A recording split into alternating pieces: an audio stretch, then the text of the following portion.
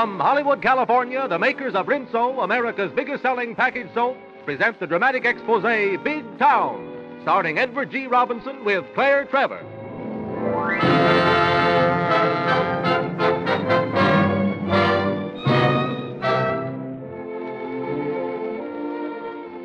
Big Town, the city in which the rackets are exposed, is a fictitious city.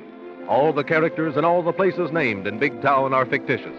Any similarity to living persons or places is purely accidental. Big Town's largest newspaper is the Illustrated Press, and Steve Wilson, the managing editor, is played by Edward G. Robinson. Lorelei, the society editor, is played by Claire Trevor. For sheer stick-to-itiveness, you can't beat Steve Wilson and Lorelei. And the same goes for the new improved Rinso suds. They never say die. Even in water as hard as nails, Rinso's lively suds last and last. They stay right with you until their cleanup job is finished and everything shines like new. Take dishes, for instance. Rinso suds can clean up a pile of dirty dishes like nobody's business. Your china, silver, and glassware come out sparkling, bright, completely free from greasy film. And remember, Rinso is easy on the hands. It won't make them red or rough-looking.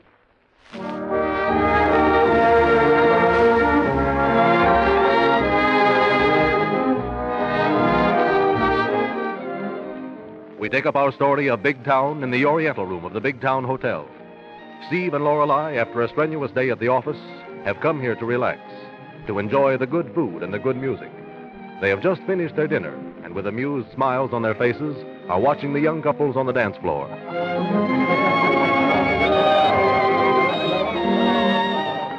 Let's dance, Steve, shall we? What, so soon after dinner?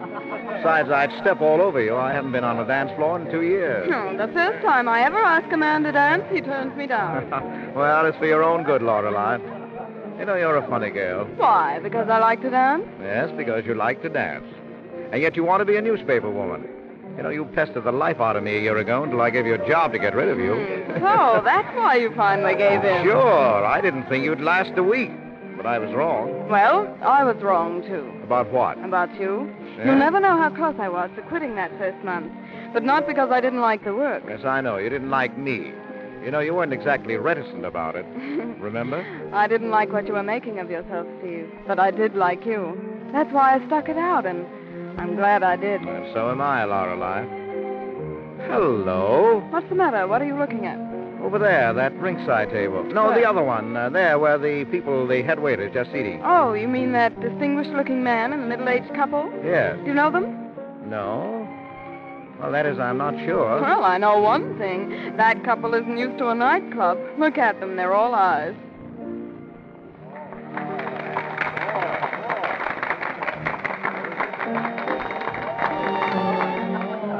You know, your suggestion wasn't a bad one. Come on, let's dance around once, Lorelei. I want to get a good look at that fellow with him. Well, I ought to refuse. But I have a hunch that this is in the line of duty, so here goes. Come on. Oh, I beg your pardon. Beg yours. Excuse me. Do you mind?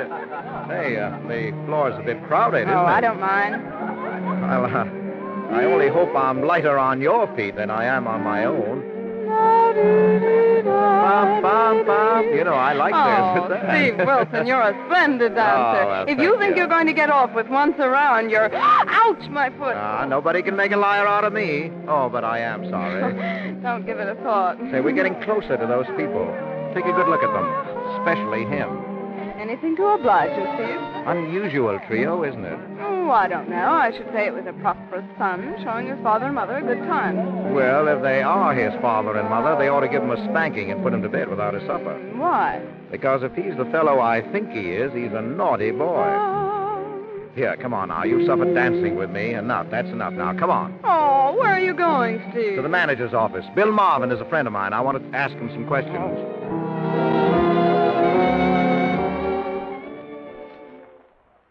Well, Steve, here's the information you want. Signs his name, Colonel J. Rufus Welsington of Lexington, Kentucky. When did he register at the hotel? The date's on the card, Steve. Oh, yes. Registered on the 15th. Let me see. That was just a week ago. That's right. Now, let's see the other card, the one the couple signed. Well, here it is, Steve. I was just looking at it. Mr. and Mrs. Henry Mayberry, Rice Center. Rice Center. Say, where's that, Bill? It's a small town upstate. Oh, yes. And they arrived yesterday. Anything wrong, Steve? Oh, no, just a newspaper man's curiosity, that's all. Thanks a lot, Bill. Come on, Lorelei. Well, Mr. Sherlock Holmes, what have you discovered? Let's sit out here on the lounge a while. All right. Unless the leopard has changed his spots. We stumbled onto something. By the leopard, I suppose you mean Colonel J. Rufus Welsington. Well, his name, Lorelei, or rather the one he's best known by, is Doc Carey. Oh, really? The last I heard of him, he was serving a term in prison. But after the beneficent practice of American justice, he's probably been turned loose for what is laughingly termed good behavior. But what is he doing in Big Town? Well, that, my eager little interrogation point, is what I propose to find out. Whatever it is, it bodes no good to Mr. and Mrs. Henry Mayberry of Rice Center. Steve, I can just hear the wheels in your head grinding. What do you plan to do? Well, first of all, I'm going to print a little paragraph in the hotel news column that Mr. and Mrs. Henry Mayberry of Rice Center are registered at the Big Town Hotel. Yes.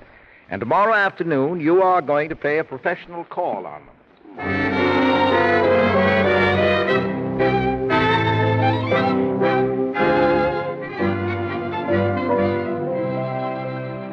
Mrs. Mayberry, my name is Lorelei Kilburn. I'm from the Illustrated Press. I'm very happy to know you, Miss Kilburn. Thank you. One of our reporters told me about you. He covers the hotels every day and makes a note of any interesting or important people who've come to Big Town. Oh, but we're not important or very interesting, I'm afraid. Oh.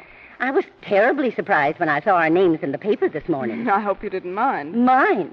Why, Mr. Mayberry was as pleased as Punch. We sort of thought no one would pay any attention to us in the city.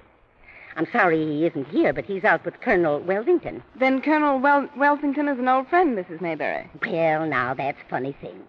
When he first walked up to us and called us by name, neither Mr. Mayberry nor I could remember him. No. But after talking to him for a while, we did remember meeting him at a convention in Kansas City a year ago. Oh, yes. He insisted on taking us to dinner last night. I nearly fainted when I caught a peek at the check. It was $30-some. And on top of that, he gave the waiter $5 and another $5 for the head waiter. The colonel must be a very rich man. Oh, he is. He owns a farm in Kentucky where he raises racehorses. That's besides all his other interests. But you'd never learn it from the colonel. Mr. White told us about it. Mr. White? Yes, he's a friend of the colonel's. Oh, I see. Well, he's more than just a friend. He handles all of the colonel's investments. And just because we're friends of the colonel's, he has offered to help Mr. Mayberry find some nice, safe investments for the $30,000 we deposited in the Big Town Trust Company. Oh, will you excuse me, Miss Laura? Certainly. Hello? Oh, hello, Father. Where? Yes, I'll come right away. Goodbye. That was Mr. Mayberry. He's with the colonel and Mr. White at the Big Town Grill. He wants me to come there right away.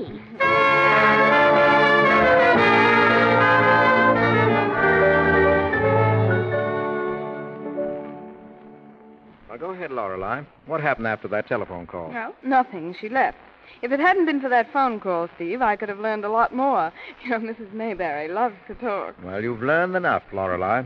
I think we're getting places. You said something about the colonel's farm in Kentucky. Now, don't keep me in suspense. I won't. He pretends to be a breeder of racehorses. Yes. He's probably trying to work the old payoff gag. And the first act is being played right now in the Big Town Grill. Ooh, I'd like to be a fly on the wall down there. Well, you don't need to be. I know it by heart. I cover the so-called J. Rufus Welsington's trial when I was on the paper in Kansas. Now, just imagine you're Mrs. Mayberry. You walk into the Big Town Grill to meet your husband, and here's what would happen.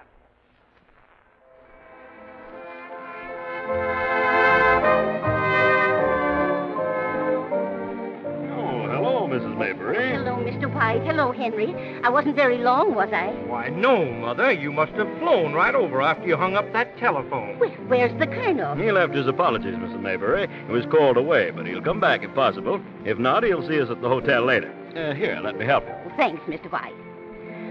Why, Henry Mayberry, what's that you're drinking? Oh, what did you call it, Mr. White? A planter's punch. Won't you try one? Is there liquor in it? Oh, a little rum, Mother. But not much more than you'd put in the hard sauce on Thanksgiving. Eating's one thing, Henry, and drinking is another. I'll take a glass of milk. All right. Waiter. Oh, waiter. Yes, sir? A glass of milk. Yes, sir. And now, I beg your pardon. For what? I thought I stepped on your foot. What must have been Mr. Mayberry's foot I stepped on. Well, if you did, I didn't feel it. That's strange. I certainly stepped on something. There. I feel it again. It isn't me. Me neither. Well, let's see what it is. Well, will you look at this? Why, it's a billfold, and a fat one, too. That isn't mine. It must be yours, Mr. Maybury. I wish it was. Look at that money. 1,000, 2,000, and 500 is 25. And 1, 2, 3. Why, there's over $2,800 here. Look, there's some cards and a letter And there. I suppose we ought to look at it to find out whose it is. Great Scott. Why, this belongs to the Colonel. Well, he's a lucky man. It fell into friendly hands. I'll say he is, and I don't mean on account of the money either. What do you mean? Look at this letter. On Yes? the letterhead of the Mid-Eastern Racing Association, addressed to Colonel J. Rufus Welsington. It says, Dear Colonel, enclosed is a draft in full for your winnings at the Sorosa meet. You've been much too lucky to suit us, and we wouldn't mind it one bit if you took your business elsewhere. Signed, Fred Barlow. And just look at this draft. Why, it's for $100,000. But what does it mean, Mr. White? Well, frankly, this amazes me. And I must confess it shocks me a little. This Mid-Eastern Racing Association is a chain of bookmakers, one of the biggest. Is the Colonel in the publishing business, too? Oh, no. A bookmaker makes books on horse races. Takes bets, in other words. Oh, gambling. Well, the way the Colonel does it, I'd hardly call it gambling.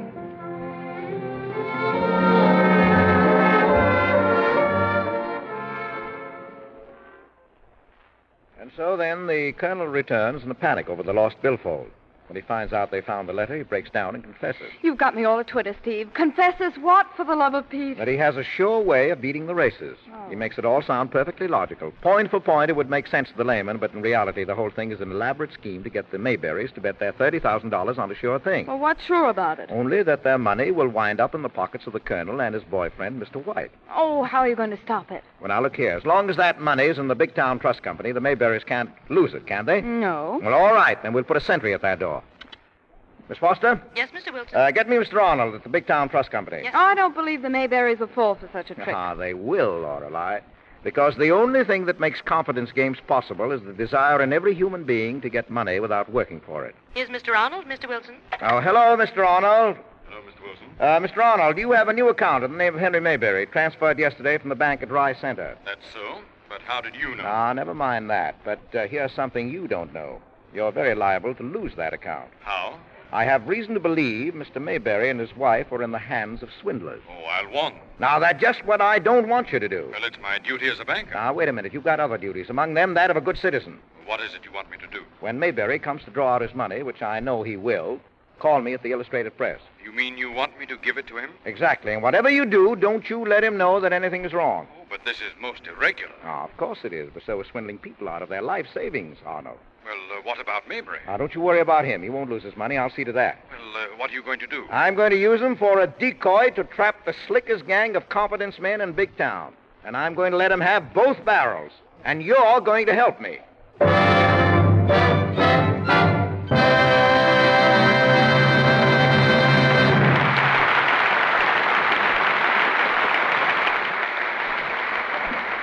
That brings down the curtain on the first part of tonight's episode of Big Town, starring Edward G. Robinson with Claire Trevor. The scene changes now to the want ads desk of the Illustrated Press, where we hear the young man in charge saying, Yes, ma'am. Those are our rates. Well, here's my ad. I have it all written out. And please put it at the top of the column. Well, let's see now. For sale, cheap, one washboard and boiler in good condition. Well, gosh, lady, you don't really want us to run this ad, do you? Well, certainly. What's the matter with it? Nothing, only... Honestly, you're just wasting your money. You couldn't get 50 cents for a used washboard and boiler. Gosh, there's hardly any sale for new ones. Well, is that so? Sure. You see, since they put the new improved Rinso on the market, women don't have any use for them. Yes, the new improved Rinso certainly has made the washboard and boiler as obsolete as the horse and buggy. Today, women refuse to spend long hours scrubbing and boiling when they can get their clothes far whiter and brighter just by an easy soaking. And there's a good reason why Rinso is so much more efficient than old-fashioned hard work methods. It's the suds. The new, richer Rinso suds are like thousands of invisible fingers, luring out the dirt from your week's wash. They remove not only surface dirt, they get deep into the fabric, safely and gently soaking out even embedded dirt particles. Rinso suds do their work so thoroughly that your clothes come out at least 5 shades whiter and brighter than with ordinary soaps. No wonder millions of women agree that only Rinso gives that famous Rinso whiteness. No wonder this amazing new Rinso is America's biggest selling package soap. We return now to Big Town. It is the afternoon of the next day, and we find Steve Wilson in his private office at the Illustrated Press. Got that rewrite on Colonel Wellington done yet, Tony? Yeah, just checking it now, boss. Well, here's the editorial to go with it. Where's Nick? Yeah, boss. I want you to make up the front page with the banner I gave you. Oh, leave room for pictures of the Mayberries. Have it all ready to lock up and make the minute I get the race and the name of the horse. Righto. That gang at headquarters won't know about this pinch until they read it in the Illustrated Press. It's going to be a hot story, boss. Oh, will it?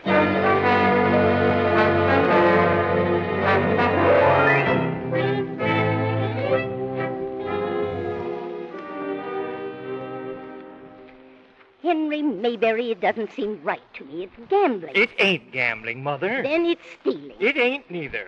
You heard what the Colonel said. We're only getting the money that's paid in by people that ain't as lucky as we are. We're betting on what they call information. People buy information all over the country on horse races.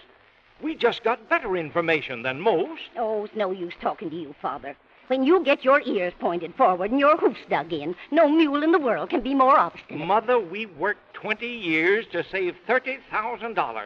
Now we got a chance to get 10 times that much in one day. But we might lose it. But we can't lose. You heard the Colonel. We're not to touch our money until after the race. If we win, we don't have to touch it. We'll have to go over and get the money. Besides, look at all he's betting. $50,000. Just think of that. Well, he can afford it. We can't. We can't afford not to.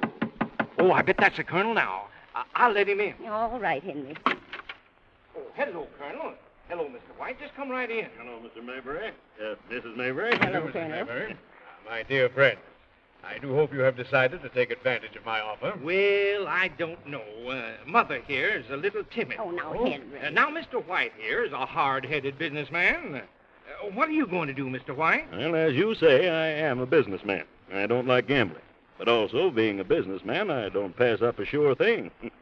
I've entrusted $20,000 to the Colonel to, shall we say, invest for me. You hear that, Mother? Yes. Well, that settles it as far as I'm concerned. I'm with you, Colonel, lock, stock, and barrel. Splendid. Now, Mr. White will take you over to the bookmakers, and I'll wait in my suite for the call from my friend at the racetrack. I'll have 5 minutes to get over there, give you the name of the winning horse, and make our bets. And then we'll hear the broadcast of the race. You'll find that exciting. I'll bet I do. We'd better hurry. I don't know what race it'll be. It might even be the first. All right, Colonel. Come along, folks. Oh, dear, I feel mighty funny about this. Well, just think how you'll feel when you get all that money, Mother. Come along.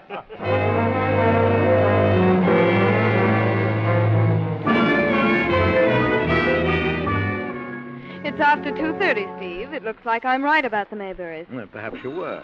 Oh, wait a minute. Hello? Butch, boss. Listen, I'm sitting in a window of the Eagle Drug Building right across the street from the Speedway newsstand on Main Street. Yes? Well, the Doc's Phony Horse Joint is in the room back of it where Long Shot Kelly used to have his book, remember? No. Mm-hmm. Well, you know that row of one-story buildings? Yes, I remember. Well, Miller's got his men in the second-story fire escape entrance of the Miller Building 4 doors away. I see.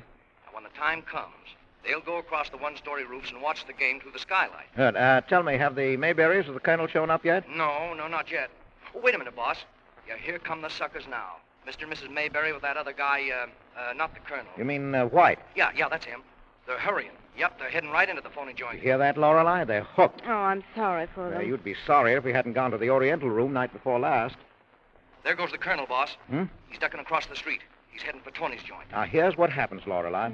While the Colonel hears the race there and learns who the winner is, he has the race recorded. Yes. Then he grabs the record, hot-foots it across the street, and has one of his gang play it for the Mayberries. Oh. They'll think they're actually hearing the race over the radios as being run. Hey, boss. Yeah? There go Miller and his men, one at a time, so as not to attract attention. They're going across the roofs. Well, you go with them, Foots. Yeah? And tell Miller not to drop in on him too soon. Okay, goodbye. What now, Steve? Well, as soon as I get the call from Arnold at the bank, we'll beat it over there and be in at the pinch. Gosh, but I like to be looking through that skylight into that mousetrap.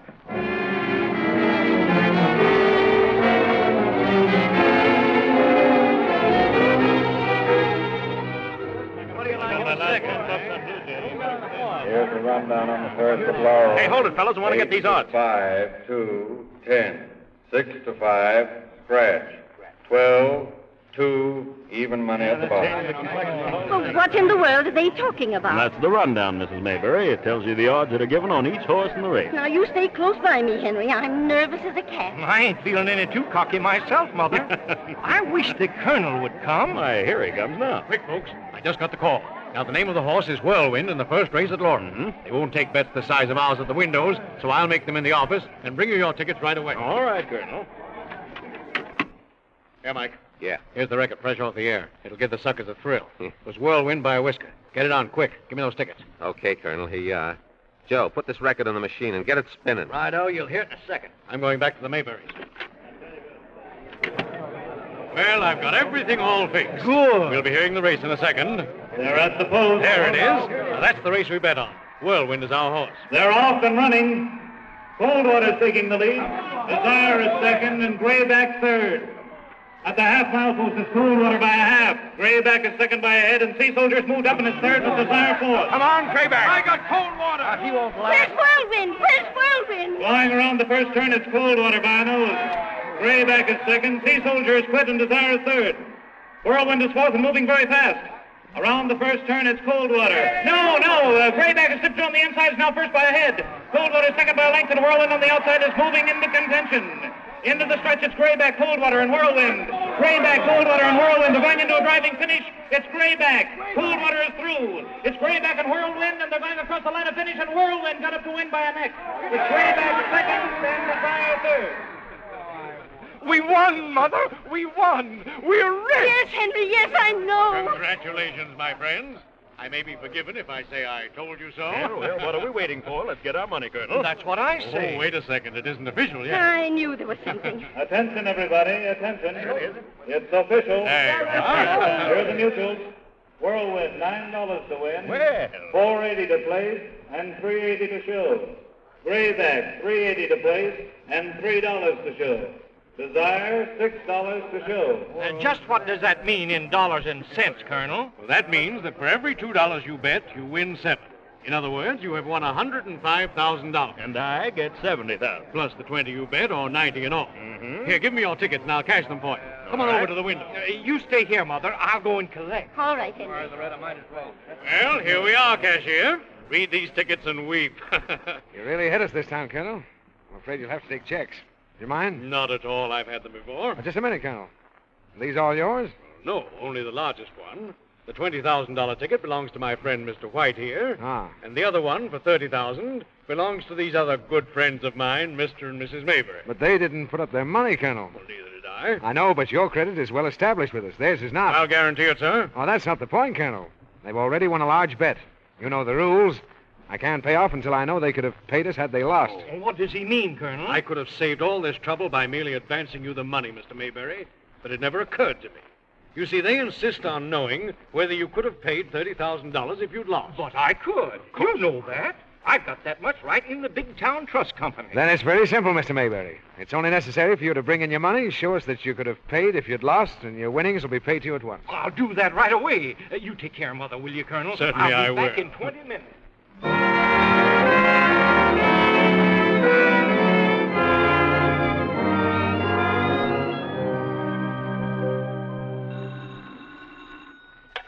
Hello? Mr. Wilson, this is Arnold at the Trust Company. Mr. Mayberry just came in all out of breath. I've told the teller to stall him until I could call you as I promised. Thank you, Arnold. Give him the money in new bills, large denominations. Oh, and keep a list of the serial numbers, will you, please? I'll be glad to. Thank you. Come on, Lorelei, if you want to see the last act of the show. I've been ready for an hour. Let's go.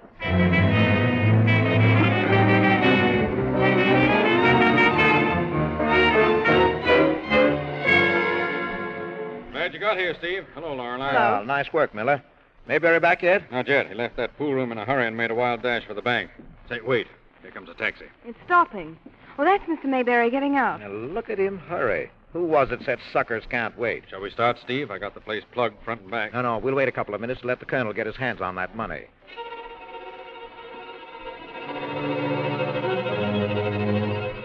Here it is, Colonel. $30,000. Splendid. Give it to me. I'll simply show it to the manager in his office and collect your winnings. I've got the money. Start that record for the second race, quick. Nice work, Colonel. Spin it, Joe. I'll meet you at your place tonight, Mike, for the payoff and split. You won't meet me, Colonel. I'll be right with you until we do. I like to make sure of getting my cut. Let's give him another minute, Miller. You take the back, and I'll go in the front with your men. Lorelei, you stay where you are. I'll stay, but I won't like it. Okay, Steve. See you inside.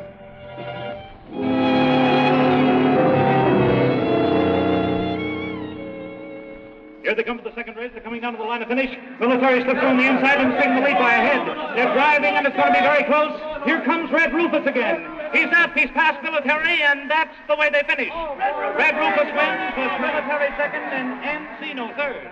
Oh, I don't care about this second race. What's keeping the Colonel? Why doesn't he come back? It's taking him a long time. Oh, here he comes now. My God, something terrible has happened. What is it? What's the matter? Out with it, man, out with it. That second race, I bet all our money on it and I lost. What's that? Something went wrong. My friend missed somewhere. You mean you bet our money on the second race? Yours and mine, every cent, and we lost. Not our 30,000, too. Every cent, I tell you. Why, you... All right, quiet, everybody. Quiet. Come on, keep quiet, you guys. This is a pinch. No one will get hurt unless they start something. This way, White, quick. Let's get out of here. No, you don't. Not this way, Colonel. You're staying. Well, here, now, don't you reach for a gun. None of that. Oh! Let's pick the Colonel up and frisk him. Well, Steve, here we are. Everything's under control. Hey, look, boss. Lettuce. That's our money.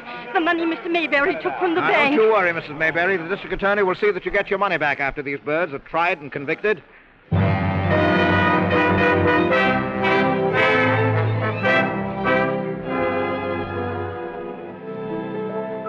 What's the matter, Lorelei? Why so quiet? Steve, I'm afraid. Afraid of whom? The Colonel? No, Steve, of his friends. What, those rats? Yes. Well, they might kidnap a child or an old man or shoot another gangster in the back, but take a shot at the editor of a big newspaper? Well, why not? Oh, no. They're too yellow. Gee, if they only would, what a story. Remember what I told you once? The public likes to be shocked, and that might wake them up. Clearly, Locks, I think you've got something there. But, Steve, suppose you were killed. What? You know, I never thought of that. Oh.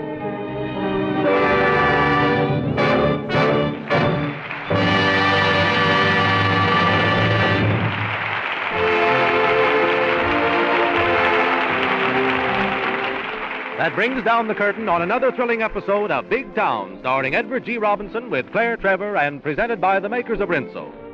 The orchestra was under the direction of Phil Oman. No doubt many of our women listeners expect and will receive wonderful new washing machines for Christmas. When you get your washer, remember that Rinso, the soap that has served you so faithfully in your tub, will do an equally good job in your washer. In fact, Rinso and only Rinso is recommended for best results by the makers of 33 famous washing machines. Women everywhere say a Rinso wash is the last word in whiteness. This new improved Rinso is simply marvelous for colors, too. Keeps them looking like new even after dozens and dozens of washings. So for cleaner, brighter, sweeter smelling washes, always use the new improved Rinso. Order a big box from your grocer tomorrow. Our story this evening bears no reflection whatsoever on the established honesty of the popular tracks throughout the country and the squarely conducted races. It merely depicted the operations of a confidence man to warn the public should they come in contact with this particular type of crook.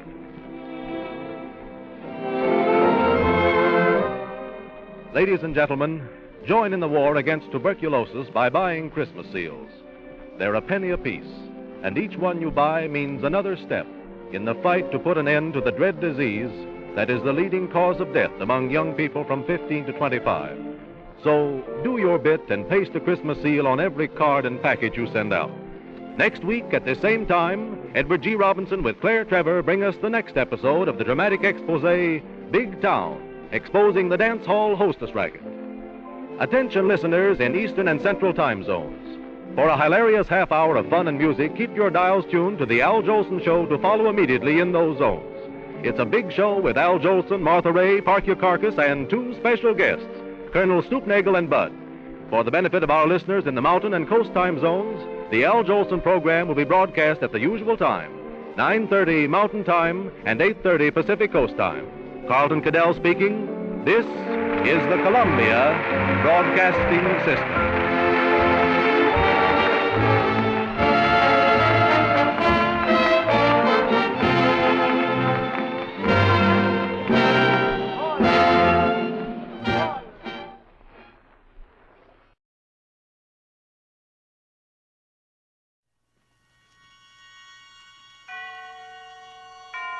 Now, Autolite and its 60,000 dealers and service stations present Suspense.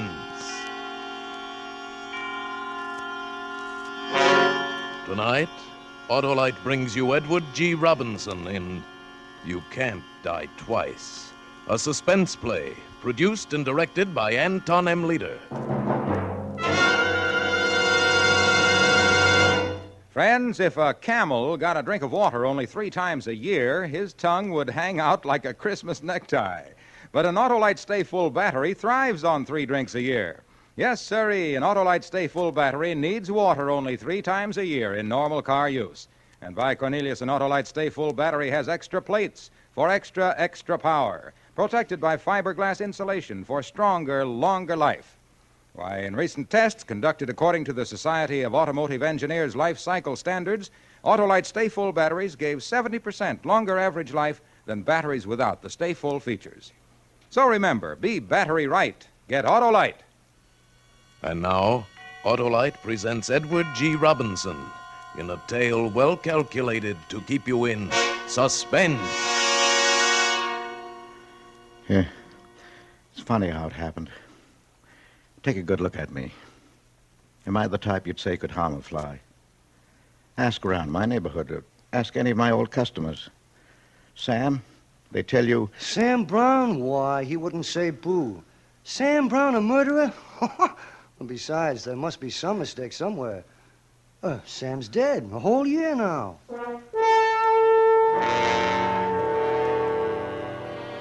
So that's what I want to explain, how it all happened. It all began that Sunday morning at home with my wife, Katie. Poor Katie. An April Fool.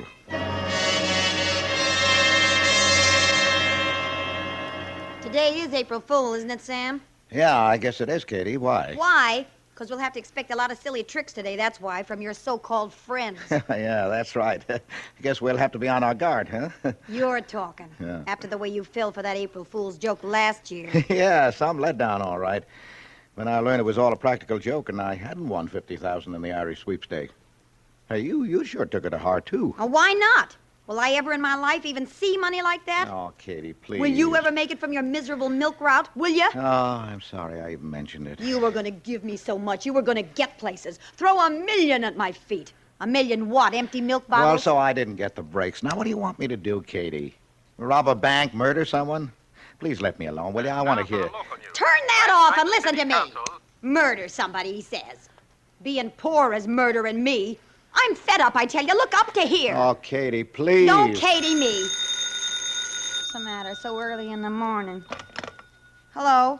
Mrs. Catherine Brown? Yes. You're the wife of Samuel E. Brown of 22 Maple Street? Yes. I'm sorry to have to inform you that your husband has been killed, Mrs. Brown. What's that? His body was found just a few hours ago in a ditch on the Clinton Turnpike. Killed by a hit-and-run driver, Mrs. Brown. Ha, ha, ha. What is this? Somebody's idea of an April Fool gag? Now cut it out. Well, I'm really sorry, Mrs. Brown, but this is not an April Fool gag. I wish it was for your sake. Please call it the county morgue, will you? What? Well, you'll have to identify the remains. It's almost beyond recognition. But there's a wallet, Mrs. Brown. That's Katie, all we have to go on. Listen, you. You think a joke like this is funny? You ought to have your head examined. Who is this? Police Sergeant Ryan, ma'am, 3rd Precinct. Go on, you crazy dope. Mrs. Brown, please be at the morgue as soon as you can. That is, if you want to claim your husband's body. Hey, what was it? Some gag? Of course it was a gag. Well, you're right here. Probably that Joe Brody again with his April Fool jokes. He'll get a piece of my mind, believe you me. Four firemen, however, Must you listen to that radio? Oh, Katie, my one day off a week. Let me live, the body please. of a man tentatively identified as Samuel E. Brown, a local milk driver employed by Dessel Dairies Company. What? What did you say? Shut up. Been the victim of a hit-and-run driver. Listen. The body was found in a ditch on the Clinton Turnpike, mutilated almost beyond recognition. A wallet is the sole clue as to his identity. And that winds up the 9:30 edition of the... Well, what do you know about... Did you hear that, Katie? Yeah, I did. Well, that was me, wasn't it? Me they were talking about. That's a hot one, isn't it? Huh? Sam, that phone call just now. Yeah? I thought it was an April Fool joke. Must have been the police. Wonder how in the world... Huh? Now what? Let me... Hello? Katie? This is Harry, Katie. Gert and me, we just heard. We were listening to the radio and you... You all right, Katie? You know about it? Sure, I know about it, but We feel awful about it, Katie. And we're coming right over. We'll take care of everything. Harry, listen. It's all... Gert'll go downtown with you when you're ready. I'll take care of all the paperwork. Oh, excuse me for mentioning it at a time like this. I don't have to go any... What paperwork? Why, the insurance policy I sold Sam, remember?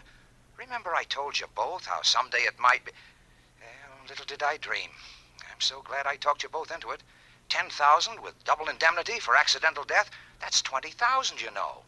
A final thought for your welfare from Sam. Harry, I can't... I know you don't want to talk about it now. Listen, Katie, we'll be right over. 15 minutes. Harry! What was that all about? What do you want? Katie, I'm talking to you. Wait. Sam, I'm trying to think.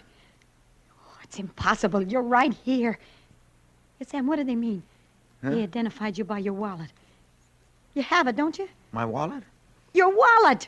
Naturally, right here in my pocket where I always... What the devil? I'm wearing the same pants. It's not here. Wait a minute. I remember something now. Well, that maybe clears up this whole mystery. Yes, Sam? Well, last night after the poker game, coming home on the bus, there was some character jostling against me. We almost had a fight on the bus. Sure, now I think of it, he must have picked my pocket. Why, Katie, it's him they must have found on the turnpike. Sure, say, let me at that phone, will you? I'll call the police and straighten out this No, whole... wait. Wait, Sam. What for? Sam, maybe we ought to consider this thing a little. Consider what? Your $10,000 life insurance policy, Sam, with that double indemnity clause. What are you talking about? About our one big chance that we've been waiting for. Say, what are you driving at? Did anybody see you coming home last night? No, I don't think so. Why? Can't you understand? There's a body lying in the morgue. The only thing they got to go by was that wallet. Say you never came home last night, Sam, or ever again. Say I went right now and identified that wallet. The insurance company would pay me $20,000, wouldn't they? Yes, I guess they would. Are you out of your mind? You could disappear right now. Go to Chicago, say, without being seen. I could write you general delivery. After a while, after I collect, I could join you there. Okay. No one will be the wiser. We can begin life all over, rich. This could be it, Sam. No. Money gotten this way would never do us any good, Katie. For that amount of money, I'll take my chance, and so will you. Katie. You'll do it, Sam. Oh, yes, you will. Because if you let me down this time, it's the end. Katie, $20,000. $20,000.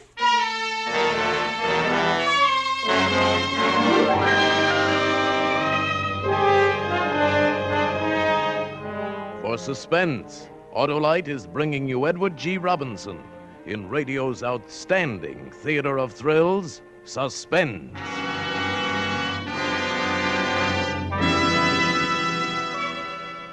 Say, Hap, will you help me out here? Why, sure. All right. Pretend you're on a quiz program, and I asked you this question. What is it that needs water only 3 times a year? Let's see. It's, is it a kangaroo? No, it's not a camel, nor a cactus. Oh. Well, can you give me a hint? All right. Goes on your car. The initials are ALSFB. ALSFB? Oh, I've heard that somewhere before. It's dandy. It's dynamic. It delivers power, pep, performance. It's an Autolite Stay Full battery that needs water only 3 times a year in normal car use. Hey, don't tell me. Let me think. It's, I can't give you any more hints, except to say it's an Autolite Stay Full battery with that extra liquid reserve. That's it. It's an Autolite Stay Full battery. Right, with Autolite. The gentleman wins a hand-embroidered Autolite Stay Full battery carrying case and the right to drive into the nearest Autolite service station and buy an Autolite Stay Full battery. Remember, be battery right. Switch to Autolite.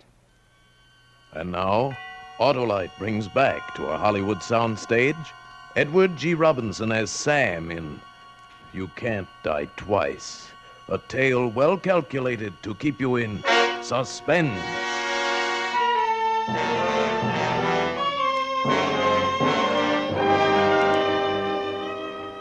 Katie always could make me jump through a hoop. Besides, I might as well admit it, I'm human. Show me the human can spit at that kind of money. Anyway, I snuck out of town that very day, got to Chicago, got me a crummy room under the name of Lionel Hendricks. Weeks went by and nothing happened. No news at all from Katie, and I got really frightened. Something gone wrong. I wrote her, got an answer, general delivery. Dear Mr. Hendricks, in answer to your inquiry, everything is proceeding smoothly. I'm advised that the delay on the transaction is because of its unusual nature. No more letters, please. Thank you for your interest sincerely.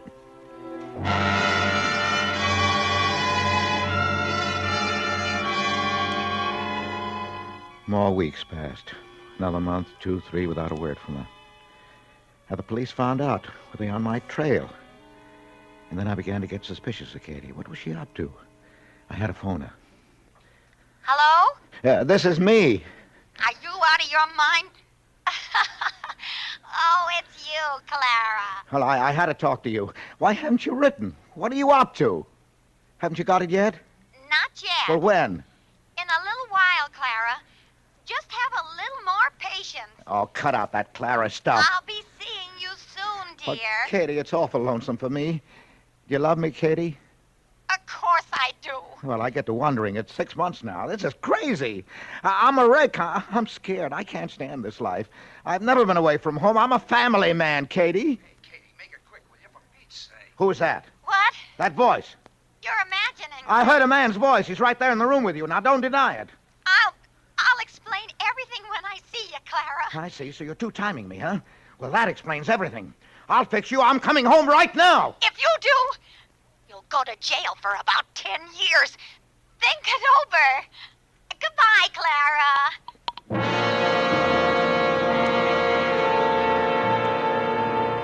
Hey, you see? What could I do? Anyway, that's when I started to drink. What else was there? There I was, all mixed up and alone. I used to get good and drunk and wish someone would at least say, Hello.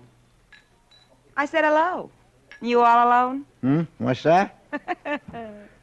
You really tied one on, haven't you? Stranger in town?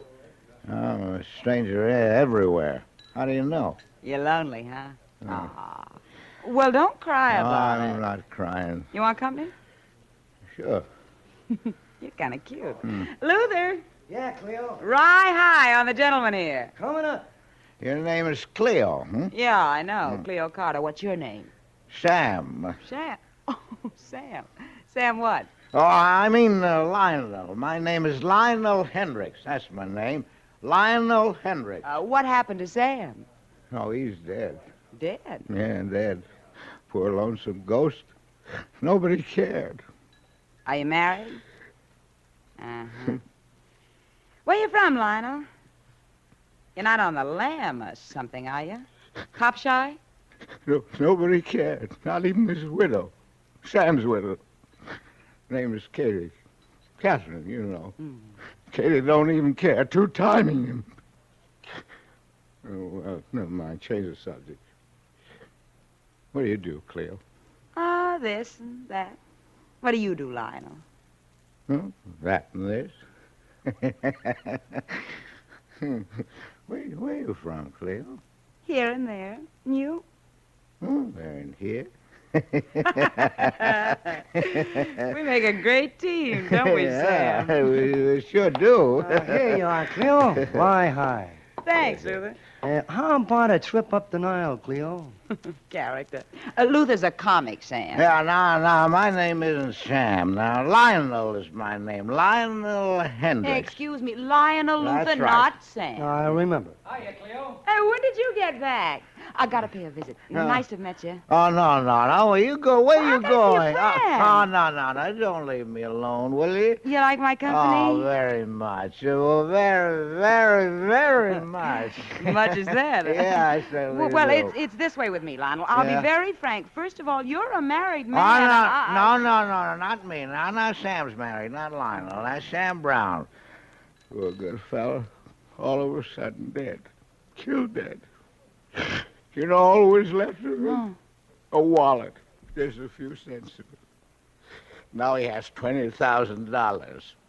Success story. $20,000? He was worth more dead than alive.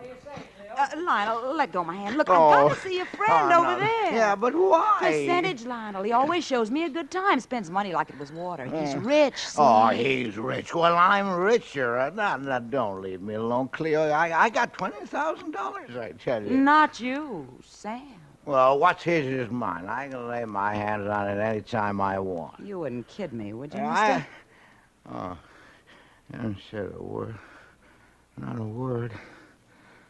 Oh, I think I'm going to be sick. Well, I think you better come rest at my apartment, Lionel. I really do. We can talk there. I like your talk. It jingles.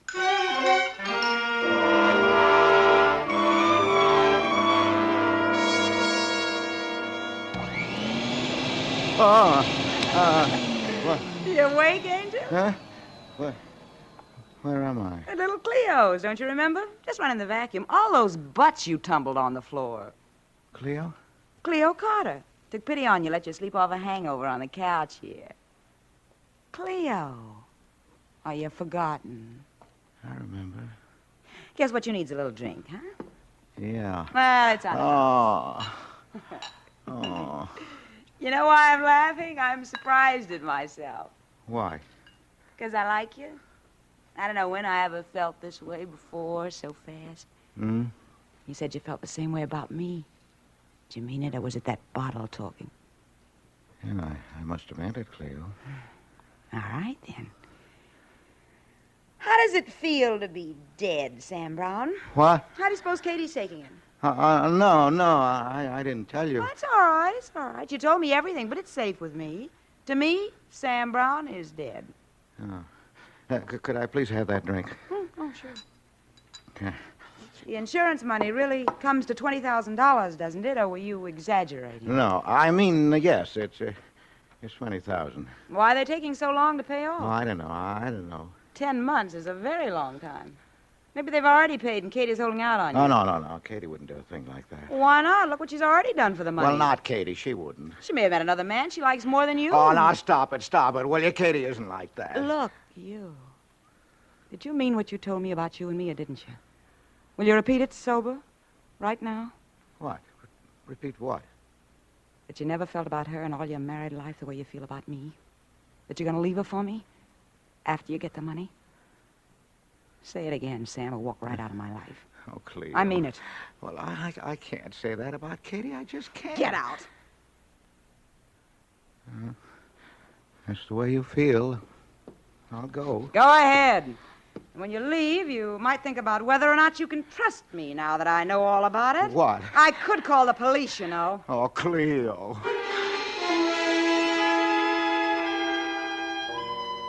I never did know how to handle women.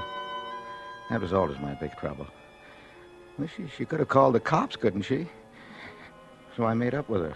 Anyway, I had someone to talk to now. Maybe something would happen. It did. Oh, she was smart, that Cleo.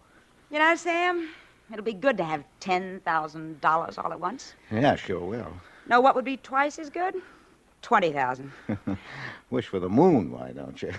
My share's only 10. Your share's as much as you can get. And you can get it all. No. Katie would never give it to me. Not all of it. The way I figure it, Sam's this. She'll come here to Chicago when she finally collects. Well, she can't afford to have you suddenly turn up alive back there, so she'll come here. When she does, we'll take it all, you and me. Oh, no. She'll never give me all of it. I know, Katie. I said we'd take it. Use your head, Sammy. Use your head. There's ways. Huh? Oh, no, Cleo, no. Well, perhaps not. But get used to the idea just the same. Like breaking in a pair of shoes. Know what I mean? That's the way she worked on me, over and over again. Then she began to get impatient until one day, year less a day from the time I left home. What is all of this? A practical joke? Tomorrow's April 1st. You waiting to tell me April Fool? I'm calling your bluff, Sam. Come on down to a phone booth right now and call that wife of yours. Let me hear with my own ears.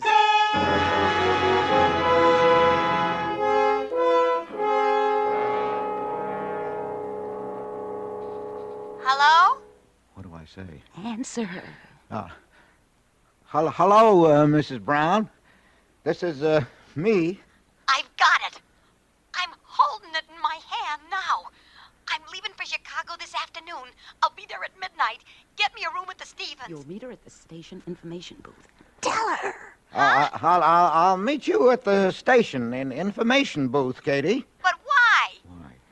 You're renting a cabin out in the country. You're taking her on a second honeymoon. Cleo. Tell her. Hello. Hello. Katie, I'm renting a cabin out in the country for us. We're going on a second honeymoon.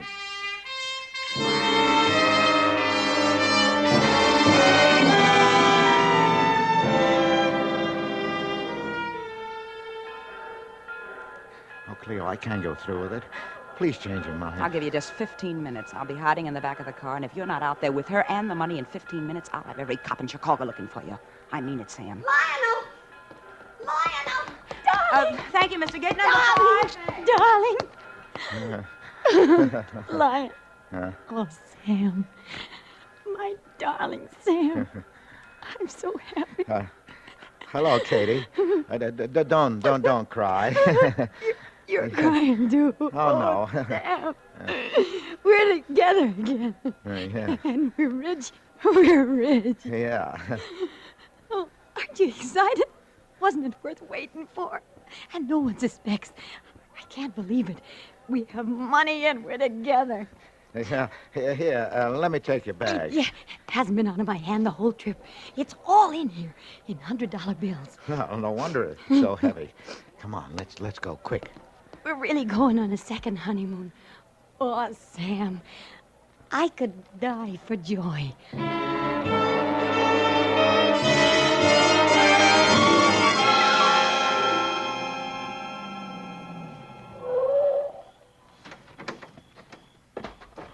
Well, it certainly is way out in the country, Sam. Say that for it. So quiet. Yeah, I know. You're acting funny, Sam. I couldn't help it that it took so long. They said they had to investigate and everything. It was no picnic, let me tell you. Oh, the devil is that light. Oh, What is this the cabin you rented for our second honeymoon? This shack? Sam, what is it? You couldn't have brought me here for a honeymoon. Why did you bring me here? Answer me, Sam. I'm leaving you, Katie. What? I'm leaving you. This is the end of our life together. But why?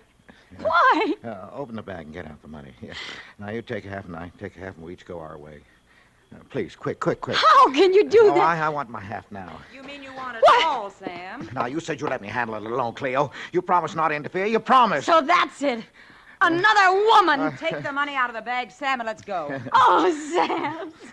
Oh, Katie. How could you do this to me? I loved you, Sam. I loved you. I wanted only your good. Believe me. Oh, Katie, don't cry. I can't stand seeing you cry. It hurts me. Sam. Katie. Sam! Huh? Get the money, Sam, all of it. Katie, I have to do this. Not 1 cent. Now, give it to me, Katie. Cleo, can't you keep half? Half? I'm keeping it all. And you know what else I'll do? I'll send the police a letter. Oh, no. And tell them everything. No, you wouldn't. Wouldn't I? Oh, wouldn't No. I, though? Kate, you don't mean that. Just try me. No, Go please, ahead. Katie. You might as well put down that wrench No, because Katie. I'm not scared of you. Not that much. I'll send them a letter with a whole story and your description and hers and everything. You won't! You won't! Because it's all your fault! All your fault! All your fault!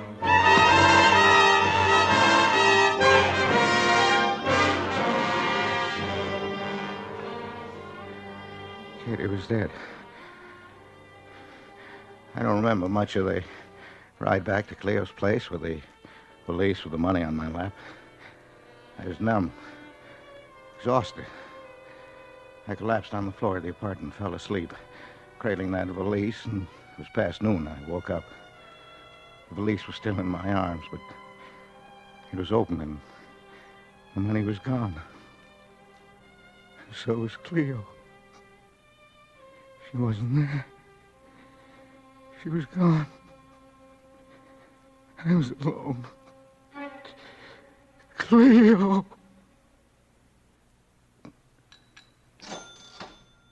Luther, have you seen Cleo today? So she left you, huh? Yeah. You better have a drink. Yeah. You look as though you could stand it. That's right. Well, you can't blame Cleo. Not after what you done last night. Huh? Last night? I know all about it. What do you mean? You know what I mean, Sam. How can you live with yourself? I didn't do anything. Don't give me that. I know everything because I was there. No. You think no one was watching you, huh? But, Sam, I saw the whole thing from start to finish. You couldn't have. Can I, will you? If I done that, I couldn't live with myself for the rest of my life. It'll torture you, see? Now, stop it. You won't eat, and you won't sleep. Because the memory of it'll always haunt you. Oh, stop it.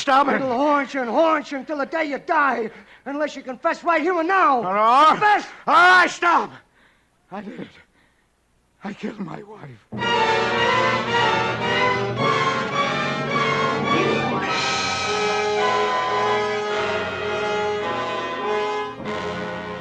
That's about all, Lieutenant. It was strange how it all happened.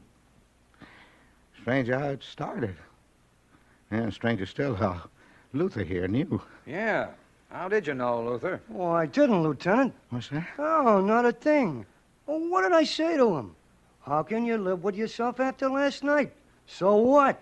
Everyone done something last night they was ashamed of. Well, every night in the week. How was I to think this here guy committed murder? You see, Captain, all I was up to was Well, what's the date today? You get it now? I was just making what an April Fool joke. April Fool joke? April Fool.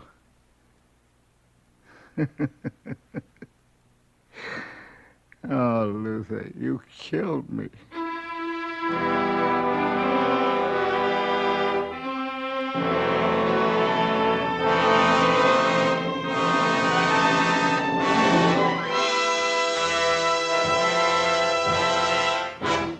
Thank you, Edward G. Robinson, for a great suspense show. Your name, Wilcox? Yes, Mr. Robinson. You the fellow that keeps talking about Autolite stay-full batteries? Yes, Mr. Robinson. Well, I want one of those batteries in my car, see? Yes, Mr. Robinson. Can't you say anything but yes, Mr. Robinson? Yes, Mr. Robinson, I can say this. Stay-full batteries are made by Autolite men, who make over 400 products for cars, trucks, airplanes, and boats in 28 Autolite plants from coast to coast.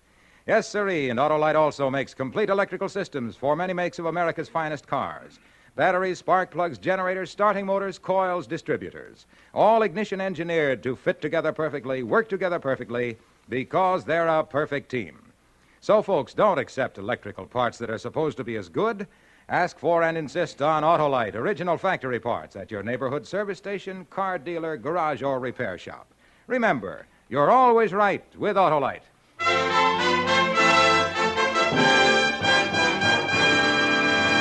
And now here again is Mr. Edward G. Robinson. Once again, it has been a real pleasure to join Tony Leader and his suspense cast and crew. I hope they'll invite me back many more times, and that's no April fooling. I know, too, that all of you are going to be as anxious as I am to hear next week's show when radio's outstanding theater of thrills will present Ronald Colman in The Noose of Coincidence, another gripping study in Suspense. Edward G. Robinson will soon be seen starring in the 20th Century Fox production, The House of Strangers. Tonight's suspense play was written by Joseph Ruskall and prepared for suspense by Walter Newman. Music was composed by Lucien Morawek and conducted by Lud Gluskin. The entire production was under the direction of Anton M. Leader. In the coming weeks, Suspense will present such stars as Edmund Gwenn, Bob Hope, Mickey Rooney, and many others. Next Thursday, same time, hear Ronald Colman in The Noose of Coincidence. You can buy Autolite stay-full batteries, Autolite resistor spark plugs, Autolite electrical parts at your neighborhood Autolite dealers. Switch to Autolite. Good night. This is CBS, the Columbia Broadcasting System.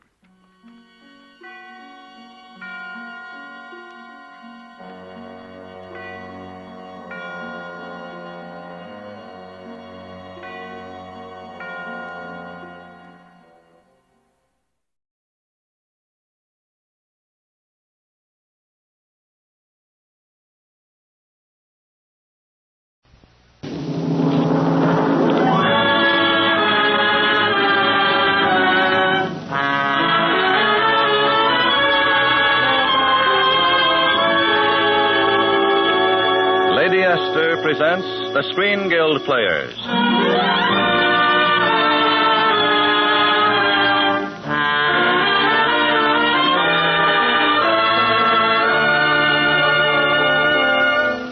Lady Esther Screen Guild play tonight, The Amazing Dr. Clitterhouse. The starring players. This is Edward G. Robinson. This is Claire Trevor. And this is Lloyd Nolan.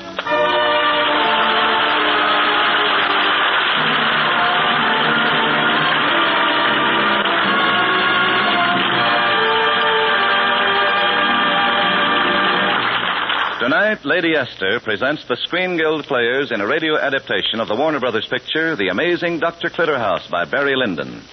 It stars Edward G. Robinson as Dr. Clitterhouse, Claire Trevor as Miss Randolph, and Lloyd Nolan as Rox Valentine.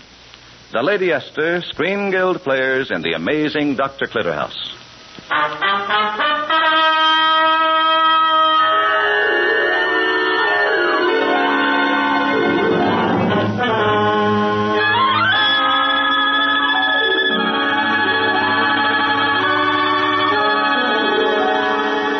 There we are. Make yourself at home, Lane. I'll fix you up in a jiffy. Thanks, Doc. Oh, Dr. Clitterhouse. Well, I didn't expect you back so early. Was Mrs. Updike's party duller than you thought it would be? No, just about as dull. You remember Inspector Lane of the police department, Miss Randolph? Yes, of course. How are you, Inspector? The inspector's having a little trouble with his insomnia. He asked me to give him something for it, so I brought him back from the Updikes with me. Did you enjoy the musicale, Inspector? As a matter of fact, Nurse, I didn't get there until it was over. Oh? The inspector was invited quite as an afterthought, Miss Randolph.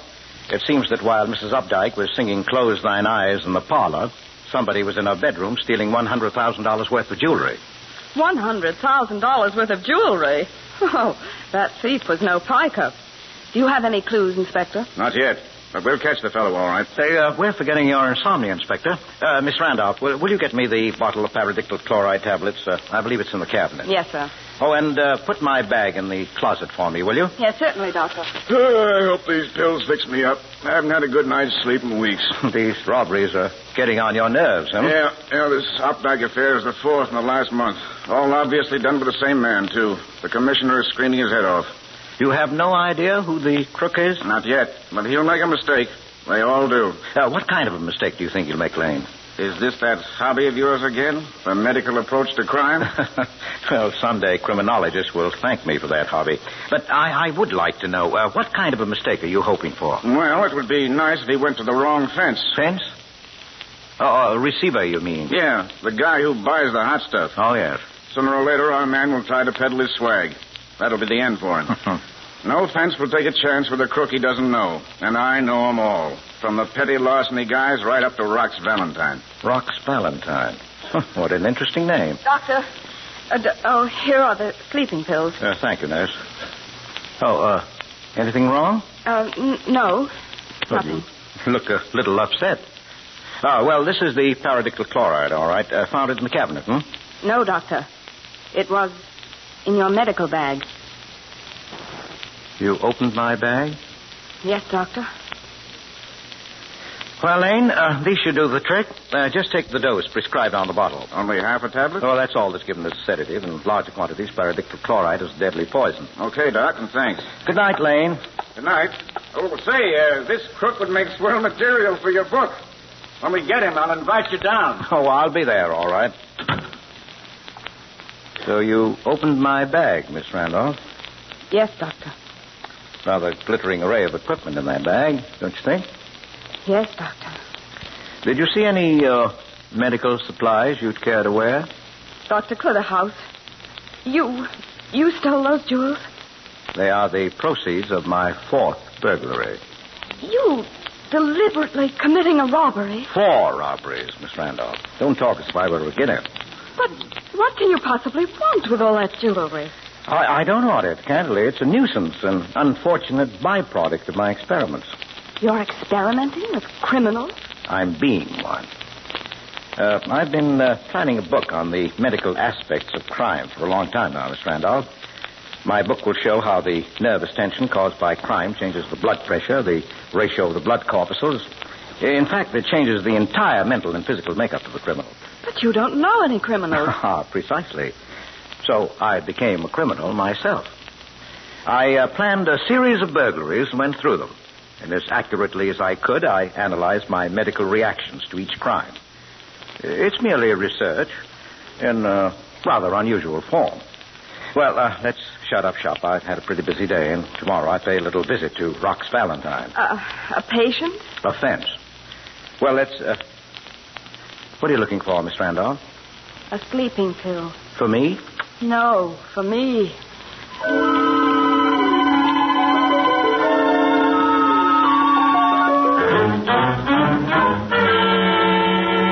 I'm telling you for the 10th time, there ain't no Rock's Valentine in this apartment. Yes, but he must be here. Hey, wait a minute. The Swede never sent you, did he? My good man, it doesn't pay to inquire too deeply into things that concern the Swede. Then you are from the Swede? Who said I wasn't? Okay. I gotta be sure. What's he look like? The Swede? Yeah. Well, he has blonde hair and blue eyes. And what kind of an accent does he talk with? Swedish. I guess you're okay. But I gotta be careful. The heat's on for Rock, see? The cops are looking for him, and he gets kind of nervous. Really? Tell me, have you ever examined him when he gets nervous? Does he exhibit any outward signs? Constriction of the pupils, for instance. Huh? I say, is there any constriction? You know what constriction is, don't you? Oh, sure. But I ain't worried. I'm past the age limit. Well, come on in. What do you want, okay? This guy wants to see you, Rox. He's from the Swede. Oh, yeah? Yeah. So are you? Well, that has no bearing on our business. Say the word, boss. I throw him out. Now, take it easy, Pappas. I'll handle this. What do you want, buddy? Well, I understand your offense, Mr. Valentine. Yeah? Now, so what? What's your business? This. Holy smoke. Diamonds. Boy, what a hunk of ice. Hey, Pappas. Yeah? Get out your eyeglass. See if they're the McCoy. Sure. Boss, is not only 100% is McCoy, but is as positively in person the Updike brooch. What? The Updike brooch? Yes, and here's the Updike tiara, the Updike necklace, the Updike bracelet. Holy smoke. And the Updike dog collar. Holy smoke. What a dog collar for a pooch. What's the leech made out of, platinum? Hey, look, Bud. You trying to tell us that you pulled the Updike job? I'm telling you nothing. I think that these jewels, being in my possession, speak for me. Yeah? Well, they ain't saying why you came down here to see me. Well, it's all very simple, Rox. I need you, and you need me. What do you say to my joining you professionally? You mean become one of the mob? Yes. Oh, you're screwy. I don't know, boss. Maybe we could use him. He's got beautiful eyes. What's his eyes got to do with it? Not eyes. Eyes. I-C-E. Eyes. Well, I'm sorry we couldn't make a deal, Rox, but that's your business. No, wait a minute. Maybe we could use you at that, buddy. Only, remember, I don't trust no one, see? No one. Well, I hope I'll give you good reason to alter that philosophy. He talks like a university professor, don't he? Yeah. Well, you're one of the mob now, Professor. Come on, let's have a drink on it. Thank you. Well, here's to crime and research. Henry, what? Never mind. Make it just crime. Yeah, drink it down. Well, here I am, a member of a bona fide group of thieves. It's amazing, gentlemen. Really amazing.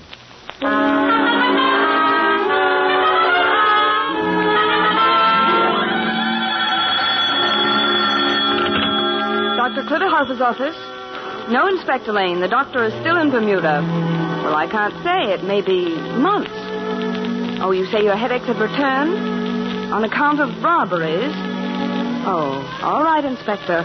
I'll call you as soon as the doctor returns.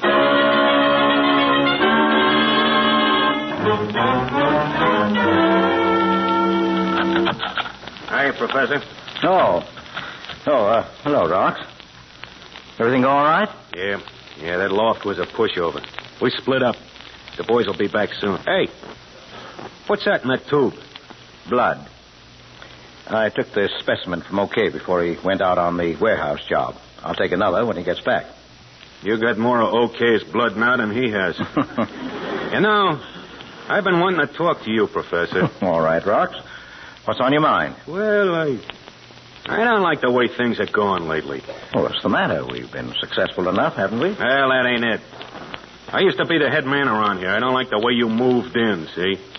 And the main thing I don't like is that book you keep writing in. Yes, but I've told you 100 times there's nothing in this book that concerns you. Yeah? Well, if it don't concern me, why don't you show me what's in it? Well, really, Rox, you're making a mountain out of a molehill. I don't go in for this closed-mouth business. Come on, open up, Professor. What's your name? Who are you, anyway? Rox, that is the major thing that doesn't concern you. Look, everything concerns me that has to do with... Hiya, boy. The stuff is here and it's mellow. Oh, the most beautiful furs you ever see. I pick out a nice smink for my wife. Her sable coat was beginning to look even shabbier than her ermine. Here, throw the stuff on the table. Let's have a look at it. Yes, and while Rox is examining the take, I know. Here we go again. Okay, Professor, jab away. You too, Popus. Come on, roll up your sleeves. I'm ready with the needle. Please, Professor. I got enough holes in me now from this. Do you know how we spray the lawn at home in our house? How? I drink a glass of water and go out and stand in the grass. Well, thank you, gentlemen. You've been very good subjects. You told me all I've wanted to know. Oh, boy, this is really a haul. Must be $500,000 worth of furs there. My cut'll come to plenty. Well, your cut will come to even more than you think, Rox. What do you mean? I'm going to divide my share among the three of you. Professor? Huh? You mean you don't want no money from this job? Exactly. What's the idea? Seems kind of funny to me. Funny? Is incomprehensible. Well, you see, gentlemen, it's a little farewell gift from me to you. Oh, so? So you're walking out, huh? Just like that, huh? Yes, just like that. And taking your little black book with you. Oh, indeed I am. Pardon me, Rox. I'd like to use the phone behind you. Thank you.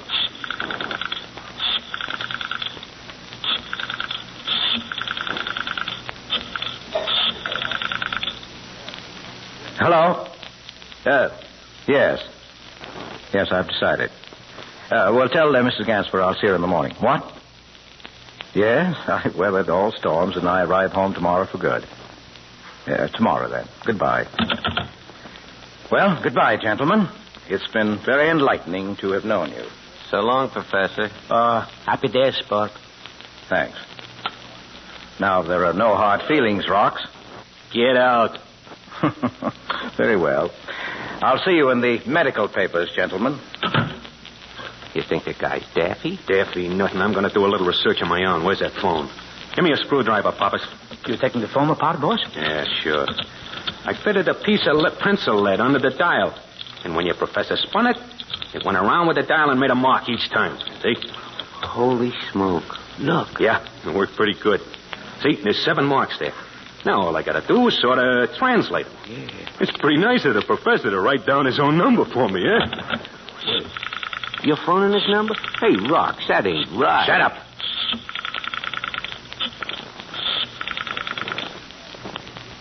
Hello. Is this Plaza 74018? Who? Dr. Who's residence? Oh, yeah, never mind, thanks. Oh, so that's who he is. Well, now it's my turn.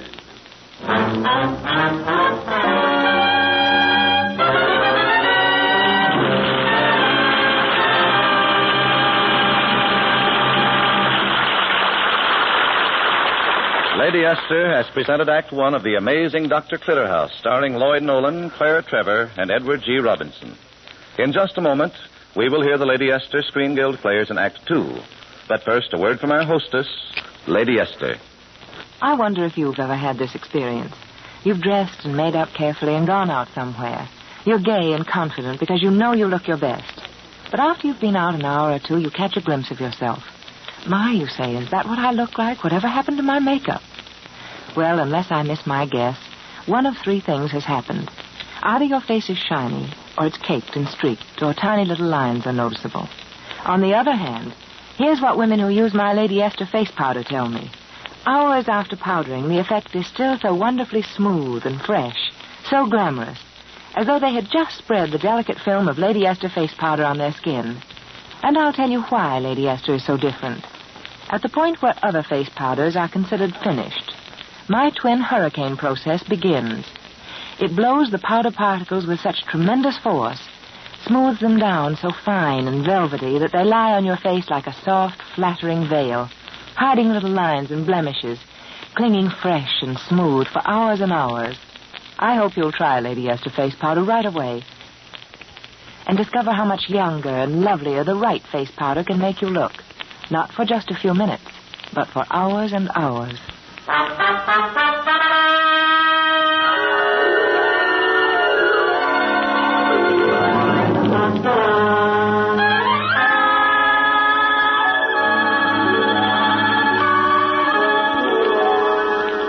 Doctor, before I leave, I want to tell you again how glad I am that it's all over. My active career as a public enemy? Yes. Yes, that's finished. I've lifted my last collection of precious stones. From now on, gallstones. Satisfied? Yes, completely, Doctor. Is there anything else you want done? No, I believe not. I intend to work on my research notes tonight. All right, Doctor. Good night. Good night, Miss Randolph.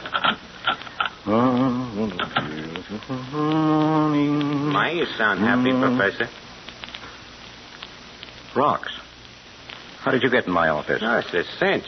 Kind of careless of a mastermind to leave his windows open, Dr. Clitterhouse. Oh, so you know my name, too? I know all about you. You intend exposing me to the police? What, me do a thing like that? No, why should I? And what do you want? Take it easy, take it easy. We'll get to that. While I was waiting for you, I've been reading your little black book here. My notes? Mm-hmm. Names and everything in here. Blood analysis of after loft robbery. Pupils of Rock's eyes react slowly to strong light. Ought to make nice reading for the cops. Well, I intend to change the names to X, Y, or Z. You need to have no fears on that account. You bet your sweet life I don't. Doctor, I almost forgot. Oh, I'm sorry. I thought you were alone. It's all right, Miss Randolph. Anything wrong? No, but I just forgot to tell you that I put some paradictyl chloride tablets in your cabinet. Mrs. Gansford might call. Yes, insomnia frequently keeps me awake. Well, that's all. I'll see you tomorrow. Stick around, sweetheart. What? I said stick around, sweetheart. Maybe the doc's been shooting off his mouth to you. Doctor, what right has this man to... I'm terribly sorry, Miss Randolph. Apparently I made the same mistake as the immortal Dr. Frankenstein. This is my monster. Oh, then he must be one of the... I was right, eh? The dame is wise. I assure you, Rox, that Miss Randolph is the soul of discretion. Please let her go. She stays, Doc. She knows what the score was, so she might as well know what the score's gonna be. You have a plan, Rox? Sure. These notes of yours prove plenty, and I got them. That sort of puts you over the barrel. I see. I suppose you'll force me to continue working with you. Oh, not with me, Doc. You'll be working for me. I'm the boss of the outfit again. Very interesting. Yes, wonderful.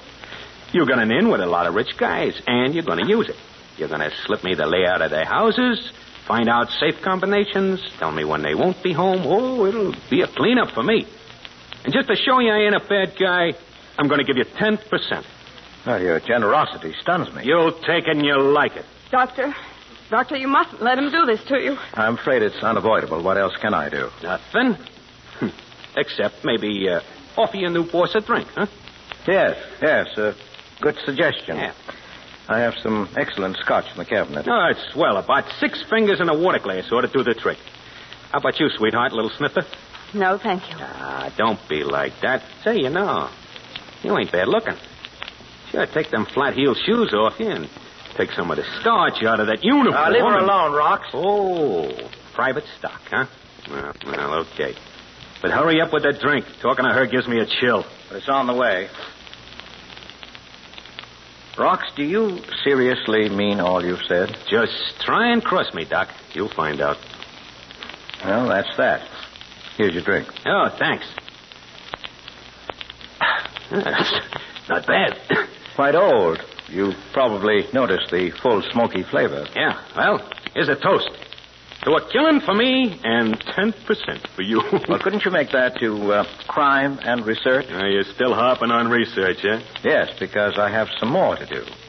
I've neglected a study of the greatest crime of all. What's that? Murder. Oh, that's bad business, Doc. You can't get away with it. Oh, I don't know. It's quite easy for a doctor to eliminate someone. A poison administered in the guise of medicine, the body dropped in some convenient river, and the verdict would be death by drowning. You got a nasty mind, Doc. I'm getting sort of sleepy.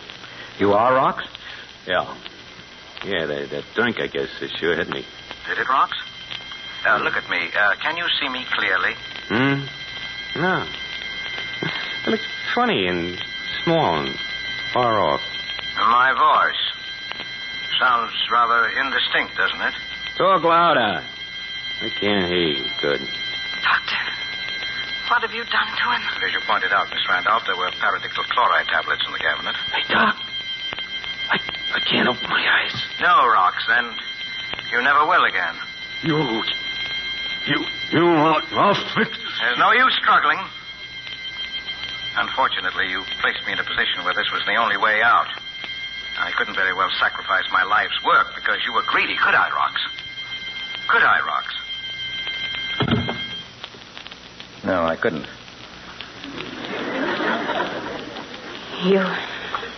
You killed him? Yes. Miss Randolph, will you assist me, please? I want to take my blood pressure.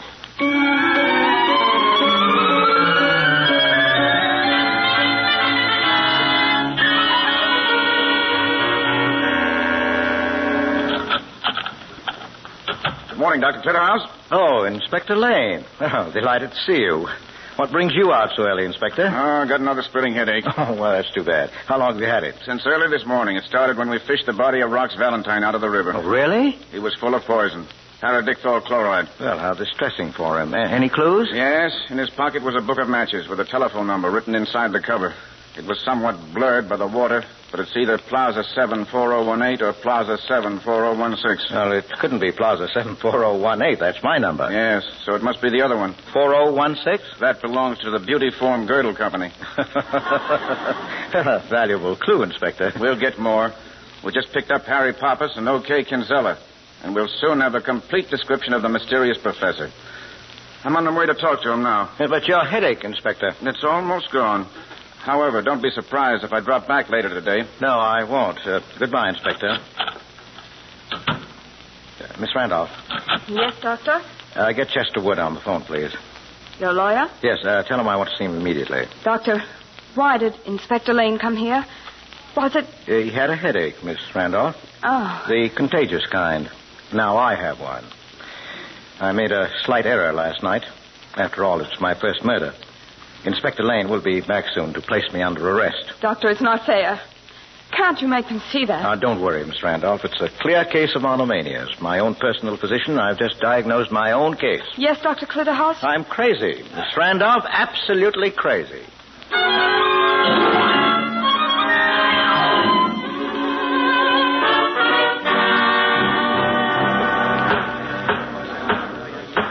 Order in the court, please. Will the foreman of the jury please stand? Yes, Your Honor. Have you arrived at a verdict? No, Your Honor. We can't figure out the testimony of those aliens. They talk about melancholia and psychoneuroses and hyperamnesia until it's enough to drive anybody nuts. Pardon the expression. Their language leaves a doubt in your mind. That's right. We know Dr. Clitterhouse killed Valentine. He says so himself. But we've listened to all those experts, and we still don't know whether he's sane or whether he's... Well, Go ahead. I'll pardon the expression. Thanks, Your Honor. Nuts. I'm sure that none of us has any desire to prolong this trial. Dr. Clitterhouse. Yes, Your Honor. Would you resume the witness stand? Certainly, sir. Mr. Foreman, I'm recalling Dr. Clitterhouse in order to put several questions to him myself. I hope it works, Your Honor. Are you ready for the questioning, Dr. Clitterhouse? Look, Your Honor, I'm tired of all this nonsense. Let's get it over with. I'm not insane at all. I was aware of the consequences of my actions that night. You were? Yes. But not of their extent or far-reaching possibilities. Your Honor. Yes, Mr. Wood. Your Honor, could we have a short recess? I'm sorry, Mr. Wood, but that's impossible. But I'm afraid that the strain on my client... That will be all, Mr. Wood. Now, Dr. Clitterhouse, as a competent medical authority, do you believe it's possible for an insane man to write a sane book? Emphatically not. In that case, do you consider your book, Crime and Research, to be irrational and of no scientific value? Quite on the contrary, Your Honor. I consider my book completely rational and of definite scientific value. Say what you please about me. Do anything to me the law allows, but you must not question the sanity of my book. I see. Now, assuming that it is impossible for an insane man to write a sane book, in your opinion, you are perfectly sane? Perfectly. Now, do what you will with me. I'm sorry, Dr. Clitterhouse, but if, as you say, Your Honor. Mr. Foreman? You don't have to ask him anything else. We've reached a verdict. What is the verdict? Not guilty, by reason of insanity. How on earth did you arrive at that? Your Honor, the prisoner hasn't got a prayer unless he proves himself insane. His life depends on it. So there he sits, trying his best to prove he's sane. Only an insane man would do that. So he must be, pardon the expression, nuts. Very nuts. Dr. Clitterhouse, you've heard the verdict of the jury. Have you any comment to make? Amazing. Really amazing.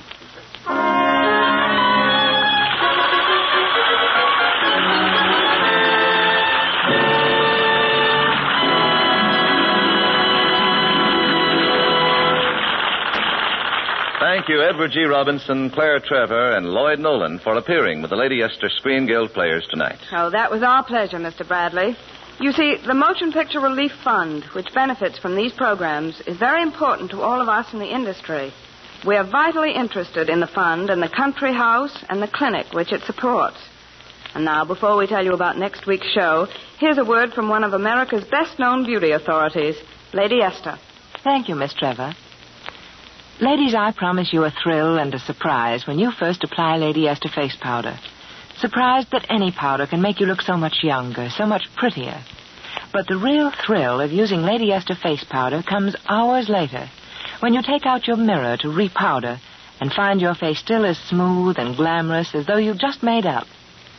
I thank you, and my husband thanks you, a girl wrote me who just discovered Lady Esther. He hates to see me constantly repowdering. And even more, he hates the mask-like look I've been getting with my recent makeup. So many women have told me that. Told me no makeup stays fresh and flattering as long as Lady Esther. And I know it's true, because my special twin hurricane process makes powder different from others. More vitally alive-looking and infinitely softer, smoother, and more clinging. Find out for yourself why more women use Lady Esther face powder than any other kind. Try my face powder and look your most enchanting. Not just for minutes, but for hours and hours.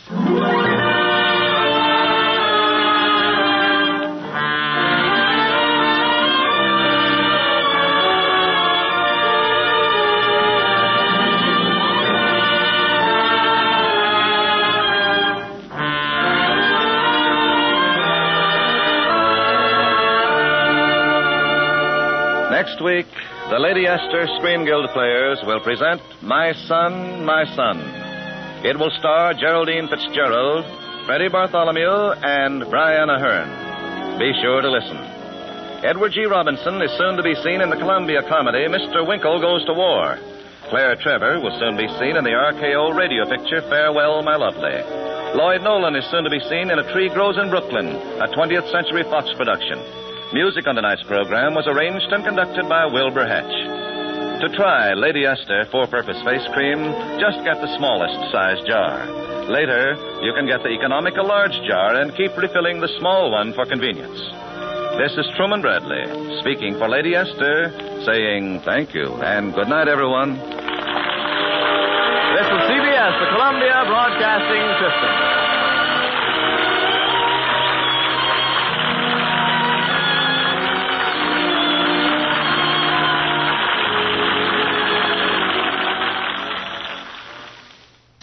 In just a moment, Suspense with Edward G. Robinson.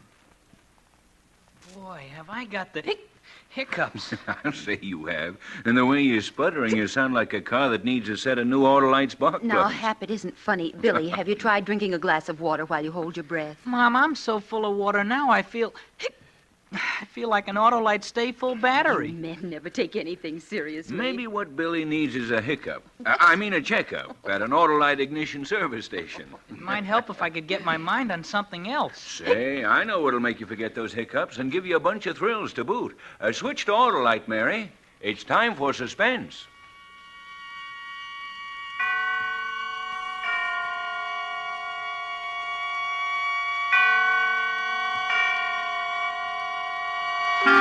Suspense.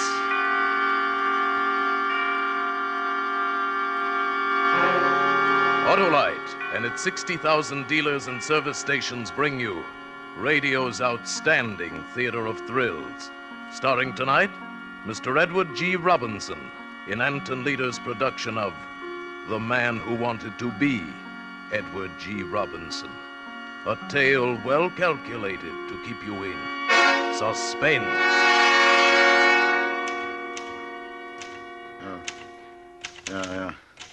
I'm making this statement in accordance with a promise to a very dear friend. It's a complete statement in every detail, even including those matters which are to me personally most incriminating. Because my trust in my friend is such that I haven't the slightest concern on that score, or any other. What follows concerns primarily two persons. Myself, Homer J. Hubbard, and my wife, Ada Samsey Hubbard. Even when I was courting Ada, I was aware that hers was a strong and domineering personality, to say the least. And after we were married, well, at first I put up with Ada's constant nagging and petty persecutions as best I could. I put up with them for 20 long years.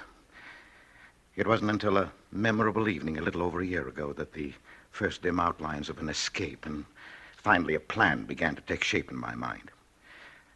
You see, I never was much of a one for movies, but Ada and I had gone to see a picture called Little Caesar. It was a reissue, I think they call it, with an actor in it whom I'd never even heard of before. Oh, so you thought you rat on me, huh? Well, get this. Nobody rats on Little Caesar, see?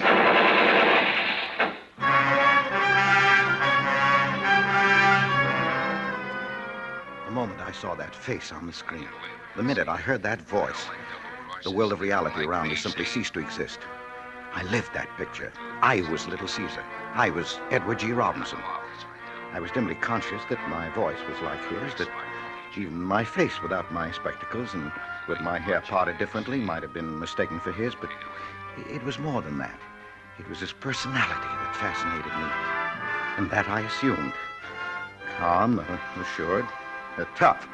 The kind of a man who made people do what he wanted done, the way he wanted it done. Walking out of the movie theater afterward, I knew something had happened that was going to change my whole life. Well, there's a man. Yes. Little Caesar, they call him, and well they may.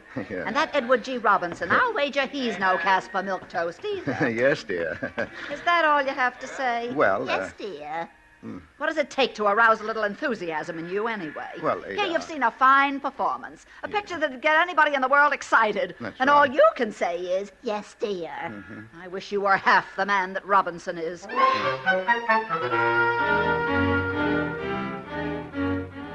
But from that moment, I no longer really cared what Ada wished or thought. I'd begun my escape into a dream world of my own making, a world in which I was Edward G. Robinson. As the weeks went by, I began to identify myself with him more and more. I imagined myself in countless dangerous situations, and when no one was looking, I imitated him and I affected his mannerisms.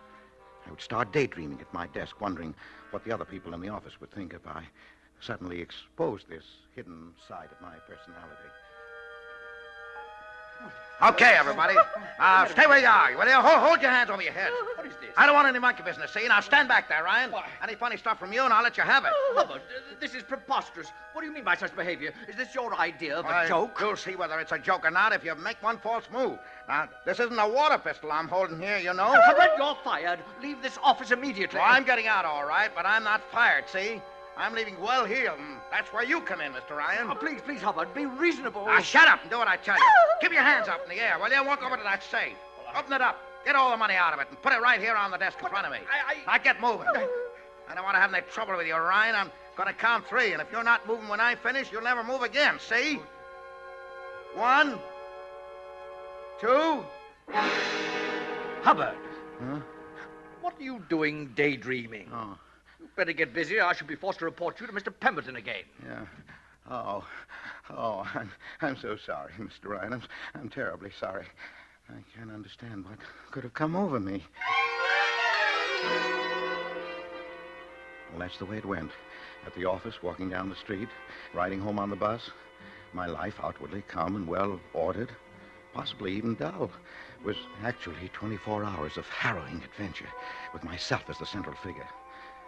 I saw every Edward G. Robinson picture that came out. It was the day after seeing Key Largo for the third time that Ada finally caught me. I was lathering my face and talking to myself. Okay, you rat, you asked for it. You don't come out, see? We're coming in and get you, see? And we're coming in shooting, see? What's that? Oh, yeah? Well, only a dirty yellow rat would say that. Okay, boys, let him have it. Well, I never. Of all the four performances I ever heard of, this beats everything. Yeah. What in the world are you jabbering about in here? Well, it's really nothing, dear Ada. I was just sort of trying to imitate Edward G. Robinson. You were what? Edward G. Robinson? Yeah. Oh, that's rich. You trying to imitate Edward G. Robinson? Yeah. Oh, I can't stand it. Don't stop. Don't let me interrupt the performance, Mr. Movie Star.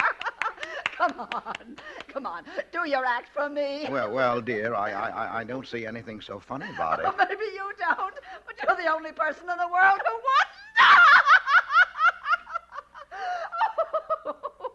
Oh, my. Oh, well, I'll leave you to your rehearsing. Why don't you imitate Eddie Bracken or Margaret O'Brien? I think you'd find it easier. It was right then that I decided to kill her.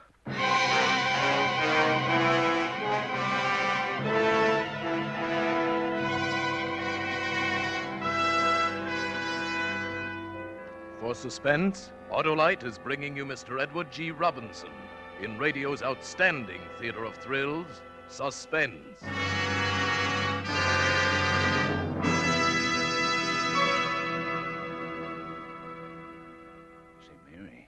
Looks like Billy's all over those hiccups, thanks to Edward G. Robinson and Suspense. Shh, don't mention hiccups again. He might get 'em back.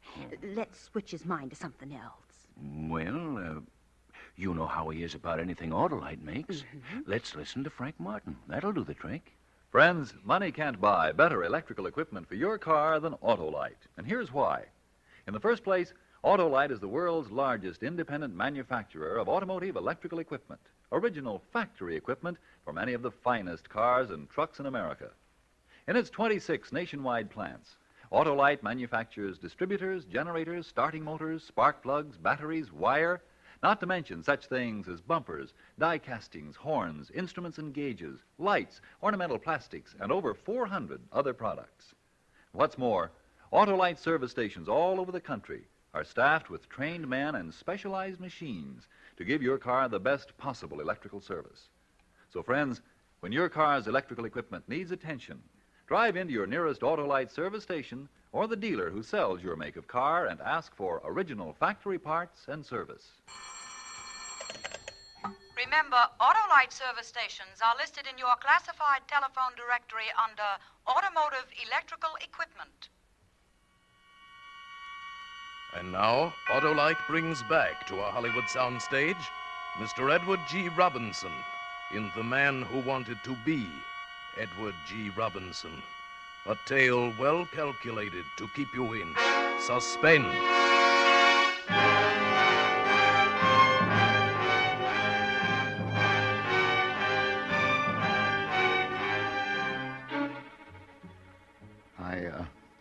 I might have decided to have mercy on her if she'd only let me alone. But Ada could never leave anyone alone. She ridiculed me at home and in front of our friends. Sometimes she'd let a few weeks go by without saying anything, and I would think that perhaps she had forgotten. No, Ada never forgot. She would wait until we were in a group of people, and then she would come out with it. Well, my dear, you mean I haven't told you about Homer's dream world? No. He thinks he's Edward G. Robinson. Edward? Oh, no. Do tell us, Mr. Homer G. Robinson, when do you think you'll be getting your next contract from Hollywood? Oh, you folks have got Homer all wrong. He's a killer at heart. Just a cold-blooded killer.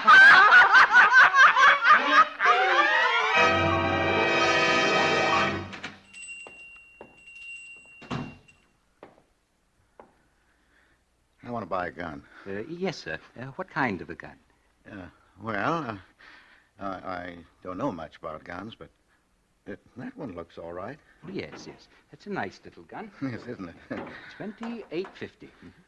Do I have to have a license? Oh, not unless you're going to carry it on your person. Oh. Otherwise, we just register it for the police records under your name. Oh, yeah. What's the name? Edward G. Robinson. I beg your pardon. You heard me, Mug. Edward G. Robinson. See? I had made my plans very carefully. My plan was that her murder would look like suicide. It would be a night when the moon was full, so that I could see a head on the pillow and aim carefully. I would fire the shot through the temple, quickly wipe my fingerprints from the handle of the gun, and then push it into her hand. And as the shocked and bereaved husband, I would call Dr. Wallace. The police wouldn't come until later, and when they did, I would be ready for them. I was so busy laying my plans that I hadn't been reading the papers and had to be told the big news. Homer? Oh, I beg your pardon. Mr. Robinson. Oh, please. Would you mind passing the spinach? Yeah. That is, if you're not too preoccupied with planning your next murder. Oh, please, Ada. Yeah, held up any banks lately, Homer? Here you are, dear. Oh, say, that reminds me, all kidding aside. Did you know that he's going to be here next week? Who? Edward G. Robinson. What? He's going to address the hobbyist convention. Oh, is that so? Yeah, sure. Well, I'd like to hear him. I would, too. Oh, I'd love to see what a real He-Man is like. Not just a poor imitation.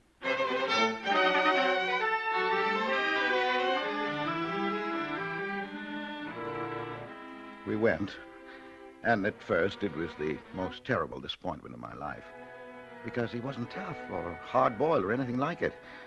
He seemed to be a mild-mannered little fellow, a little shy, almost like me. And he talked about orchids and modern art.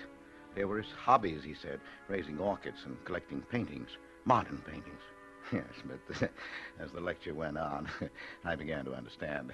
By the time it was over, I knew. And so, ladies and gentlemen, I consider myself twice blessed. Every man is blessed who has a hobby, but I am among the fortunate few who have two hobbies. And as the fellow said, whose fiancée had a twin sister, I love them both. Thank you very much.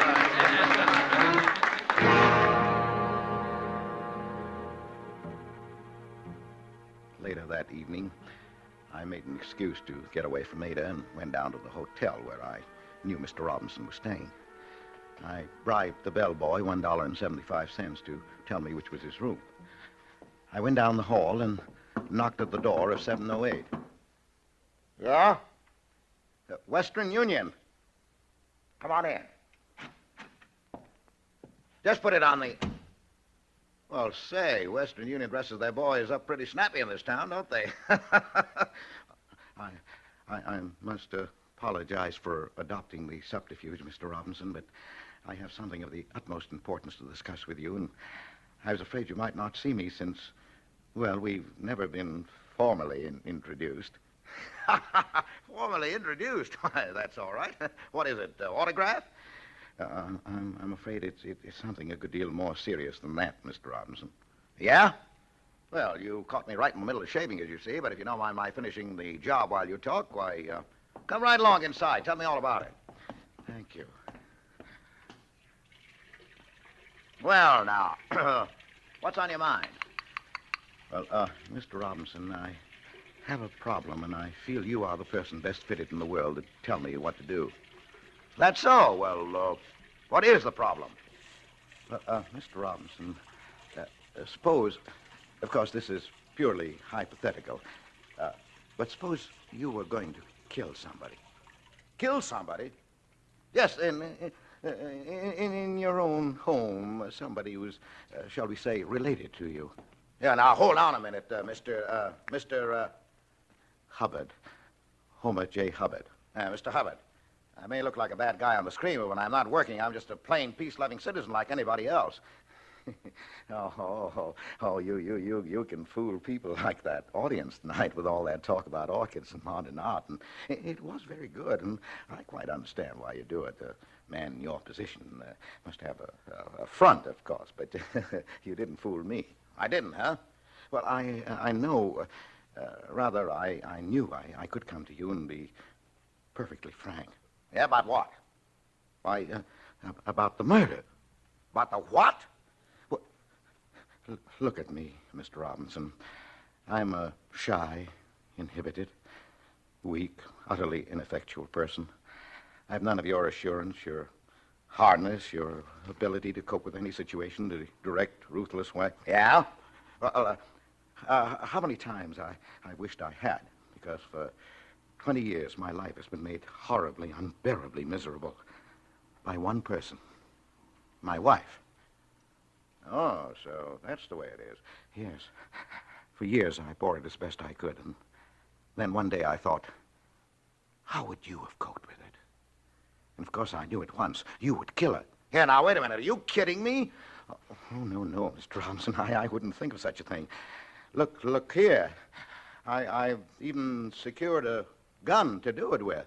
Hey, yeah. Here, you better give me that. No, don't point it. Well, hand it to me by the barrel. Here. Oh, put it over here. Safer, you know.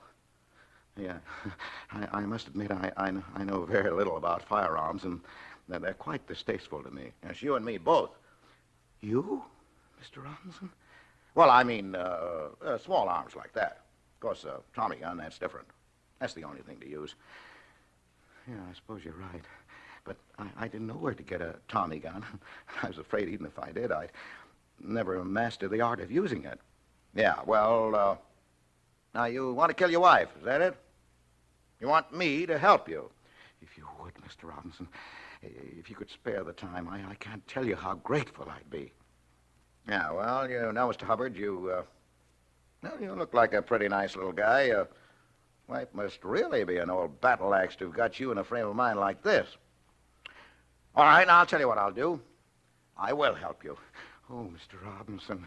Yes, but it's got to be done my way, see? It's got to be done right. You got to plan these things.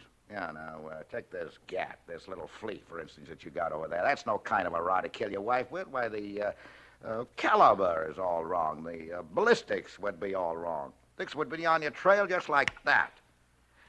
Now, I got a gat home that's perfect for the job. Get me? I've knocked off Orson Welles, Jimmy Cag. Oh, I don't know how many guys with this. Now, the first thing when I get home, I'll send it to you parcel post, see? Would you, Mr. Robinson? Oh, sure. Now, when you get it, just lay low, see? Now, don't do a thing till you hear from me. I'll lay this thing out with some of my boys, and then I'll get in touch with you, okay? Oh, yes, Mr. Robinson. I don't know how to thank you. Ah, forget it, pal. What's a little murder between friends?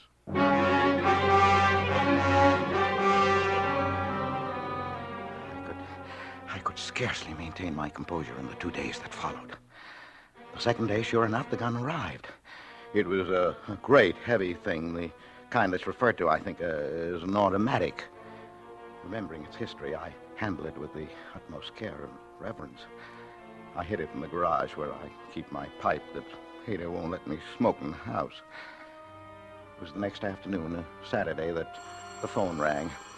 I rushed into the bedroom to answer it and close the door after me so Ada wouldn't hear in case it was. Hello, Homer. Yes? This is Eddie. Eddie?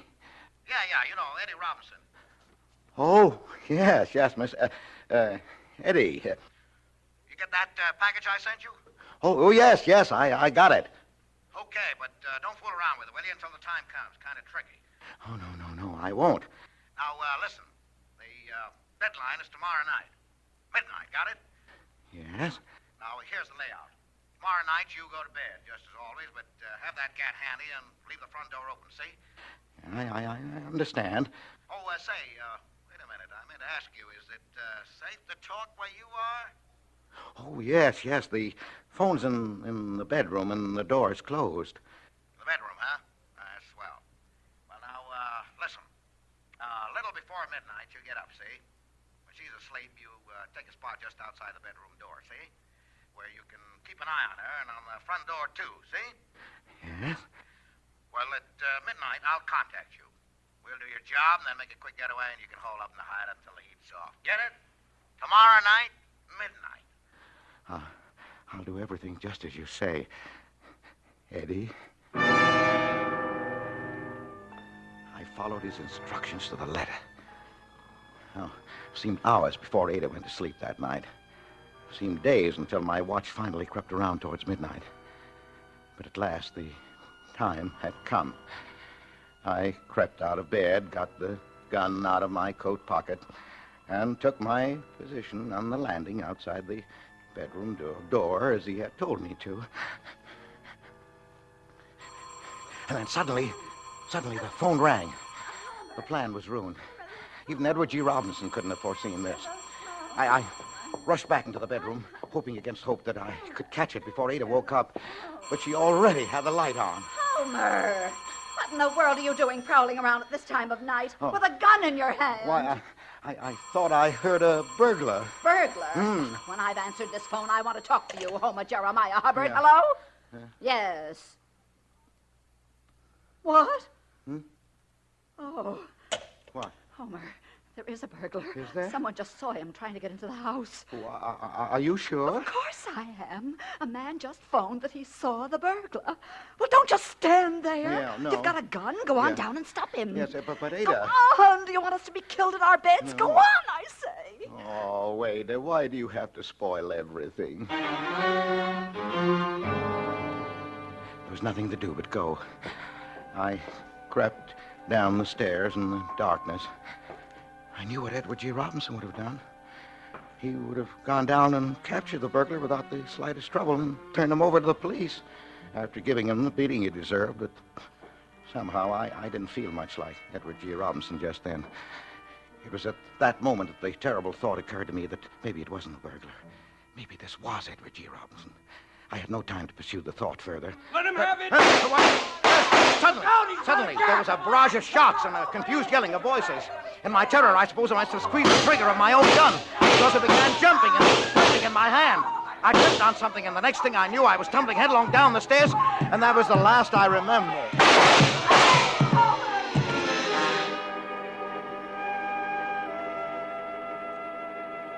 When I woke up, Ada was holding my head in her arms, and she was crying.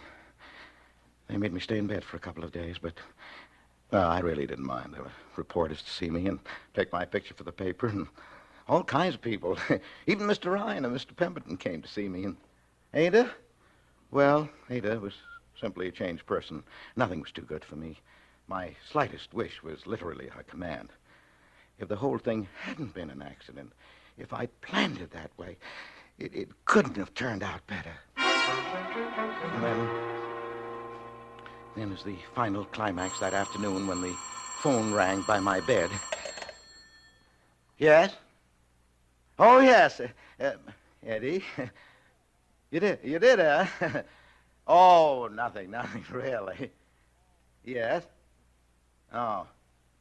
Well, about that, things have changed. Oh, yes, they've changed quite a lot. I don't think we'll have to go through with it. Yeah, that's right. Oh, sure, she's right here. Just a minute. Eddie wants to talk to you, Ada. Eddie? Yeah, Eddie Robinson. Quite a pal of mine. You mean Edward G. Robinson? Oh, yes. We had quite a little chat that night. He was in town after I left you. He got pretty chummy. Here, go on. Hello? Oh, yes. Oh, yes, Mr. Robinson. Oh, I know he is. Oh, I certainly will, Mr. Robinson. Yes, I know I'm very lucky. All right, Mr. Robinson. Goodbye. Oh, Homer, he knew all about it. He'd seen it in the papers. Yeah, so he said. And he said you were a hero. A real hero. Bigger than any movie hero that ever was. He did, huh? Oh, Homer. Well, if Eddie Robinson says I'm a hero, I guess maybe I am.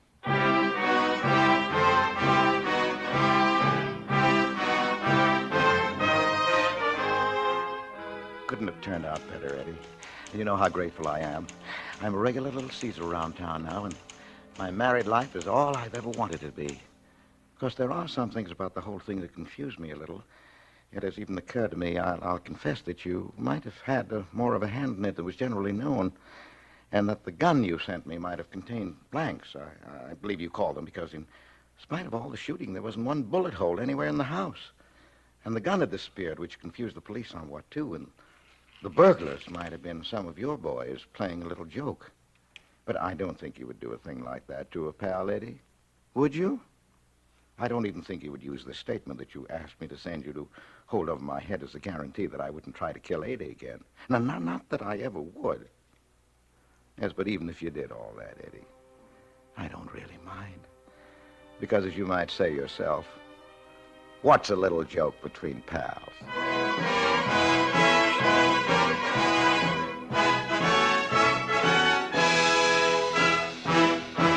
Thank you, Edward G. Robinson, for a splendid performance. Mr. Robinson will return in just a moment.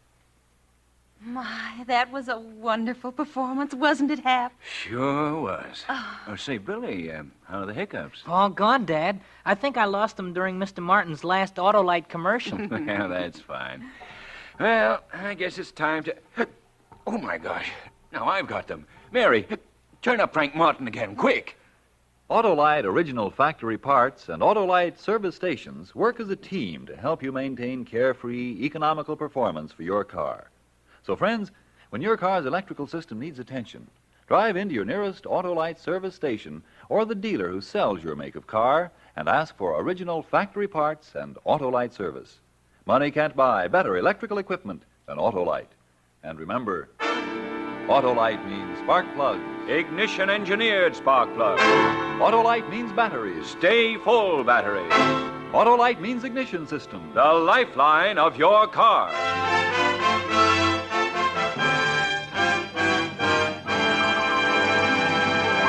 And now here again is Mr. Edward G. Robinson. It's been fun appearing in our suspense story tonight, but just so nobody gets the wrong idea, it was only a story. I'm not really so tough. Only get this. I'm telling you, see, you better listen to Suspense next week, see? Because Ray Milan will be here in a story called Night Cry by William L. Stewart. Another gripping study in... Suspense. Edward G. Robinson may soon be seen in the Paramount production, Night Has 1,000 Eyes. Tonight's suspense play was written by Leslie Raditz, with music composed by Lucien Morawick and conducted by Lud Gluskin. The entire production was under the direction of Anton M. Leader. In the coming weeks, Suspense will present such stars as William Powell, Lucille Ball, John Garfield, Sidney Greenstreet, and many others. Make it a point to listen each Thursday to Suspense, radio's outstanding theater of thrills. And next Thursday, same time, hear Ray Milland in Night Cry.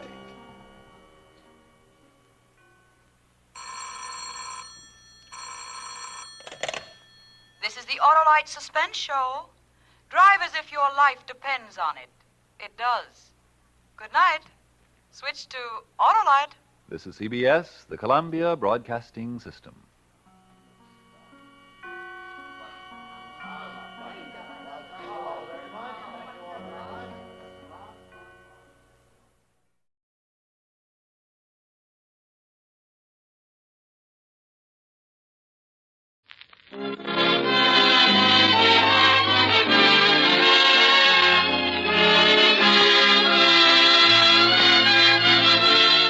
Edward G. Robinson, Joan Bennett, and Dan Duryea in The Woman in the Window. Ladies and gentlemen, your guest producer, Mr. Mark Hellinger.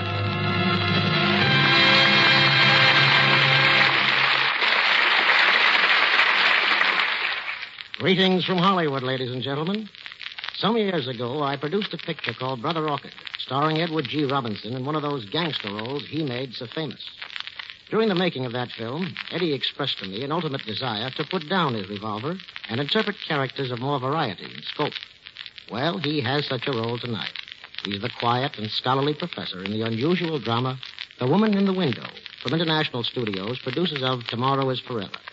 Not for very long, however, does he lead the calm, scholastic life, because we throw across his path a strange but fascinating woman, then add a homicidal maniac who precipitates a murder, and bring you a most exciting melodrama, one of Hollywood's greatest successes of 1945.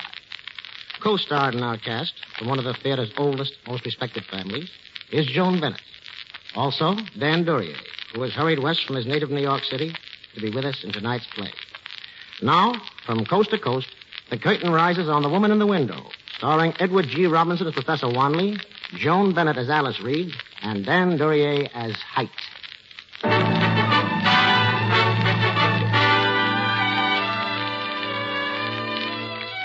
Dusk in Midtown New York City. A scorching July day has ended, and now, before the evening rush to theaters, the streets are almost empty. There's a clubhouse just off Fifth Avenue, an unpretentious, dignified brownstone building. And waiting in front of it is an unpretentious, dignified gentleman. Next to the clubhouse is an art gallery. Slowly, the gentleman walks over and gazes into the window. Enchanted by the provocative face that smiles at him from a newly painted canvas, he is unaware that two men now stand behind him. Just look at him. Richard Wanley, Associate Professor of Applied Psychology, bowled over by a picture of a pretty girl. I wonder how long we have to stand here before he notices us. Oh, Frank. Michael. Well, how are you? Been waiting long? Oh, no. Say, who is she? The girl of the portrait. We haven't the faintest idea. But she's definitely our dream girl, of course. We noticed her last night. Well, it's an extraordinary painting. And the model probably is an extraordinary woman. Well, how about dinner? I'm starved. Good. Family get off all right, Richard? Yes, this afternoon, and I'm lonesome already. Now, to tell the truth, Richard, you're thrilled over the prospect. Well, who wouldn't be? A whole month of bachelorhood? No, I repeat, gentlemen, I miss my wife and I miss my children. Club and have dinner.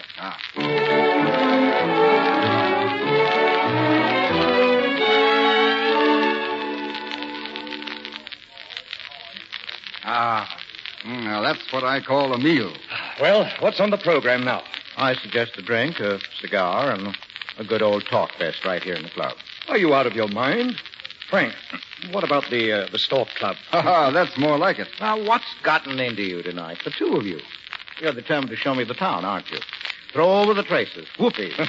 We want to see you celebrate. It'll do you good. Well, that's a fine prescription, Michael, from one of the city's most respected doctors. It's an excellent prescription. Frank, as district attorney, you should know some nice gay spots. You know, some that your office may be thinking of closing up. Oh, now, look.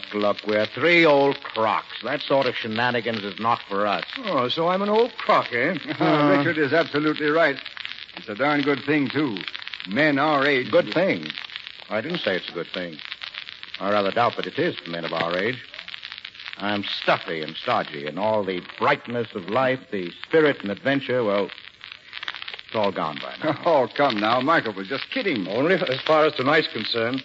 I've got to be at the hospital in 30 minutes, but in principle, I was not kidding. If you and Richard worked with the police as I do, you'd see what happens when middle-aged men try to act like colts. You'd know the tragedy starts out of the merest trifle.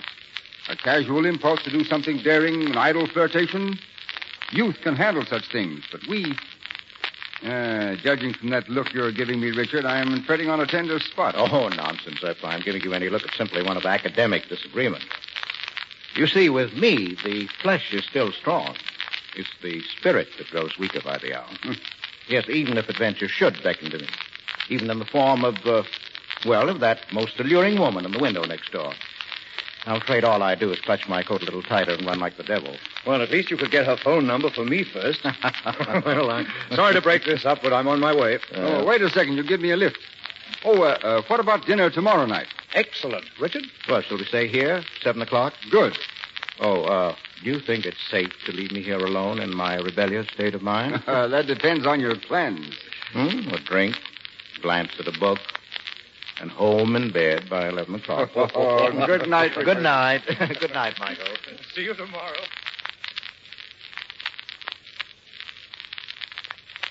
Charles. Yes, sir? Charles, I'd like scotch and soda. I'm going to read here for a while. Will you be sure to remind me when it's 10:30? Yes, sir. You know, these absent-minded professors, sometimes I lose all track of time. I'll remind you, sir. 10:30.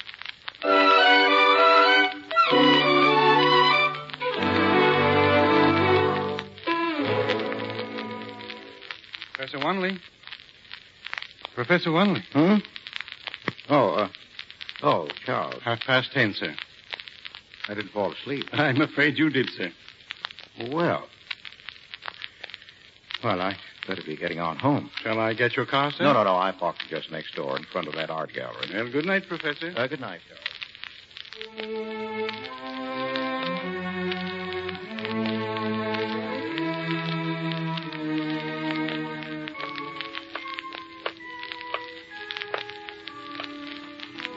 Paper, morning edition paper. Paper, mister? No, thanks.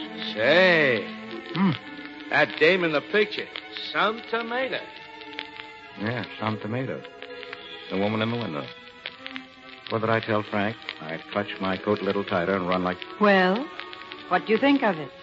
I beg your pardon? The portrait. What do you think of it? But it's an amazing Why? Why, it's you. You're the one... Yes, I posed for it. Well, then my admiration for the artist is doubled. You mean it looks like Oh, me? more than that. It is you. I shouldn't be talking to you. It's just that every now and then I like to wander over here and watch people's reactions when they see the portrait. Oh, you mean like just now? How did I react? Well, there are only two reactions. One is a kind of solemn stare at the painting, and the other is a long, low whistle. Well, which was mine? I'm not certain, but I suspect that in another moment you might have given a long, low, solemn whistle. Well, that rather embarrasses me. Well, you don't look like a man given to whistles. Oh, no. It's, well, if my admiration was that obvious, I'm afraid you might misunderstand what I What really... if I said that I'd like very much to have a drink and talk for a few minutes? Well, you must excuse me if I appear completely bewildered. I am. Well, I have no designs on you, and one drink is all I'd care for. Is that all right? Well, it's fine. And thank you. Thank you very much.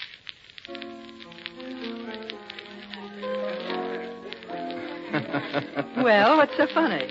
Well, I was just thinking of a couple of my friends. I can't wait till I tell them about this.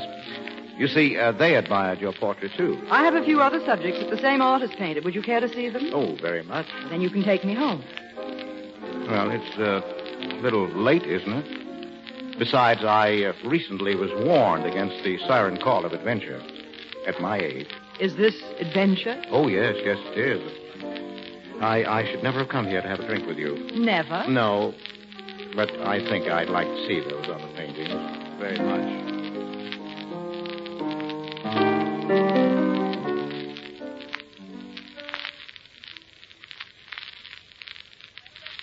Nice, aren't they? Beautiful. I've never seen finer composition and shading. Well... I have a bottle of wine inside. Let's have a drink before you go. This is much too pleasant to break up. I should say no, but I haven't the slightest intention. I'll be right there. Talk too tight? Well, it's the wire around the top of the bottle. Do you have something I can cut the wire with? Well, how about these scissors? Oh, fine. That your dog? Why, yes, it's... Who? I don't know. It couldn't be. Oh, it's probably someone trying to locate somebody else in the building. That's what happens when you live on the ground floor. Ellis, I just got in town and Oh, Fred, I... Who are you? Well, there's really no reason to be upset. My name is, Fred, darling, listen, please. I warned you. I told you if I ever found you double-crossing me. Here, stop that, you fool. Stop hitting her. And you. I'll kill you. You, for heaven's sakes, man. You don't know what you're doing. Go on. Talk. Fred, you're choking and you'll kill him. Fred, stop. Stop. I'll kill you, too, you no good little... Here, the scissors. Give me the scissors. Hurry. Get away from here, Alice. Stop, you. Please, hurry. Here. What are you... Oh, no, don't.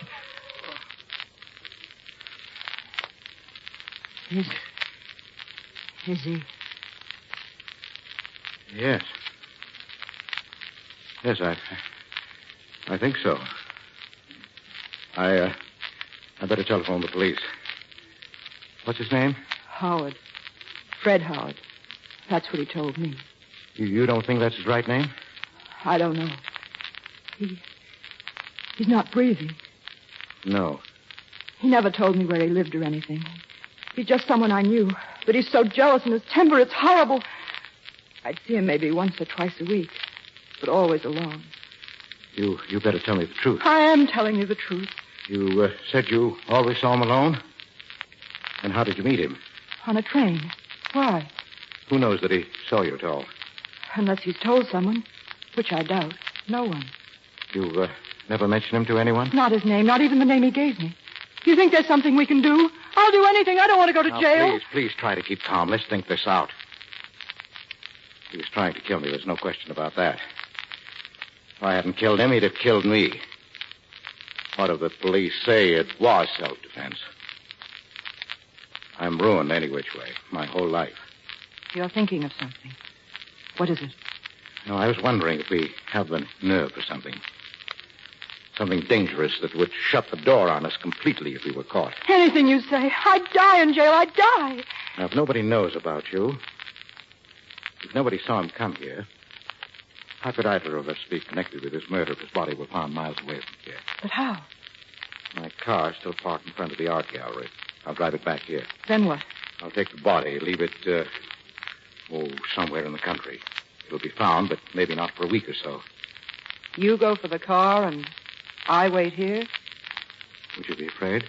Well, once you got out of here, why should you come back?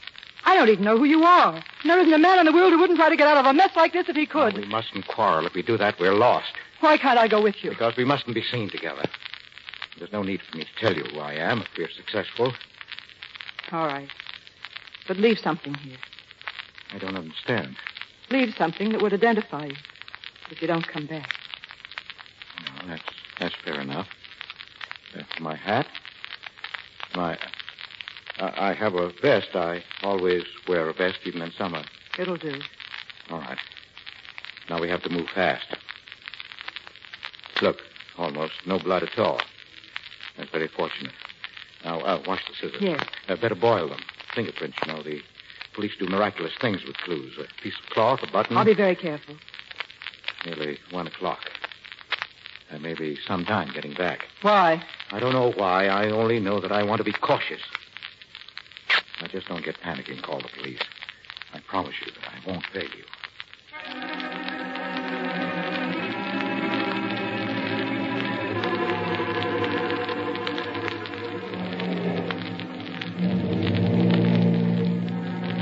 Quarter of 2.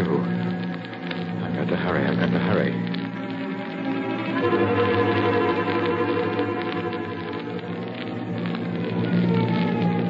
Oh, no.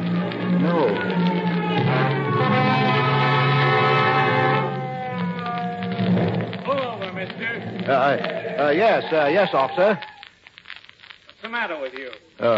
Why, nothing. Let's see your license. Yes, sir. What are you sweating for? Am I? Oh. Nice and cool now. Oh, yes.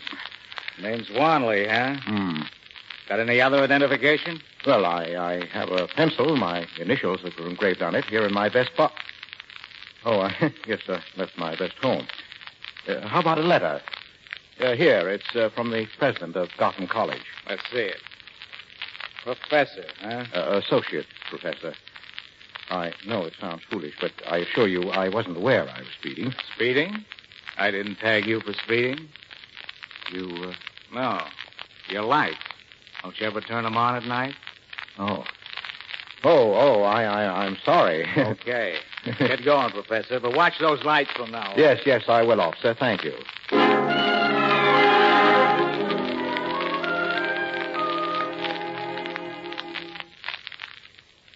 I thought you'd never get back. Sorry.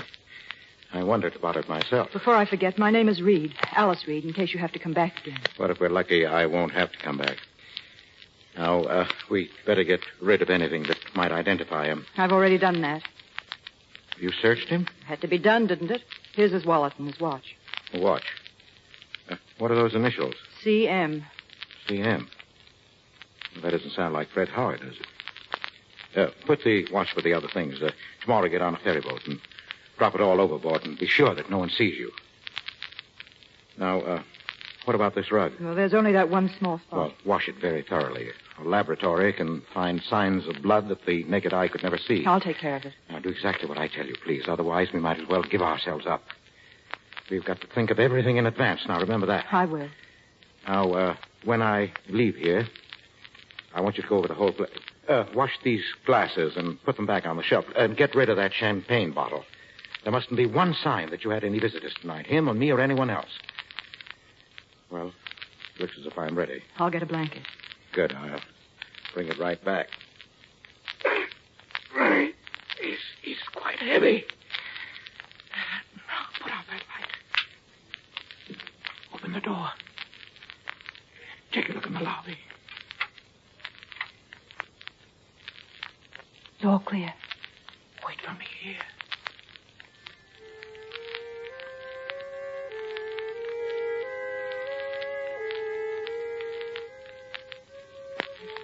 Sweet. I've got to hurry now. You forgot something. Here. Oh, my vest, thank you. I won't see you again, I suppose. Well, for both our sakes, I hope this ends the whole thing completely and forever. All right, then. Goodbye. Goodbye.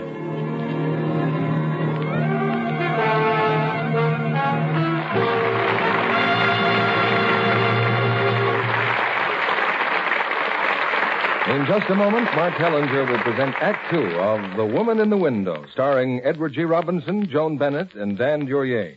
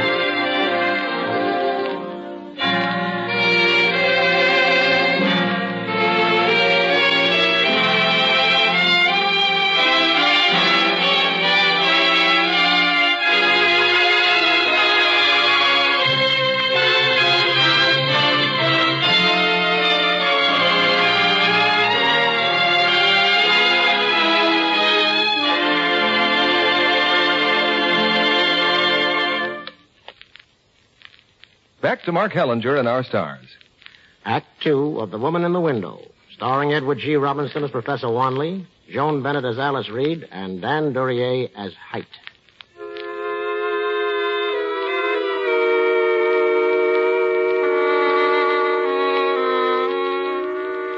In a remote section of Westchester County, the body of a man sprawls grotesquely in a clump of underbrush just beyond a barbed wire fence.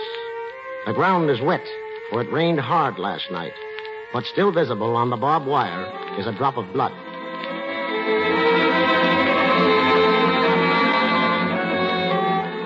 And now it's 9 o'clock at night. Professor Richard Wanley has just finished dinner with his friend, Dr. Barkstain. Quite unnoticed, beneath the sleeve of Wanley's coat is a fresh, clean, white bandage. A cut from barbed wire can leave a nasty wound. Well, Richard, heard yet from Grace and the kids? Yes, I had a wire this morning. Arrived safe. Uneventful trip, all fine. No doubt you proceeded to spoil them with an immediate answer. Well, I wrote Grace this afternoon. I told her I'm lonelier than I ever have been. You look positively wistful. Well, doggone it, I do miss her. I wonder what's keeping Frank. He didn't say? Only that he was phoning from the police commissioner's office. He sounded excited. Well, here he is now. Frank? Oh, hello, Michael. Richard. Hello. Sorry I missed dinner. Well, count for yourself. Claude Mazard has disappeared. What do you mean, disappeared? Mazard left Washington yesterday afternoon. He arrived at Penn Station last night and vanished completely. Mazard, the financier? Yes. The police are waiting for him until midnight. If he doesn't show up, we're giving it to the newspapers. Then watch the fireworks. The stock market? And how? What did he look like? I mean, what sort of fellow was he? A perfect nuisance. I knew him. He used to be a patient of mine. Oh? I didn't know that. Nerves, blood pressure, the most ungovernable temper I've ever seen. Well, just because Van doesn't show up for a day, why assume he's been murdered? I didn't say he was murdered. Well, what Mr. Lawler. Yes, Charles. Telephone for you, sir. Oh, thanks. Be right back. Excuse me. I don't know why I said Mazard was murdered, but Frank's whole manner, it seemed to indicate violence of some kind. Frank suspects it, too. His head's up like a bird dog's. Oh. He's on the scent of something. I beg your pardon, gentlemen. Charles? Mr. Lawler's phone call. He had to go right to his office. He said you would understand. Well. Michael, I've rather a bad headache. If you don't mind, I think I'll run on home. Well, I'm rather tuckered myself. You want something for that head? No.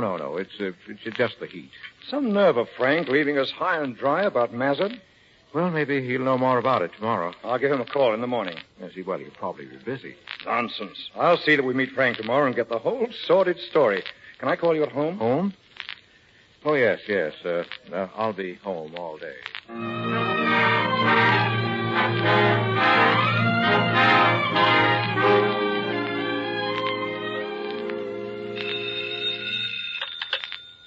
Hello? Richard, this is Michael. Do you happen to have your radio on? No. Why? Well, turn it on. There's a news broadcast. They found Claude Mazard's body up in Westchester. Oh? Some kids taking a hike in the woods. And you were right. He was murdered. Well, I guess we won't be seeing Frank then. He'll be all tied up. We certainly will see him. We're meeting him at 6 at the club again. By the way, how's that head of yours? Oh, better, thanks. Good. Well, I'll see you in a little while. Yes, thanks for calling, Michael.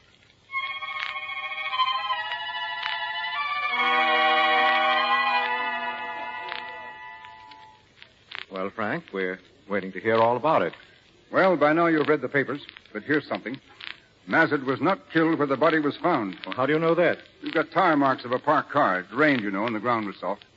We also have a man's footprints. Deep prints when he was going into the woods carrying the body.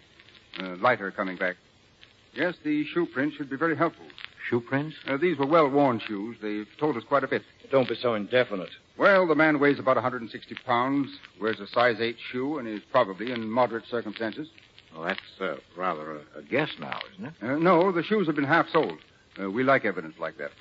It doesn't help us name the murderer, of course, but once we line up a suspect, these things are positive checks against him. The car, the shoes, the kind of suit he wore. You know that, too? Oh, yes. And his blood. Inspector Jackson found blood on a wire fence. It didn't match with Mazard's. Yes, but a clue like that on a barbed wire fence, could that be enough to be of any use? Did I say barbed wire fence? Well, didn't you? No. But it was barbed wire, of course. Oh. I was only trying to impress you fellows with my keenness. Well, in that case, Frank, I'll give you a chance to impress the whole city. Look at this. At what? Here, under my sleeve. See? Bandaged. Doesn't this suggest something to you, Frank? Yes. You see my name on the front pages, and you make a desperate effort to elbow your way into the case by insinuating that you're the guilty man. But it's no use, my boy. You've wounded yourself for nothing. Did you ever see such selfishness? That bandage, Richard. What happened? A couple of days ago, I cut it on a tin can. It's nothing. Would you like to hear what the police think? You bet we would. Well, this afternoon we got a line on a woman. Now, who she is... Oh, wait a minute. Looking for me, Williams? Yes, Mr. Lawler. One of the boys on the staff. Be right back. Frank's a very smart man, Michael. Yes, he is. Richard, what's the matter? Oh, I haven't been feeling any too well. Missing the family, eh? Yes, very much. And a headache yesterday. I think you could do with a few capsules. Capsules? I'll write a prescription. 2 a day should pep you up considerably. Oh, you don't walk in your sleep, do you? Not that I know of. Why? Well, I'd hate to think of you wandering into the bathroom and popping these capsules into your mouth like peanuts. Poison? Technically, no. It's a gland concentrate. But too much of it would hit the old heart like a sledgehammer. Instantly? Oh, 20 or 30 minutes and... What's going on here? Oh, just a prescription for Richard. It not only kills you if you take enough, but it leaves no trace. Just a case of heart disease. That's all you could say. Oh, fine. Frank, a minute ago, you mentioned a woman. Oh, yes. Well, the police had a theory this afternoon. Mazard was a bachelor, but he had a girlfriend. They're certain of that. But they don't know who she is. Well, Mazard probably called on her. A man was already there, a man the girl liked better than Mazard. Well, how would the police know that? Well, because she's made no effort to bring the killer to justice or identify herself. That's just a theory, of course. I said that. Well, Mazard is killed. They get rid of his body. But now these two people, this man and this woman, sit hating and fearing each other, each wondering how long it'll be before the other blabs out the whole story. Always a woman, eh? Oh, that was the theory this afternoon. Oh, they've changed their minds? Williams just told me something that pulls the rug right out from under that theory. Really? It seems that Mazard's partners were always afraid that he'd get into trouble. They knew his temper. So they hired a bodyguard, a fellow by the name of Arthur Height, to follow him secretly at all times. The bodyguard has also disappeared. Then he could be the murderer, couldn't he? Well, he might have tried to blackmail Mazard, killed him in a fight. Or he might have witnessed the murder and is getting ready to blackmail the killers. But even if he's 100% innocent, Height still won't walk in and talk. Well, why do you say that? Why wouldn't he? Well, because he's a known crook with a blackmailing record. He's wanted now for at least 2 other raps. We'll get that gentleman only when we run him down, not before. Nice fellow to pick for a bodyguard. Don't ask me why Wall Street geniuses do anything. He was tough and strong, and I suppose that's all they thought about. Anyway, I'm going up to Westchester tomorrow morning to look over this place where they found the body.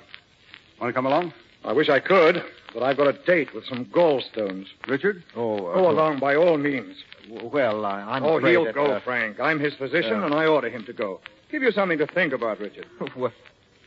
Well, all right. Good. Inspector Jackson will be with me. We'll try to show you how the law operates to nail a man.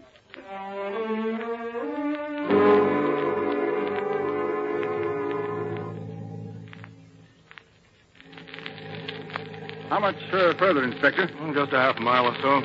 Well, I must say this is quite an adventure for me. Richard, that hand of yours seems to be bothering you. Let me see. Oh, throbs a little, nothing serious. What's the matter with your hand, Professor Wendley? Well, I was opening a can the other night, and the can opener slipped. Oh. But all around the bandage, that rash there. Oh. Why, that's poison ivy, isn't it? Oh, as a matter of fact, it is. The day after I cut it, I played golf. Looked for a lost ball and got into some poison ivy. Nasty stuff. Oh, Mr. Lawler. Yes? We picked up that woman this morning. Good. What's she got to say? We'll know in a few minutes. They've got her at the scene now. Woman? That theory you were telling me about, Frank. Yes.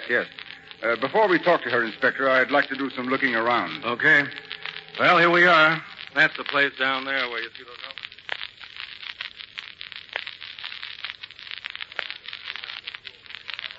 The woman's waiting in Williams' car, Mr. Lawler. Shall we take a look in the woods now?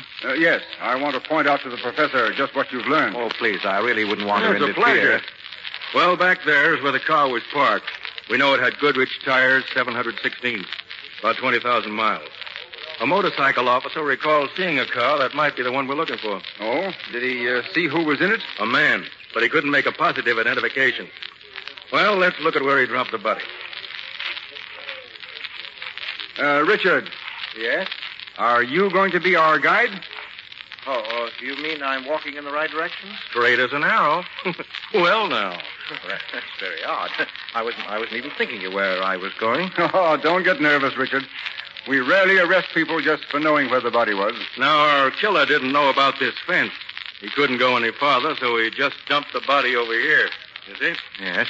He tore his coat, probably the sleeve, when he lifted the body over. We found a couple of shreds of woolen fiber. They couldn't have been from Mazard's clothes? Different material. And we got that sample of blood from this barb here. Mazard was a heavy man. The murderer certainly didn't pick himself an easy job. Oh, especially at night. Well, yes, it might have been at night. I rather figure it at along about daybreak. Well, I thought the newspaper said night. We can go back now. Oh, say, what are those boards doing over there? The men put them there yesterday. They found some poison ivy. Poison ivy? Richard, looks as if you'd better do some more explaining. Well, closing in on me, huh? If you'd only confess, Professor, we could wrap this whole case up before lunch. Oh, no, not me. You're going to have to work for this one, Inspector. Just wait till he sees the woman. He'll break down completely. Well, if you don't mind, I'll skip that part. Oh? I've been having headaches for the last few days. If it's all right, I'll just rest a while in your car. Oh, sorry, Richard. Sure. I'll wait in a few minutes.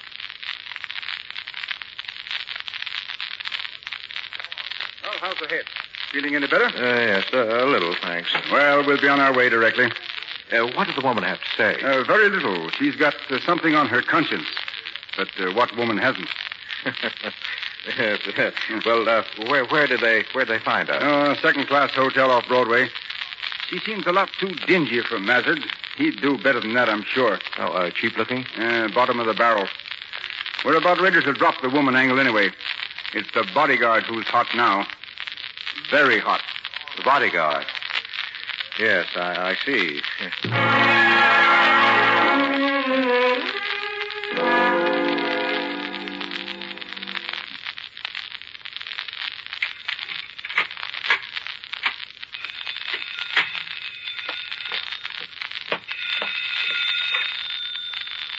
Hello? Professor Wangley? Yes? This is Alice Reed. Miss Reed, how did you know my phone number? How did you know my name? Have you seen the early editions? No.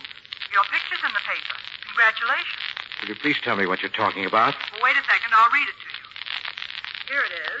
Dr. George F. Reynolds, president of Gotham College, yesterday announced the promotion of Richard Wanley to head of the Department of Psychology. Oh, yes, of course. I wasn't expecting it before. Did I frighten you? A bit. Everything all right? I suppose so, isn't it?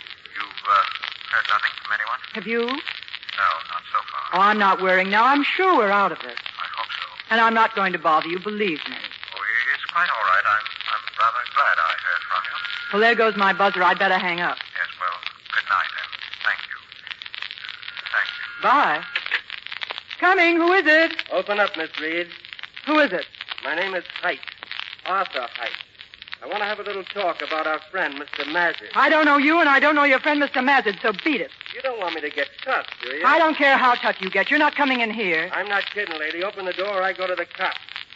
Come in. Thanks, Miss Reed. Now say what you've got to say and get out of here. Sure. In case you didn't hear, there's a reward of $10,000 for information leading to the arrest of the murderer of Claude Mazard. You didn't come here to tell me that. Look, sister, if you're going to say you never heard of Mazard, save your breath. I've tailed him here a dozen times. He's been here, but not under that name. I never knew who he was until I saw the papers, so you're the one who's wasting your breath. I don't think I am. Honestly. I know nothing whatever about the death of Mr. Mazard. Nothing? Okay. Then you won't mind a bit if I just take a look around in here. Sit down and relax, honey. This may take me quite a little while.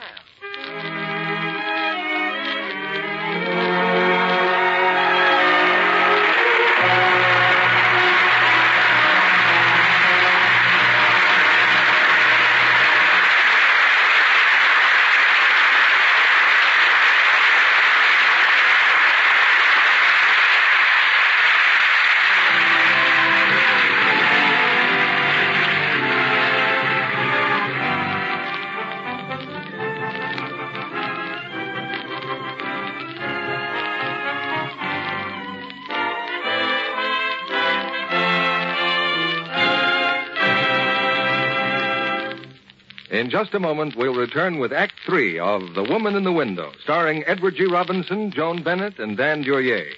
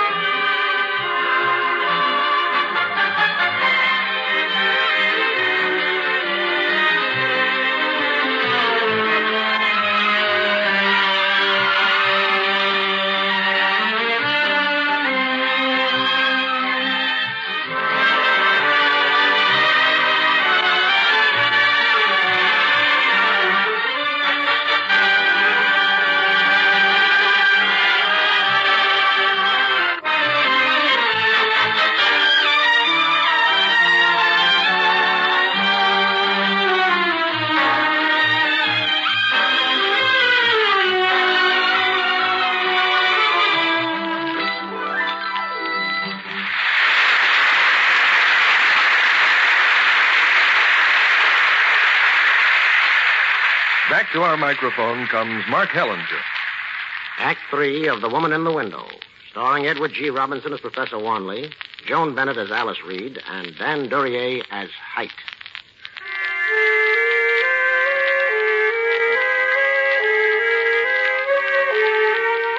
For nearly an hour, Alice Reed has stood helplessly by, watching her visitor search her apartment with frightening thoroughness. Her pounding heart is calmer now, for it's apparent that the bodyguard of the murdered man has discovered very little. Now that you've ransacked my rooms, Mr. Height, suppose you tell me what you're looking for. I wouldn't know that, Miss Reed, till I find it. But I'd be glad to settle for a trace of blood, or a photograph, or even a confession. Confession? I can't understand it. Everything here's been wiped so clean. Pretty good housekeeper, I guess. Thanks. Yes, sir, not a fingerprint anywhere. Not even where you'd think they'd be naturally. Oh, I picked up these scissors inside. Are these the ones he was stabbed with? They've been cleaned off real good, but I think I'll take them along. Anything else? As a matter of fact, there is.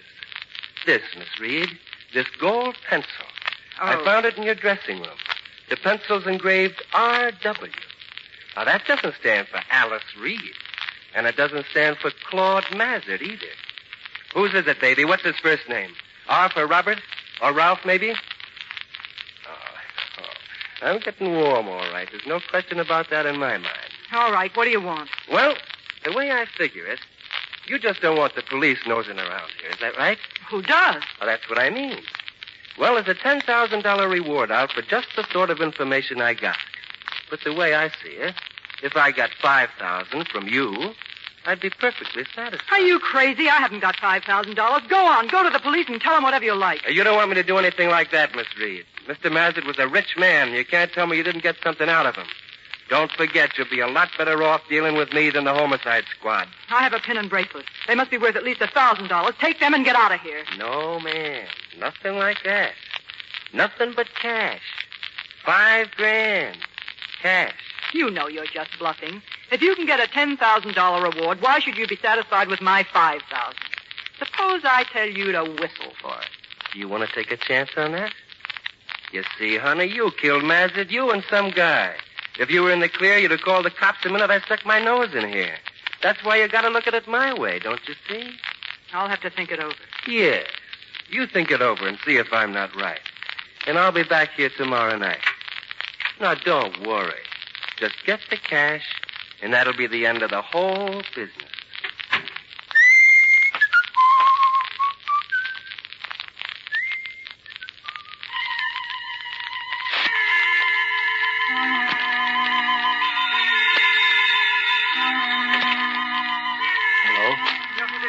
Yes, what's the matter? I've got to see you. Don't ask any questions now. Can you meet me?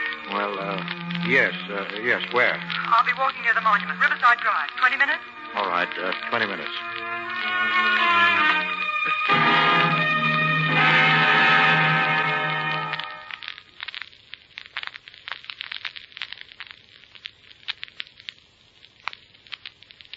Then he left, but he said he'll be back tomorrow night. Well, we'd better not talk anymore here.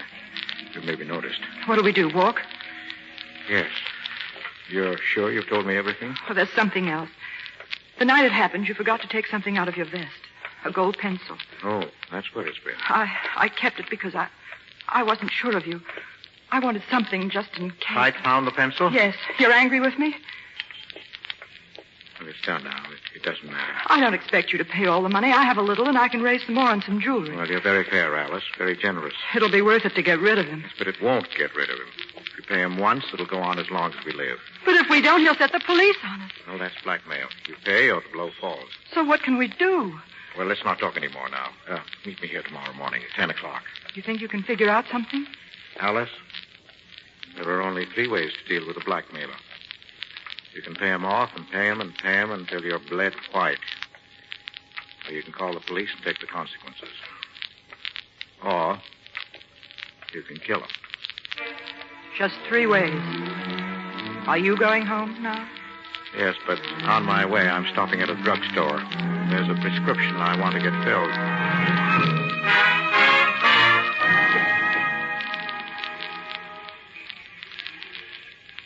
Good morning. Good morning. We'll just walk along here as we don't know each other. Did you notice anyone following you? No, I don't think so. But I'm frightened. Well, I give you my word. The police don't even know we're alive. I've been to the bank. Here, take this envelope. There's $5,000 in it. I can pay some of it back to Well, we'll worry about that later. When you see Hyde tonight, don't give him all of it. Tell him you can raise it all, that he'd have to come back tomorrow. You mentioned a prescription last night. Yes, have you any idea what it is? I think I have. Well, it's in the envelope, too. Some capsules. Open the capsules and shake out the powder. In liquid, it dissolves almost instantly. The druggist happened to mention that. How many capsules are needed? I wrote it all down. There's a note in the box. But if you don't think you can go through with it, we'll work out some other plan. I can do it. How soon is the drug effective? 20 to 30 minutes. Once he takes it, make sure he leaves your apartment. Well, we'd better separate now. Yes. Wish me luck. Good luck. If you lose your nerve, don't get frightened. We'll find another way. I'll phone you tonight after he's gone.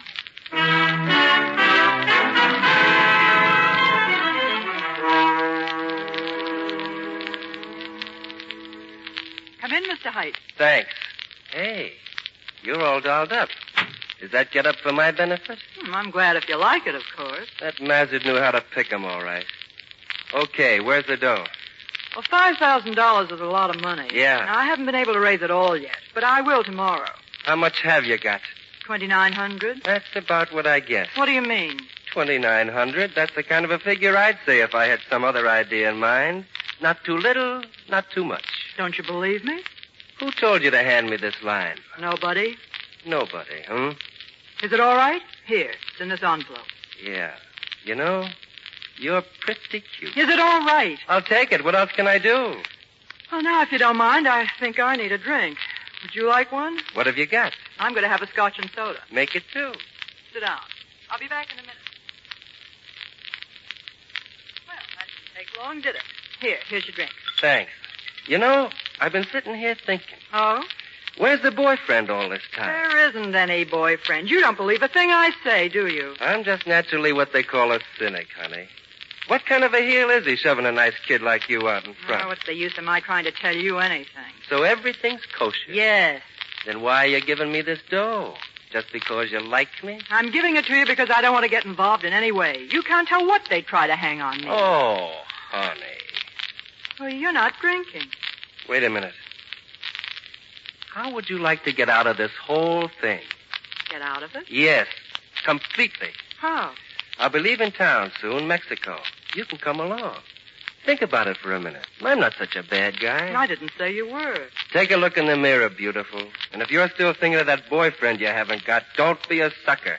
In a jam like this, you gotta look out for yourself. Yes, I suppose so.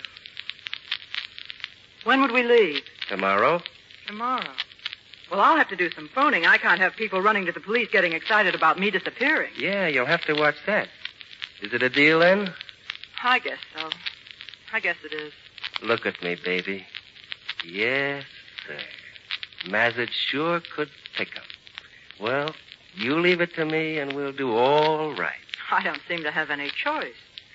But don't you want your drink? Here's some more ice. Well, here's to us. You really want me to drink this? Why not? You take it. But I have a drink. I know. I'll take yours, and you take mine.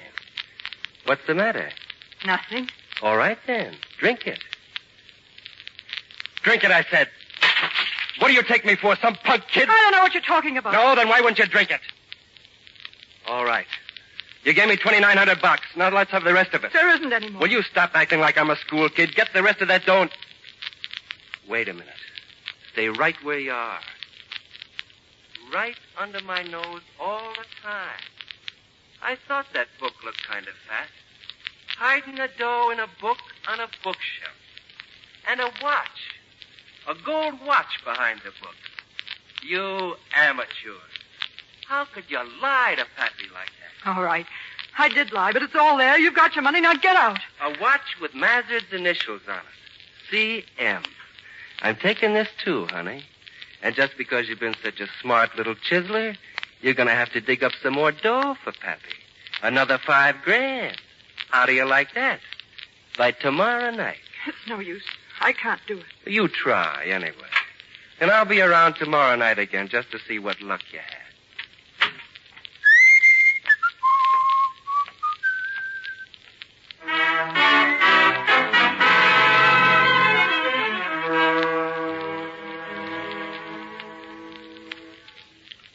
Hello? He's gone, Mr. Wadley. Oh. Well, I've been going almost crazy waiting for you to telephone. You know those capsules I gave you? Well, I've got some of them here right now in front of me. If something had gone wrong, I've been thinking they'd be my only way out. Oh, you mustn't talk like that. Well, there's no need to now, is there? Please, listen to me. What's the matter? He's too smart. He figured it all out about the drug, and he's got all the money, and now he wants more. More and more and more. I don't know what else I could have done. He'll be back tomorrow night. What can we do? I don't know. I haven't any more money. I just don't know. I'm too tired to think about it anymore. Too tired. Hello? Hello?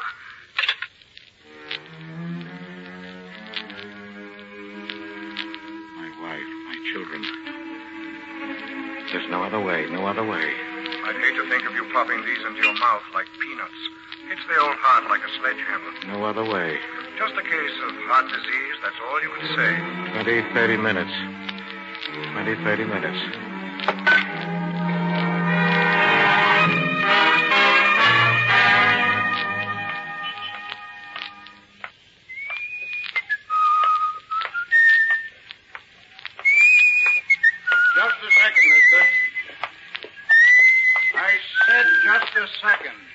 You talking to me? Yeah. I'm from police headquarters. What were you doing in that apartment house? Detective, huh? Mind if I ask to see your badge? What's the matter? Don't you believe? Is that him, Mackenzie? Yeah. Yeah, he's ducking back at the building there. I see him. Stay where you are, Trevor. There's no sense shooting. You better drop that gun. I said stay where you are. Sorry, but I'm coming after you.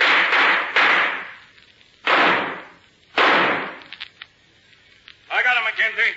Come here, we'll take a look. I got a flashlight here. We can... Dead? Yeah.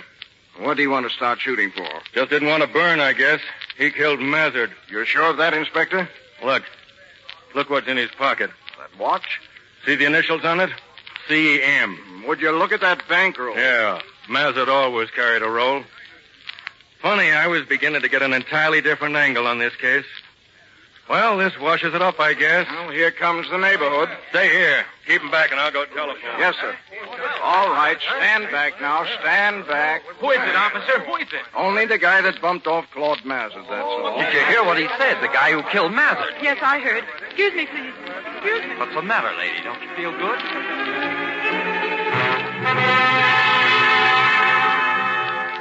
Operator. Number, please. Operator, I've been trying to dial Morningside 85354, and there's no answer, but I know there's someone there. I know it. Morningside 85354. Yes, will you check it, please, and see if the line's out of order? Oh, please, it's very important. One moment, please. I'll call the number.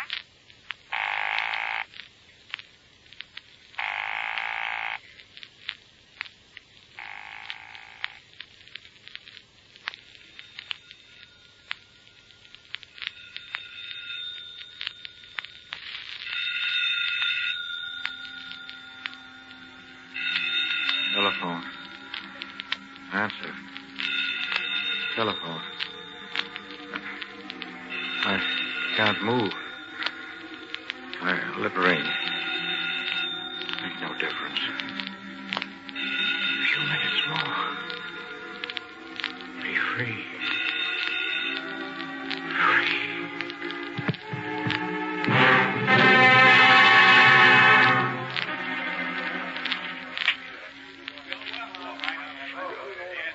Professor Wanley. Professor Wanley, sir. What? Who is it? You wanted me to remind you when it was 10:30, sir. Oh. You must have fallen asleep.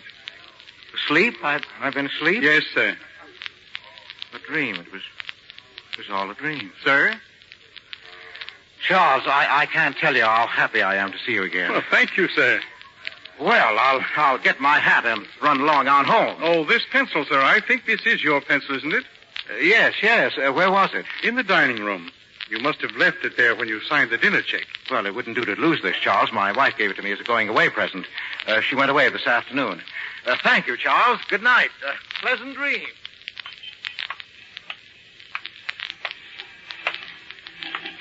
Paper, morning edition paper. Paper, mister? Oh, no, thanks.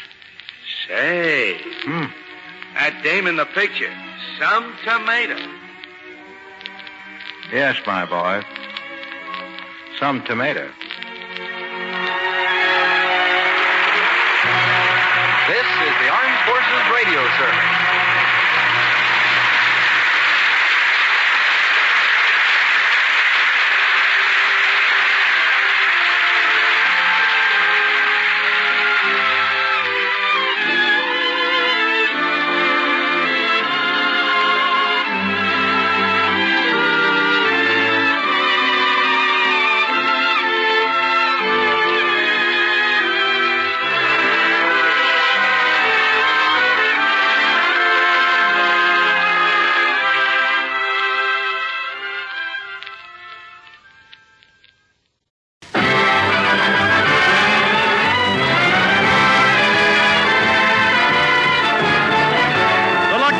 Program starring Jack Benny with Mary Livingston, Phil Harris, Rochester, Dennis Day, and yours truly, Don Wilson.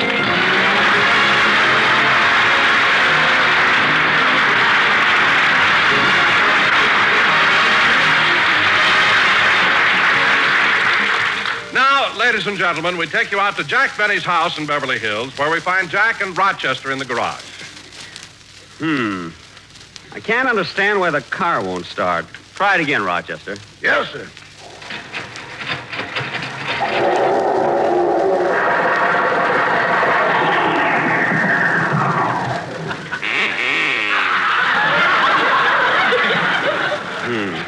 Try it again, Rochester. Okay.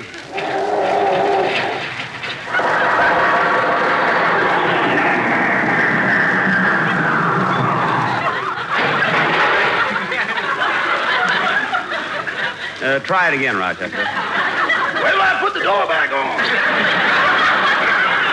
Okay.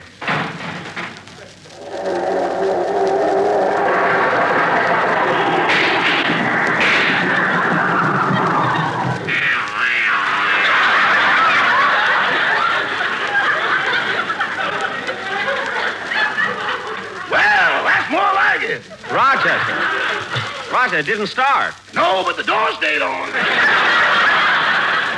Oh, good. I can't understand what's wrong. Maybe the motor's worn out. Oh, no, that's impossible. The speedometer only says 8,000 miles. Oh, come now, boss. We pushed it further than that. Well, you better go in the house and call Mr. Harris and tell him to pick me up on his way to the studio, will you? Oh, I did that before we came out to the garage. Oh, then you knew there was something wrong with the... Rochester, did you use my car last night? Well, Rochester, I just found a bobby pin on the front seat. A bobby pin? Yeah. What are you laughing at? There's only two of us here, and it ain't mine.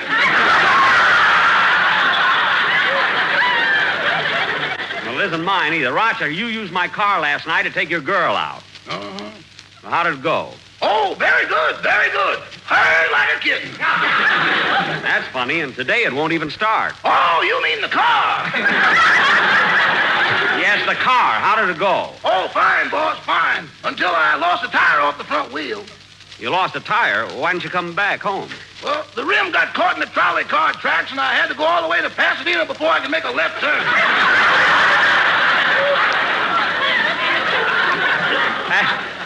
Pasadena? Yeah, and on the way back, we got stalled right in the middle of the Santa Claus Lane parade. You and your girl, huh? What happened? Nothing. We prefer Mulholland Drive. Well, Ross, in the future, when you want to go out joyriding, borrow your friend's car. You know who I mean, Sam. He loaned it to you once before. Well, Sam ain't got that car anymore. He's got two motorcycles now. Oh. Traded his car in, eh? No, he backed into a buzzsaw.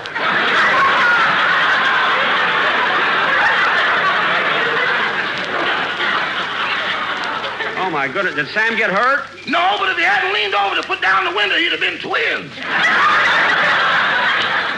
Well, look, Rochester, there's no use working with this any longer. Okay, Jackson, I'm here. Be right with you, Phil.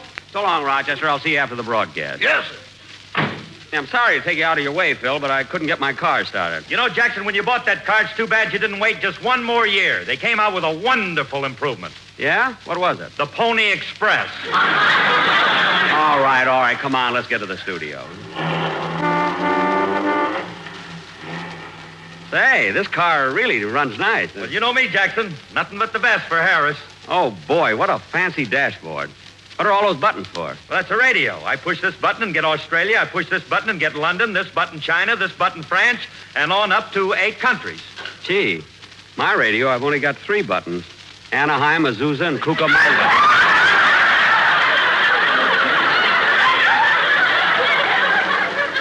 I can only get Anaheim when I'm in Azusa. How do you get Cucamonga? Short wave. They got a wonderful program from there, too. John's Other Smudge Pot.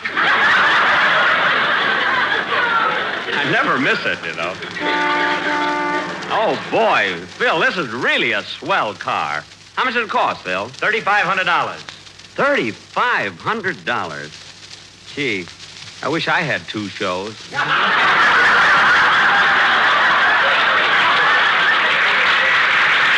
Hey, Phil, the traffic light is changing. I see it.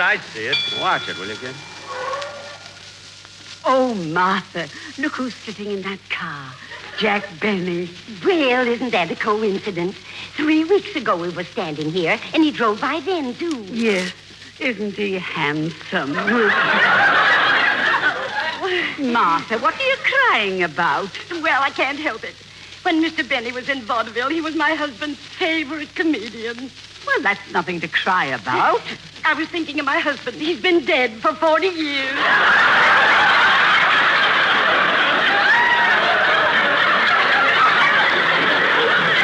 Oh, say, Martha, I've just noticed who's sitting next to Mr. Benny. Who? Look. Well, box back my coat and button my shoes if it isn't ham hocks and turnip greens.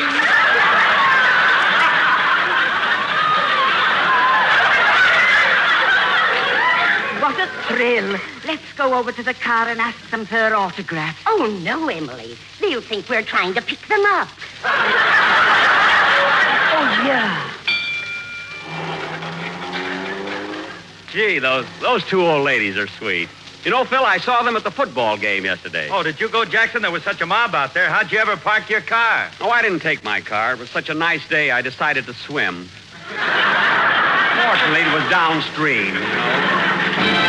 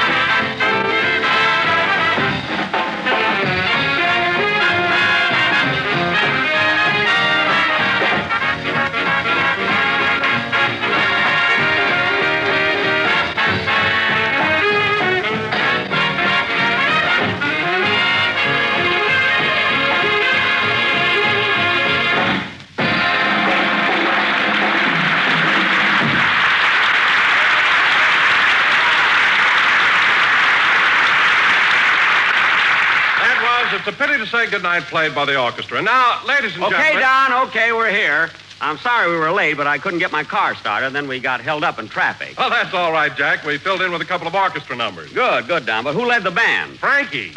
Frankie? What does he know about music? Are you kidding, Jackson? Frankie's a natural. He was born with a banjo on his knee. He was? Yeah, they had to operate on him before they could get his pants on.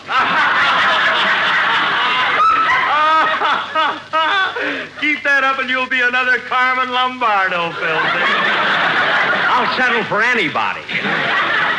Now, Don, Mary is still in Palm Springs, so when we do our play tonight, we'll have to... Hello, Mr. Benny.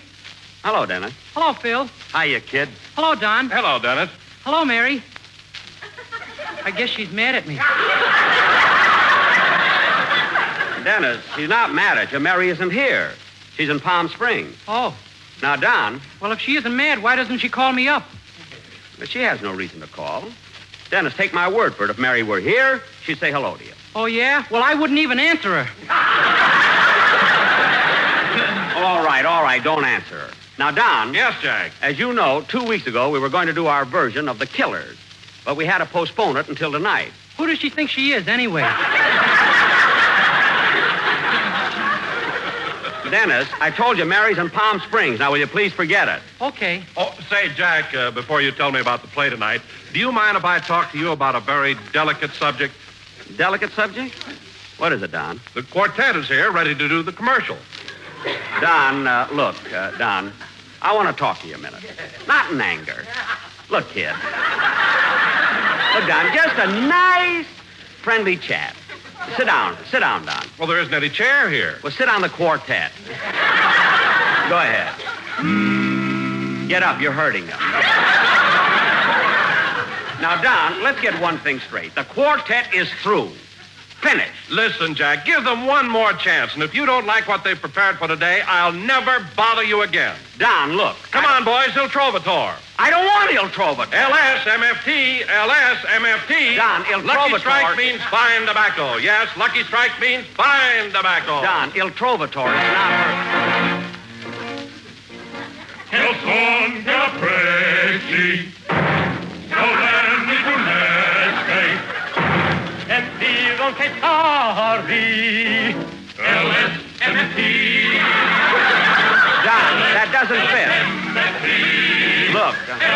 LSM, LSN, LSO, LSP. Don. QLS. Don. Boys. Don. Fellas. Boys. Don. Look, Don, this doesn't...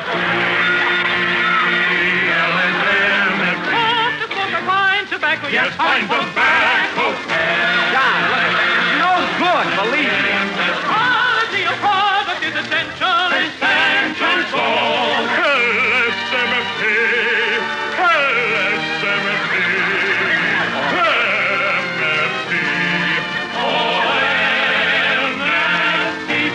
MFT. LSMFT. LSMFT. LSMFT.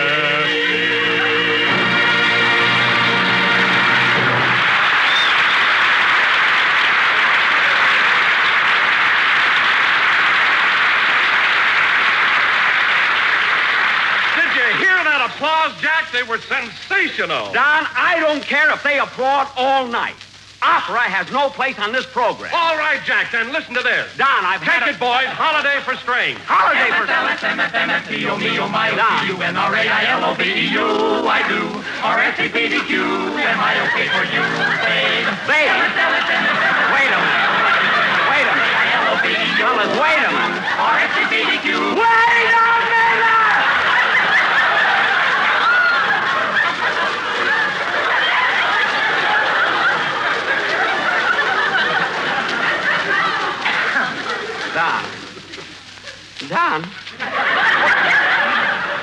Don, I've had enough. I can't stand it any longer. Where's that contract? Here it is. There. That settles that. Jack, I don't blame you if you feel that way about the quartet. That's the best thing to do. Tear up the contract. Their contract? That was yours. What? I guess that'll hold him for a while.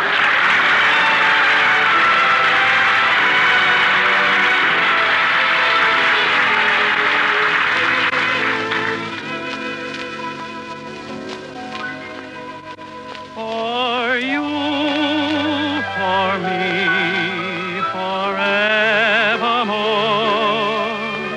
it's bound to be forevermore.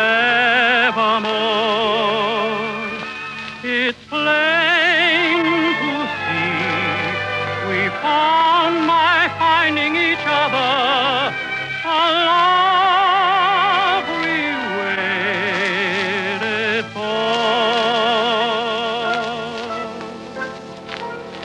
I'm yours, you're mine, and in our hearts, the happy ending starts. What a lovely world this world will be, with a world of love in store. For you, for me, forevermore.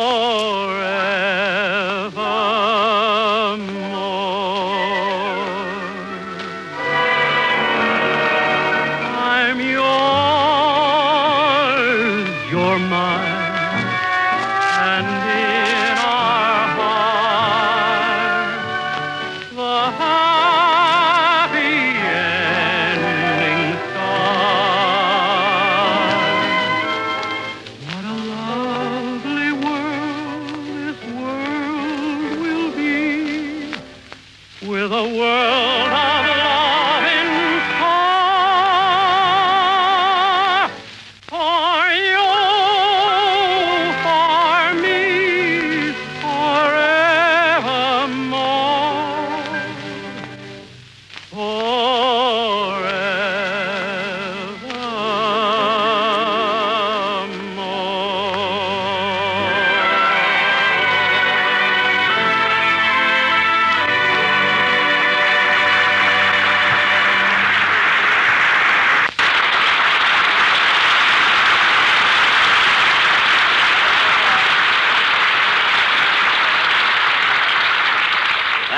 For You, For Me, Forevermore, sung by Dennis Day. Very good, Dennis. Hello, Mary. What was that? I'm giving her one more chance. Oh, go sit down. Okay. Tonight, for our... Not on the quartet. Find a chair. I wish Mary was here and I was in Palm Springs. And now... I wouldn't say hello to you either. Oh, quiet. And now, ladies and gentlemen, tonight, as our feature attraction, we're going to do our version of Mark Hellinger's thrilling, exciting, universal international picture, the famous Hemingway story, The Killers.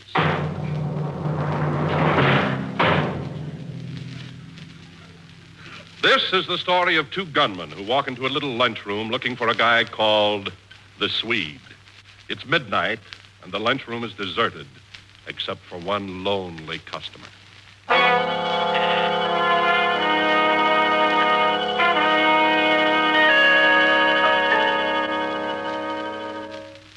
Well, I think I'll have a bite to eat and then go home. Yeah, I wish I could close up and go home myself. This place is quieter than a coal mine.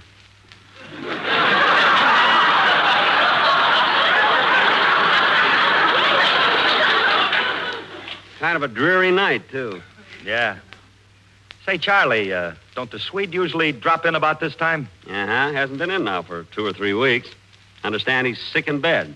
Oh, a Democrat, huh? Yeah. I miss him, too. Used to stay here for hours, just sitting by the jukebox, listening to the Missouri Waltz. Now, what'll you have to eat? Oh, I don't know. How'd you like some squaw baked in wine? Nah. You got any ham hocks stewed in bourbon? Now, we're all out of ham hocks. Good. Just bring me the juice. Okay. Say, Curly, next week when you come here, you won't know this joint. It's going to be real ritzy. New curtains and drapes and rugs on the floor. Nice new lampshades and everything. This lunchroom is going to be beautiful. Well, it's about time. This joint looks like the sweat band out of the Brown Derby. Well, don't worry. I'm going to fix everything. In fact, I've already hired the interior decorators. Say, Curly, hurry up and finish eating, will you? It's such a nasty night. I want to close up and go home. I'll be through in a minute. How about a napkin? Use the drapes. I'm getting new ones. Yes, sir, I can just see the way this place is gonna... What's the matter, Charlie? Look out the window. 2 guys just stepped off the curb and are crossing the street. I never seen them before. Yeah. They look kind of tough. Hey, I'm getting out of here. No, don't go. I don't want to be here alone. One of them guys, it looks like Edward G. Robinson. Hey, look, they're coming this way. Yeah.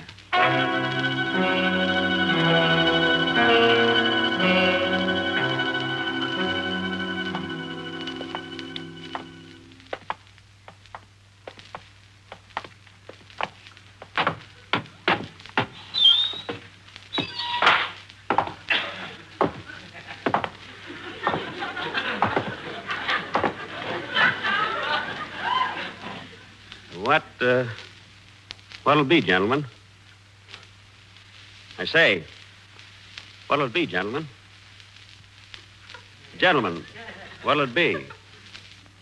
What are you shaking for, Blue Eyes?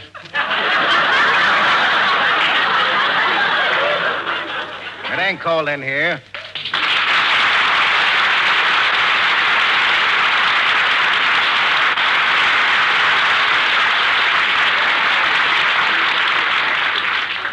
I'm getting ready to close up, gentlemen, so if you want something to eat, you better order it. Hey, Slugger. What is it, Eddie?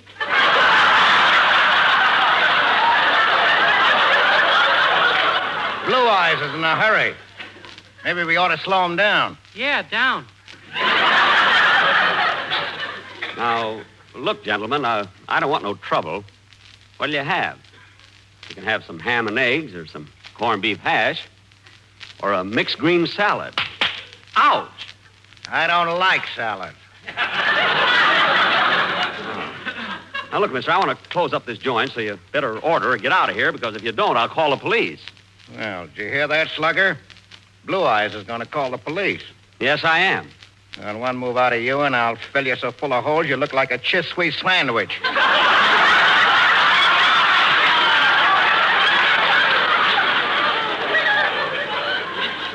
That's Swiss cheese. Don't tell me how to get a laugh.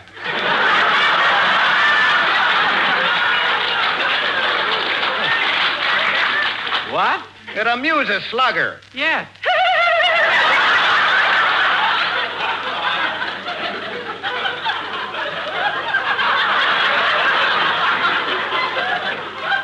Now, see here, mister.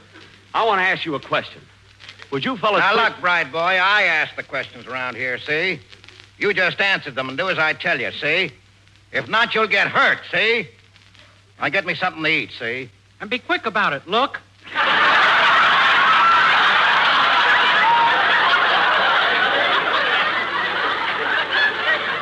Look. Where? Oh, shut up, Now, wait a minute. I don't have to stand for this. I'm a citizen. I pay my taxes. I got my rights, and you can't come in here and push me around. Oh, we can't, huh? No, you... Wait a minute. What are you reaching in your back pocket for? Just my handkerchief. Your handkerchief? Yeah. You must have a bad cold. Yeah. I just took those shots for it.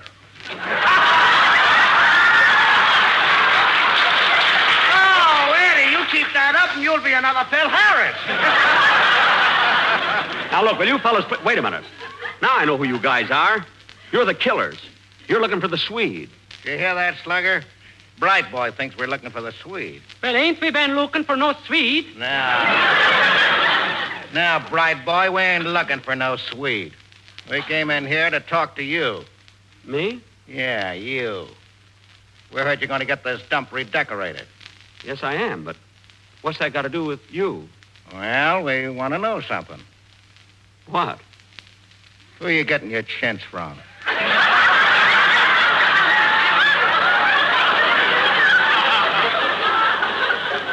Chintz? Yeah.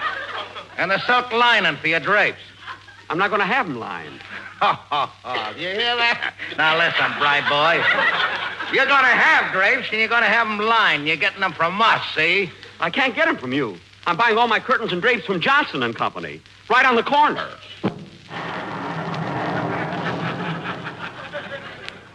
Johnson ain't there anymore. You mean to say that... What's that? Johnson, he just passed by. Gee, rumors are flying, and so is Johnson. Well, you guys can't frighten me. I'm buying my curtains, drapes, and chintz from anybody I like, see? And that gun in your hand ain't scaring me either, see? I don't even think you can shoot straight. Oh, I can't, huh? See that row of plates up there? Yeah? Well, watch this. And the plate next to it. And the plate on the other side. Ha ha! You missed!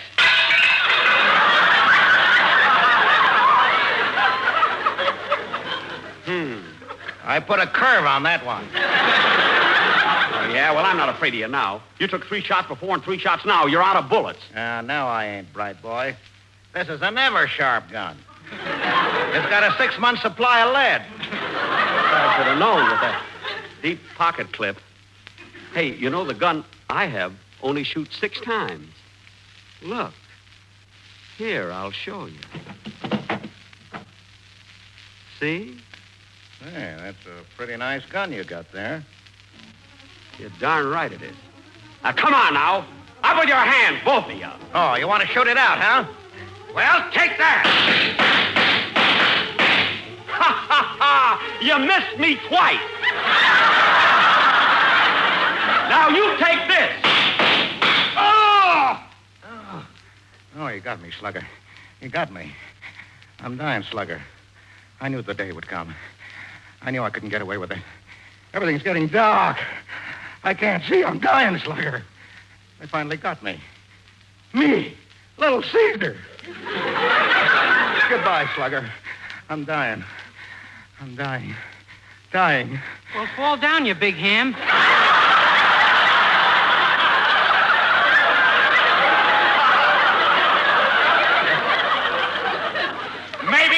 out. Oh. Well, how do you like that? He fell on the quartet. Come on, Curly, let's go home.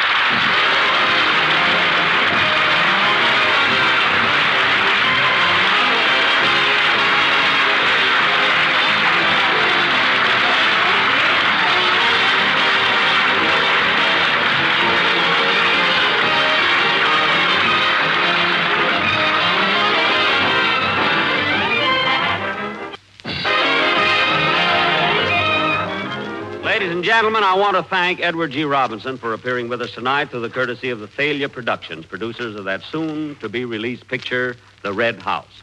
We'll be with you next Sunday at the same time. Good night, Mary. Good night, Mary. Good night, Herman. Herman? I'm mad at Mary. Oh, yes, I forgot. Good night, folks.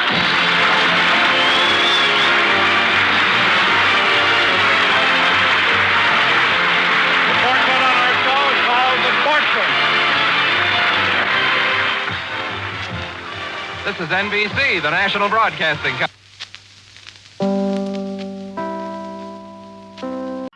Autolite and its 96,000 dealers present Suspense. Tonight, Autolite brings you Mr. Edward G. Robinson in A Case of Nerves, a suspense play produced and edited by William Spear. Say, Hap, where'd you get that medal? Won it at the carnival last night, Harlow. Shot 10 clay pigeons out of 10. Well, that's real firing, Hap. Sure as an Autolite spark plug. Guess I qualify as an expert, eh, Wilcox? Well, Hap, the clay pigeon field is a bit limited. But take Autolite engineers. You see, they design and build Autolite spark plugs to work as a team with the coil, distributor, and all the other important parts of the ignition system. That means Autolite spark plugs are ignition engineered by experts, and they're world famous for quality and dependability. I guess that's why Autolite spark plugs are unexcelled in quick starting, smooth performance, and gas mileage. Right, and these same Autolite engineers developed the famous Autolite resistor spark plug, one of the greatest advances in spark plug design for automotive use in the past 20 years. So, friends, see your friendly Autolite spark plug dealer tomorrow. Have him replace worn-out spark plugs with ignition-engineered Autolite spark plugs. Whether you choose the resistor type or the regular type, you can't buy a better spark plug for your car because you're always right with Autolite. And now, with A Case of Nerves and the performance of Edward G. Robinson, Autolite hopes once again to keep you in suspense.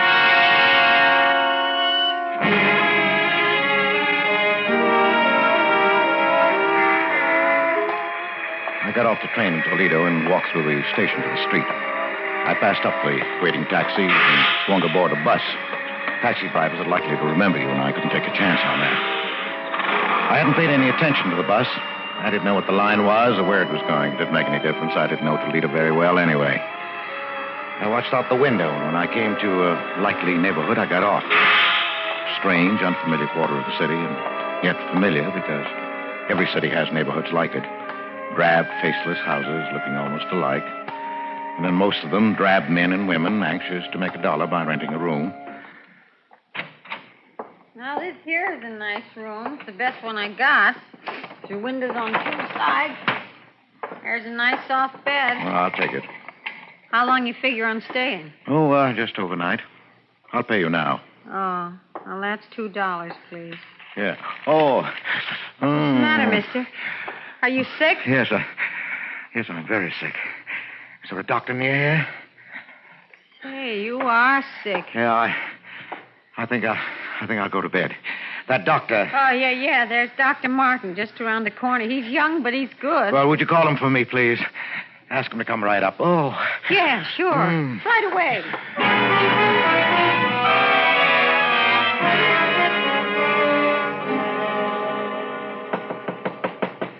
Come in. I'm Dr. Martin. You're Mr. My name is Wentworth, Doctor. James Wentworth. Oh, yes.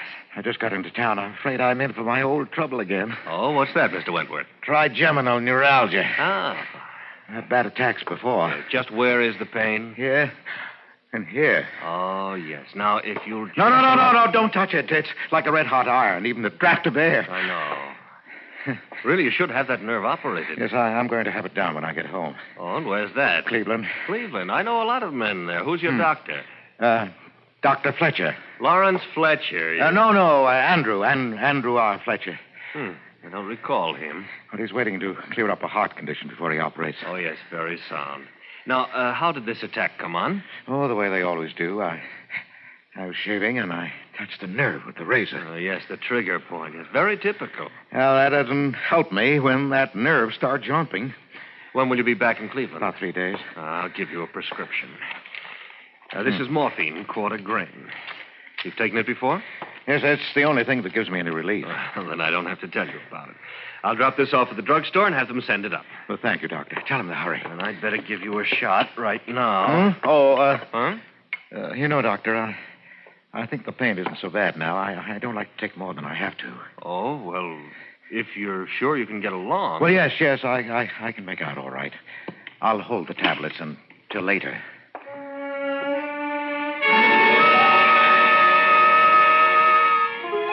I paid Dr. Martin, young Dr. Martin of Toledo, and he left.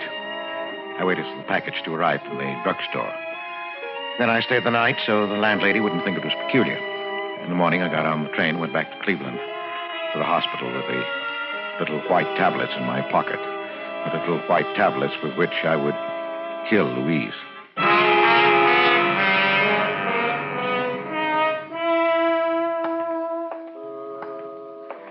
It had been so simple to deceive the young, impressionable doctor. So simple to counterfeit the symptoms that I'd seen Louise react to for 4 years now. It would keep her in bed for 4 years more. Great. For 20. I'd live with the tic douloureux, a painful nerve so long. Too long indeed. Dr. Bantua had to come every day now. The nurse had to be on hand day and night to combat Louise's attacks, to quiet the raging nerve with morphine. Yes, but not for long. In my pocket were the little white tablets that would bring her peace. I went into the hospital kitchen. Oh, hello, Mr. Baker. Oh, hello, Nellie. I'd like to bring Mrs. Baker a milk. Of course. I'll just give it a touch of the fire to take the chill out. I've missed you. Been away, I hear, Mr. Baker. Yes, I had to go out of town. And you ask me it's a good thing. For you, I mean. You needed a change. The hospital day after day was telling on you. Oh, I don't think so. Yes, it was. I could see. You're a good man, Mr. Baker. Believe me, it's like a saint you're bearing your trials. Not like some others I could mention. Well, isn't the milk ready, Nellie? It is. There we are. Spoonful of sugar. Just the way Mrs. Baker likes it. Well, thank you, Nellie. And give Mrs. Baker my regards. Yes, I'll do that, Nellie. Now, it was just a matter of stepping into an alcove on the way to Louise's room, dropping the white tablets into the warm milk. Sugar would mask the bitter taste. Oh, here. An ideal spot. Mr. Baker. Huh? Oh, nurse. Did I startle you? I didn't mean to. No, of course not. Oh, bringing Mrs. Baker a milk, I see. Well, I'm going up there myself. May I keep you company? Yes, of course. Nurse White walked beside me to Louise's room. My chance for the night was gone. Another night of pain for Louise. I felt the sudden anger of the nurse. And a moment later, I realized how unreasonable it was. It was hard to be angry with anyone so pert, so alive, so beautiful. Even in her severe uniform, she managed to remain feminine, provocative. There was always a flower at her shoulder. Today, it was a sprig of flowering dogwood, and her quiet, unprofessional perfume was an exciting tingle in my nostrils. Then, we were in front of Louise's door. Hello, Mrs. Baker. Look what I brought you. Albert, dear. Hello, darling. Oh, I'm so glad you're back, darling. I missed you. I missed you, too. Here's your milk. You never forget, do you, Albert? How was your day? Just fine.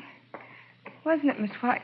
Oh, yes, Mrs. Baker. A very good day, all things considered. Well, I'm glad. I brought you something else, Louise. Oh, the locket. Oh, thank you, Albert, for remembering. Look, nurse, isn't it beautiful? Oh, Oh, it is. It's an old piece, isn't it? It belonged to my mother. I had to hunt all over the house for it. Whatever gave you the sudden notion you wanted it anyway? I don't know.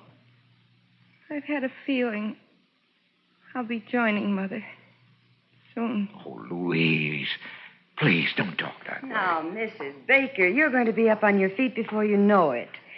And that's almost enough talking tonight, Mr. Baker. No. Mrs. Baker, do you want me to leave a tablet for you? Yes, thank you, dear. Here you are. I hope you don't need to take it. Well, good night. Good night, Miss White. The tablet. You've been taking it every night? Well, I try not to. But lately, the pain... Yes, I know. Oh, Albert, dear, you deserve something better than this. Please, dear. And now, your nose to the grindstone to pay for the doctors and nurses. Oh, don't worry. A little handball at the club, and then this room. Yes, but you're going to get better, dear. You must believe the doctor. That's what Pauline says. Pauline? The nurse. Oh, yes, of course. Oh, is she looking out for you all right? She's a dear.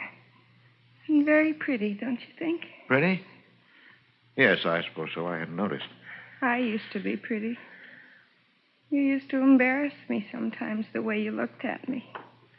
But you're still beautiful, Louise. You'll always be. I'm sorry, dear. I won't talk like that again. You'd better go now, Albert. I'll try to sleep. Yes. Well, good night, dear. I'll see you tomorrow.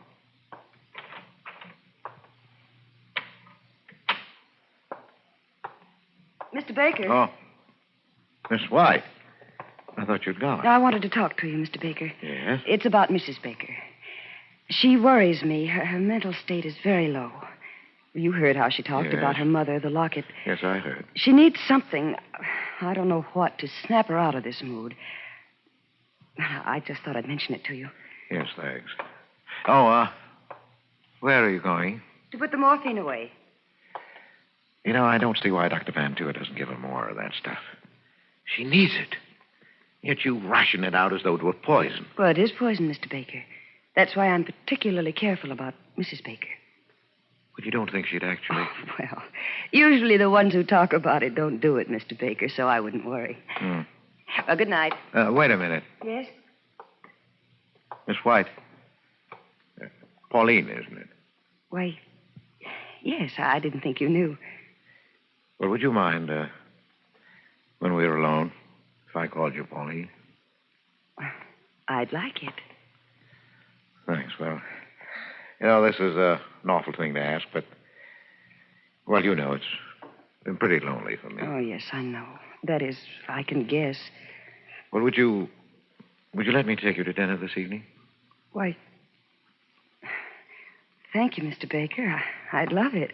I'm off duty at 8. Well, I'll pick you up then. And, Pauline. Yes, Mr. Baker. My name's Albert. At 8, then. Albert.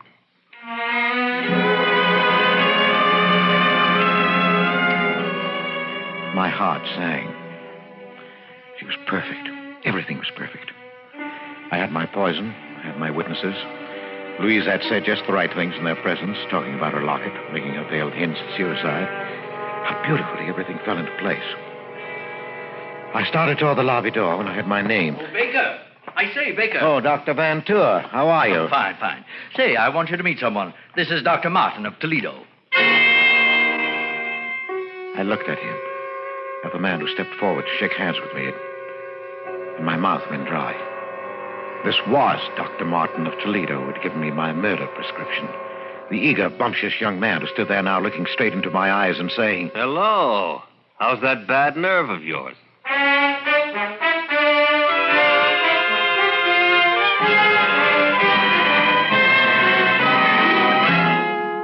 Autolite is bringing you Edward G. Robinson in A Case of Nerves, tonight's production in radio's outstanding theater of thrills, Suspense.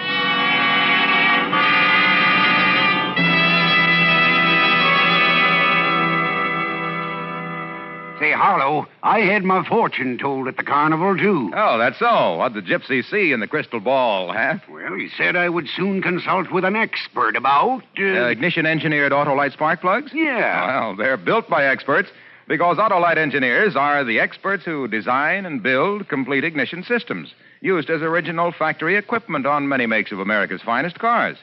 So naturally, they engineer Autolite spark plugs to work as a team with the coil, distributor, and all the other important parts of the ignition system. You mean, of course, they know how to build ignition-engineered Autolite spark plugs that can't be beat for quick starting, smooth performance, and gas mileage. Precisely. And it was these same Autolite engineers who developed the famous Autolite resistor spark plug, one of the greatest advances in spark plug design for automotive use in the past 20 years. Oh, that gypsy had nothing on you, Wilcox. Well, friends, see your friendly Autolite dealer tomorrow. Have him replace worn-out spark plugs with world-famous ignition-engineered Autolite spark plugs. Whether you choose the resistor type or the regular type, you can't buy better spark plugs for your car because you're always right with Autolite. And now, Autolite brings back to our Hollywood soundstage our star, Edward G. Robinson, in A Case of Nerves, a tale well calculated to keep you in suspense. I was caught flat-footed. I couldn't answer, couldn't even turn and hide. Dr. Martin stared at me a minute, unbelievingly, and then his jaw hardened. After a long time, he put out his hand. Because there was nothing else to do, I took it. Oh, this is Mr. Baker, Doctor. It's his wife who has this trigeminal condition. His wife, eh? Well, yes, of course. You didn't think I meant Mr. Baker, did you? He's as strong as an ox. Yes, I can see that. No. I ran into Dr. Martin in the doctor's lounge, Baker. He was telling me about a case he just saw in Toledo. Was Toledo, wasn't it, Martin? Symptoms were remarkably similar to Mrs. Baker's. Remarkably. I thought he might like to look in on Mrs. Baker. You don't mind? She's sleeping, I think. Oh, it's too bad. Well, another time, perhaps, eh, Doctor? Oh, yes, certainly, Doctor. Well, I've got to run. Glad I ran into you, Martin. Have lunch sometime, eh? Yes, glad to. I'll see you later, Baker. Yeah, sure, Doctor, sure. I'll have to be going myself now, Mr. Baker. Wait, Doctor. I want to talk to you. Don't see that there's anything to talk about. Yes, but there is. I want you to know that what happened in Toledo yesterday. You don't have to explain. I understand. You understand? You didn't say anything, Dr. Van Tour. Well, why should I? It's none of my business. None of your business? Of course. I admit I didn't have you tagged as an addict. Addict? Yes. You don't look like one, and that trick of refusing an immediate shot, well, I've got to hand it to you. You fooled me completely. And using your wife's symptoms. Very clever. I don't doubt you can get a supply whenever you need it with that routine. Oh, no. I assure you. Please, don't bother to lie to me. I guess I ought to thank you for teaching me that trick. It won't work again on this baby, believe me. And now, if you'll excuse me, Mr. Baker, or Mr. Wentworth, I'm heading for a spot of handball. Oh, wait. Yes? No hard feelings? No, of course not. Look, Doctor, if you really mean that about no hard feelings, and if you haven't got a partner, well, I play a pretty good game. That's what I call a switch, anyway. All right, hop in.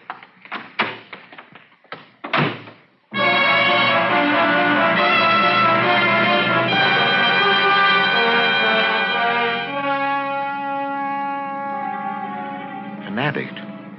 He took me for an addict, working on any dodge I could to get a supply of dope.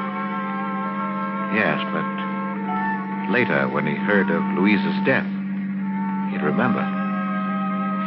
I had no idea what I was going to do. I only knew that I couldn't let him go. He drove me over to the athletic club. He wasn't a member, but he held a courtesy card from a Toledo club, and he signed me in as his guest, laughing as James Wentworth. He was a fast man on the court, younger, too. I'd have had a hard time keeping up with him in any circumstances, but as it was, he beat me easily. I could think of only one thing, that he was dangerous. Dangerous, and I had to get rid of him somehow.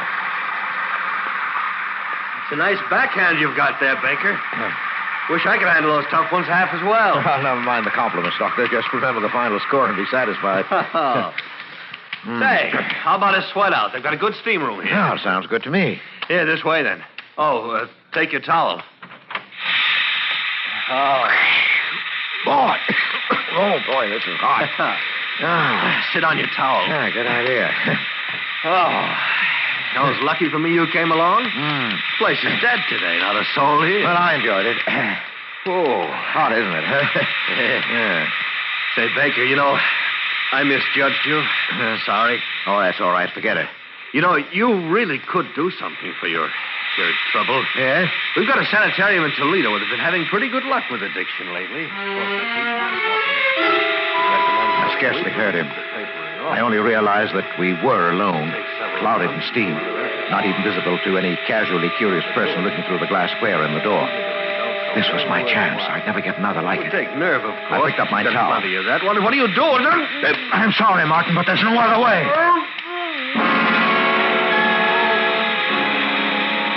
I whipped my towel over his head and got behind him where his flailing arms couldn't reach me. I didn't want to leave any marks on him. With my free hand, I covered his mouth and pinched his nostrils shut through the towel. He fought hard. But in a few minutes, he hung limp in my arms. And after a few minutes more, I knew he was dead. I left him there, hidden in the steam. In the locker room, I dressed quickly, parted my hair on the wrong side, and plastered it down in a way I'd never normally wear it. The man at the reception desk barely glanced at me as I passed him. Later, when they found Martin, they'd look for a man named Wentworth. They'd never find him because he didn't exist.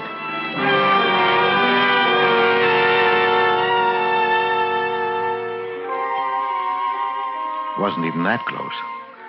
The papers reporting Martin's death put the cause down to heart failure brought on by the shock of exercise in the steam room. They didn't mention a companion. It wasn't important. And I waited anyway. A week. Waited and watched carefully. Because now not only Louisa's future was at stake, but my own and Pauline's. There's the nurse's quarters, darling. You better not come any nearer. Oh, Pauline, dearest. I know, darling, I know.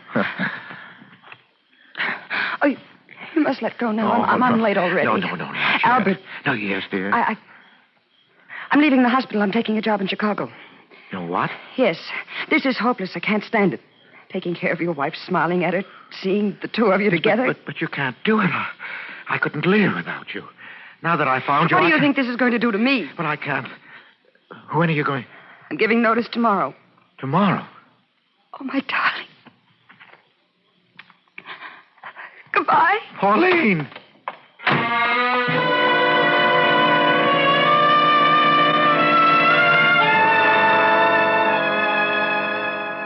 She was gone. She said goodbye. So I knew what you meant. When I saw her again, it would be in the hospital across Louisa's bed. She'd be Miss White and I'd be Mr. Baker. No, I couldn't stand that now. Yes, but there was one sure way to hold her.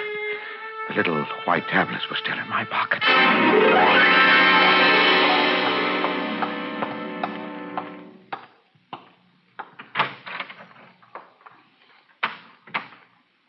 Louise? Albert, dear. I brought you your milk. Oh, thank you, dear.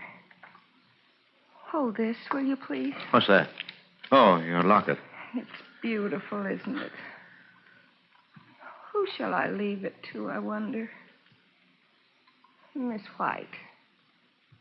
She's a sweet girl. Oh, Louise, now don't talk that way. Louise, you're not going I'd to... like her to have it. I'll take the milk now, Albert.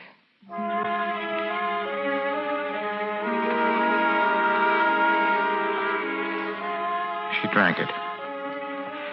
I had to clench my jaws to keep from crying out. She smiled and held out the empty glass to me. And it was over. I went home and talked sleeplessly, waiting for the inevitable. Hello? Yes? Yes? No. No, I'll be right over.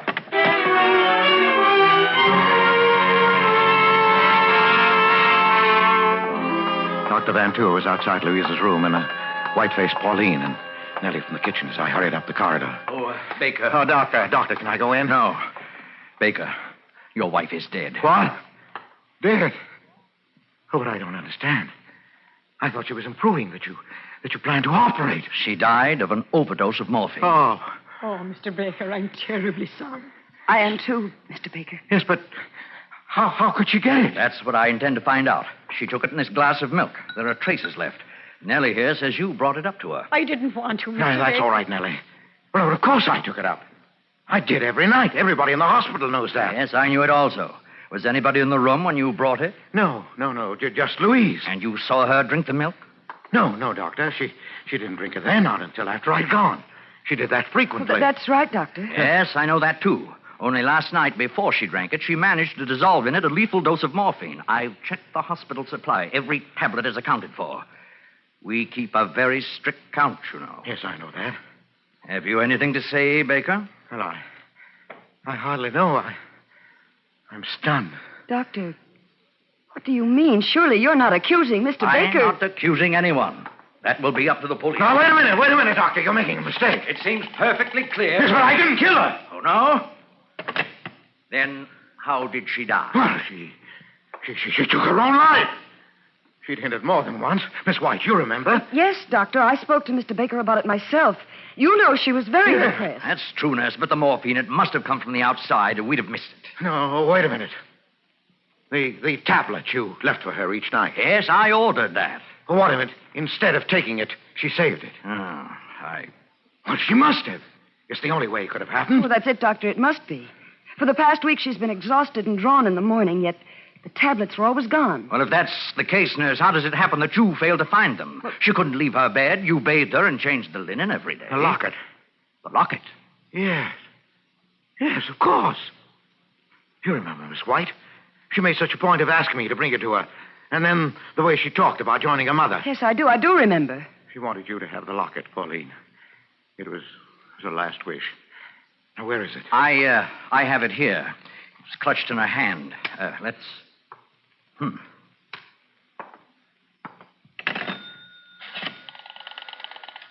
Police headquarters, please. You have to notify them? Yes, I do. Police headquarters, give me homicide. Please. Homicide? Yes, I'll wait. Are you out of your mind? I just got through explaining everything. Yes, you explained everything, including what still puzzled me. You see, Baker, you were right about this locket. Your wife did have a reason for wanting it. Look, I'll open it. You see, it's full. 1, 2, 3, 4, 5, 6, 7 quarter-grain morphine tablets that she saved at the cost of 7 nights of agony. And she would have taken them last night. Only you beat her to it.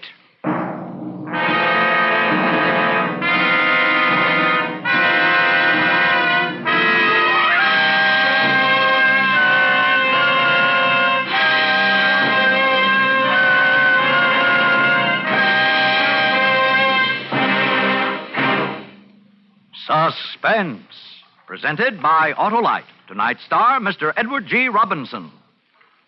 Say, Wilcox, do you know what else the gypsy saw in the crystal ball? Well, Hap, if it was a really big crystal ball, she might have been able to see more than 400 products made by Autolite for cars, trucks, planes, and boats in 28 plants coast to coast.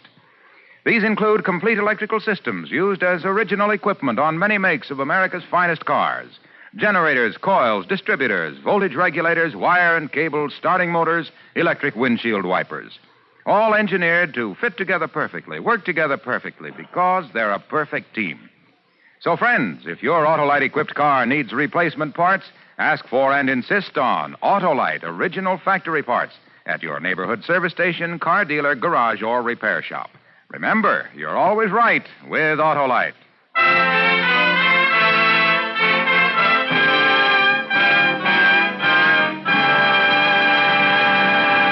Next Thursday for Suspense, our star will be Charles Boyer. The play is called The Case of Henri Vibard. And it is, as we say, a tale well calculated to keep you in suspense.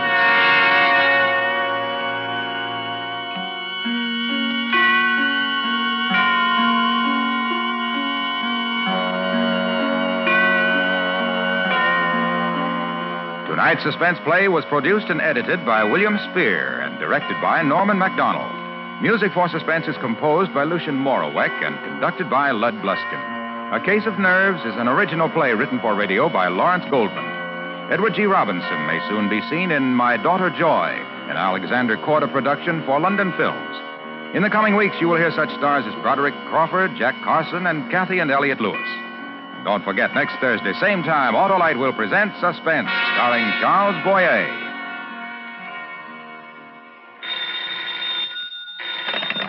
You can buy world-famous Autolite resistor or regular spark plugs, Autolite stay-full batteries, Autolite electrical parts at your neighborhood Autolite dealers. Switch to Autolite. Good night. Autolite, sponsor of Suspense, is proud to acknowledge receipt of the National Safety Council's Public Interest Award for exceptional contribution to highway safety. This is the second consecutive year that Suspense and its sponsors have been so honored. This is CBS, the Columbia Broadcasting System.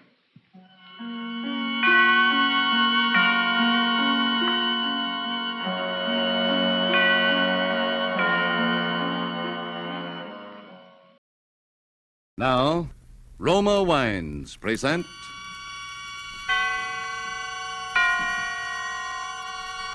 Suspense. Tonight, My Wife, Geraldine, starring Edward G. Robinson. Suspense is presented for your enjoyment by Roma Wines. That's R-O-M-A, Roma Wines. Those excellent California wines that can add so much pleasantness to the way you live, to your happiness in entertaining guests, to your enjoyment of everyday meals. Yes, right now a glassful would be very pleasant as Roma Wines bring you Suspense. This is the Man in Black, here for the Roma Wine Company of Fresno, California, to raise the curtain on another study in suspense. Tonight from Hollywood, Roma Wines bring you a star, Mr. Edward G. Robinson, in the story of an amazing hoax and a phantom love that led a man along the steep and dangerous bypaths of sanity. And so with My Wife, Geraldine, and with the performance of Edward G. Robinson in the role of Geraldine's husband, we again hope to keep you in suspense.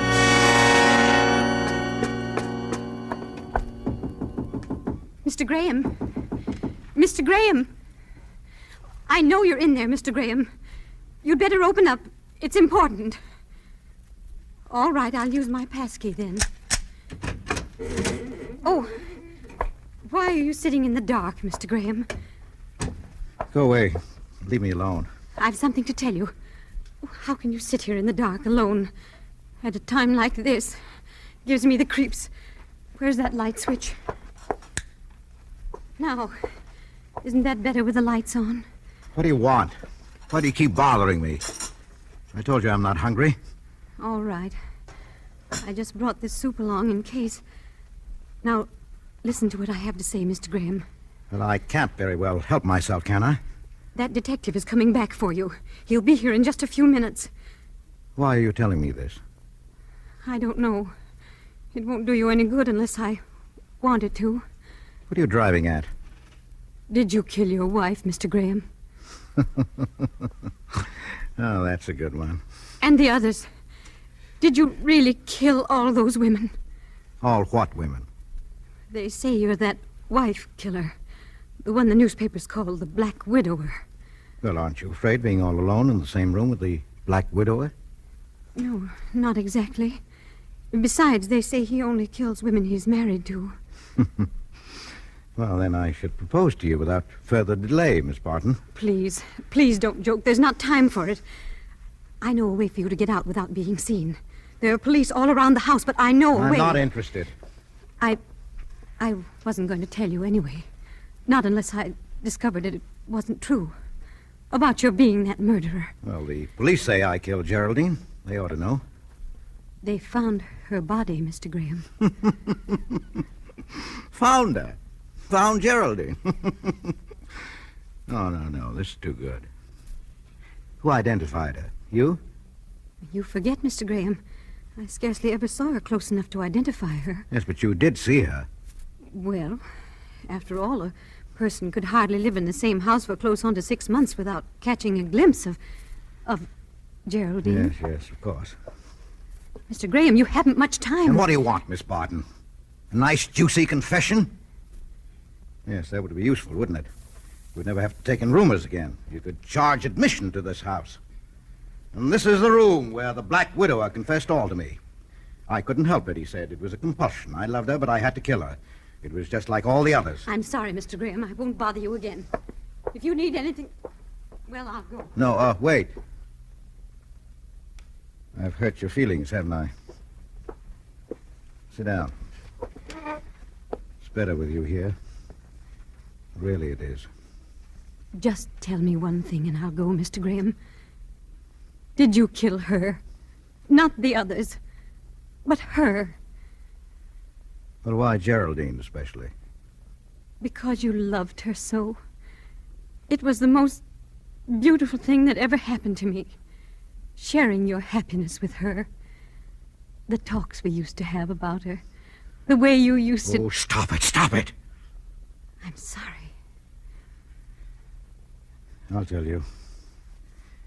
You won't believe it, but I'll tell you. Oh, please do, Mr. Graham. And, this may seem strange, but I shall have to exact a solemn promise from you never to tell anyone what I'm about to reveal. I suppose it's wrong, but very well. You have my promise.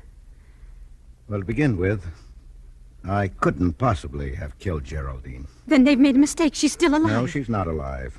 Oh, you knew that all along? Of course.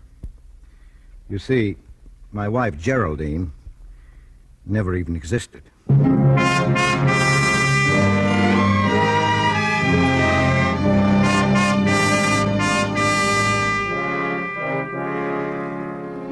Tonight for Suspense, Roma Wines are bringing you as star Mr. Edward G. Robinson, whom you have heard in the prologue to My Wife, Geraldine, a radio play by Robert Tallman from a story by Lawrence Marcus. Tonight's tale of Suspense.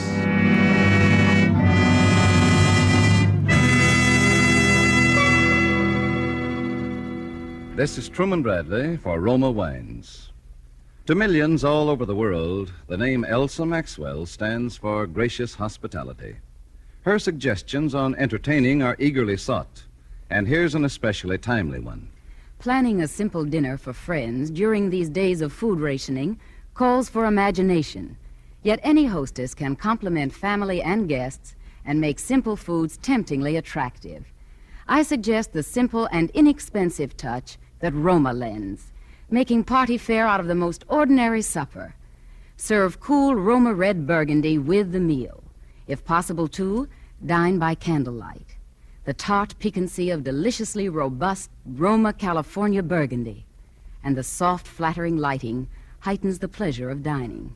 Remember, though, the important thing is to serve and enjoy good Roma wine with the dinner. Dinner by candlelight with brilliant, distinctive Roma wine. Truly an appealing idea.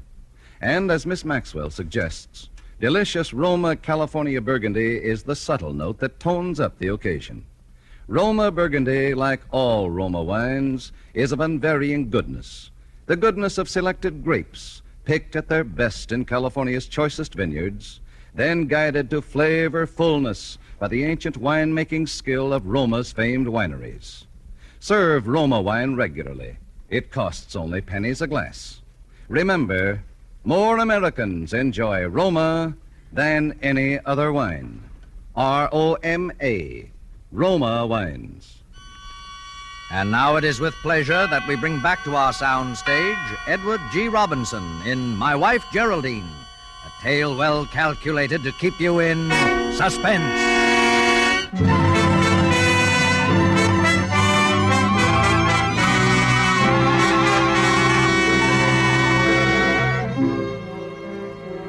I'd better go back to the beginning, before Geraldine, shall we say.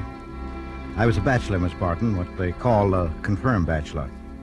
My mother was left a widow at the time of my life when most young men start going out with girls. She was an invalid.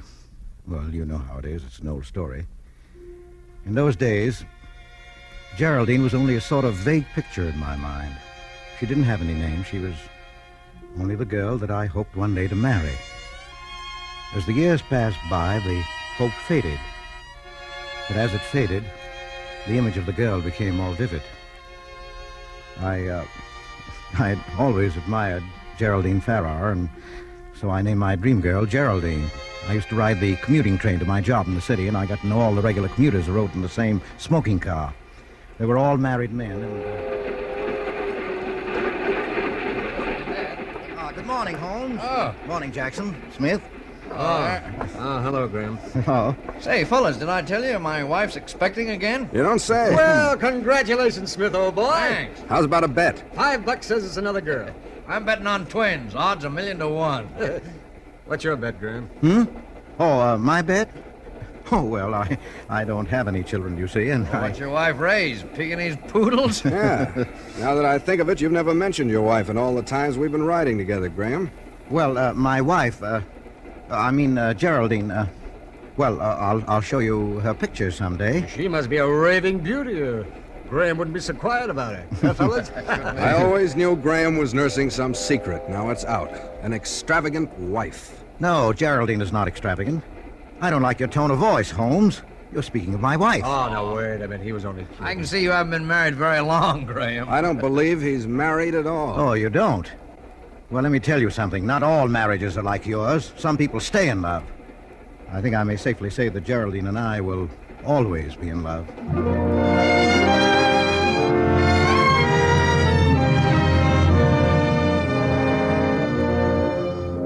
Well, that was how it started. When I thought about it afterwards, I was astonished at my behavior. I'd got as angry at the slighting remarks they had made about Geraldine as if Geraldine had been a real person and really my wife.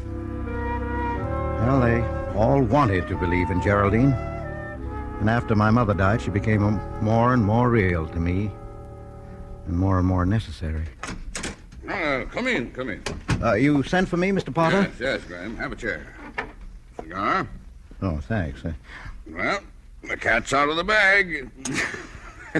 Congratulations. Oh. You're in for a promotion and a raise in pay. Well, thank you, Mr. Potter. Not at all. Glad to have another married man on our payroll. Oh. Just a technicality, Graham. Yes, sir. So as to justify this raise with our main office, will you bring around your marriage license? Yes, but, Mr. It's Potter... a company rule, Graham. Got to do it. For all we know, you might be this black widower fella. The one that's married all those women on fake marriage licenses and then killed them for their cash and jewelry. Yes, sir. Some women will marry anybody. Even you, eh, Graham? Well, no offense, old man. Well, I guess I better be getting back to the job. Yeah, that's the spirit. Don't forget that marriage license. No, sir, I won't forget.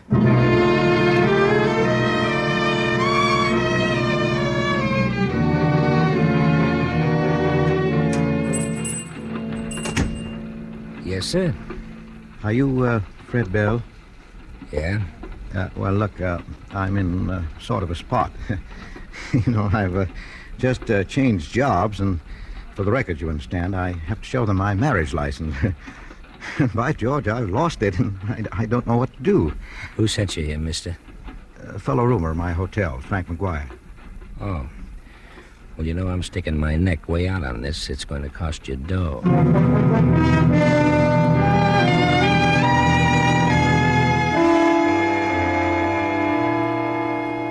And now it became necessary for me to change my mode of life even more. I could scarcely go on living in bachelor quarters with Geraldine. And that brought me to you, Miss Barton, remember? Yes? I saw your advertisement in the Morning Herald. A furnished apartment. Oh, yes. Come in, won't you? Thank you. You better set your bag down on the hall here. No use lugging it upstairs till you've seen the place. Yes. That's a good idea. It's right up these stairs. Thank you. Is it just you alone? Oh, no. Myself and wife. Oh. Well, she works late in a war plant, so she gave me the rather unpleasant job of finding a place. Well, this is it. Mm-hmm. 2 rooms and a small kitchen. Oh. The bath's in there. Yes. Looks very nice. It's a good vanity table for your wife. Oh, yes. I'm sure she'd like that especially.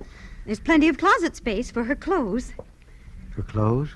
Well, if she's anything like most women, I'll bet that isn't all of her clothes in that one suitcase. No, of course not. Oh, goodness, no.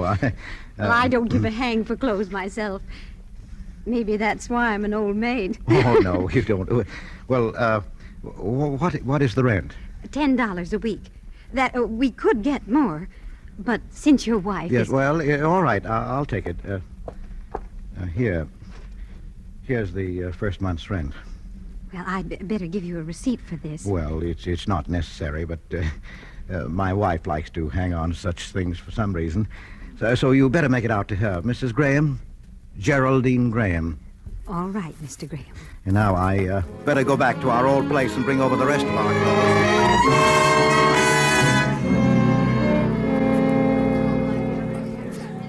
What size does your wife wear, Mr. Graham? Why, I don't know exactly. What size do you... Well, I wear 16. She'll probably be in to have them altered anyway. Now, here's a little model that just came in. Oh, no. That won't do at all. That's much too fussy for Geraldine. Well, perhaps it would help if you could describe her for me. Well, she has a kind of a gentle dignity in bearing, if you know what I mean. Her hair is taffy-colored with little gold lights in it. And her eyes. Her eyes are a kind of a luminous gray-green color.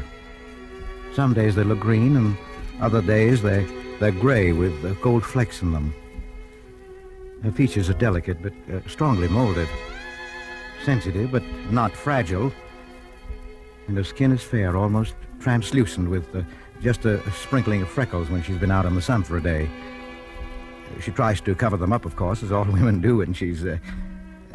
well, she's not exactly... How long have you been married? What? Why, only a short time. I thought so. Well, I'm not much good at describing people, especially people I know awfully well. On the contrary, you're almost too good at it. You've made me feel I've met her.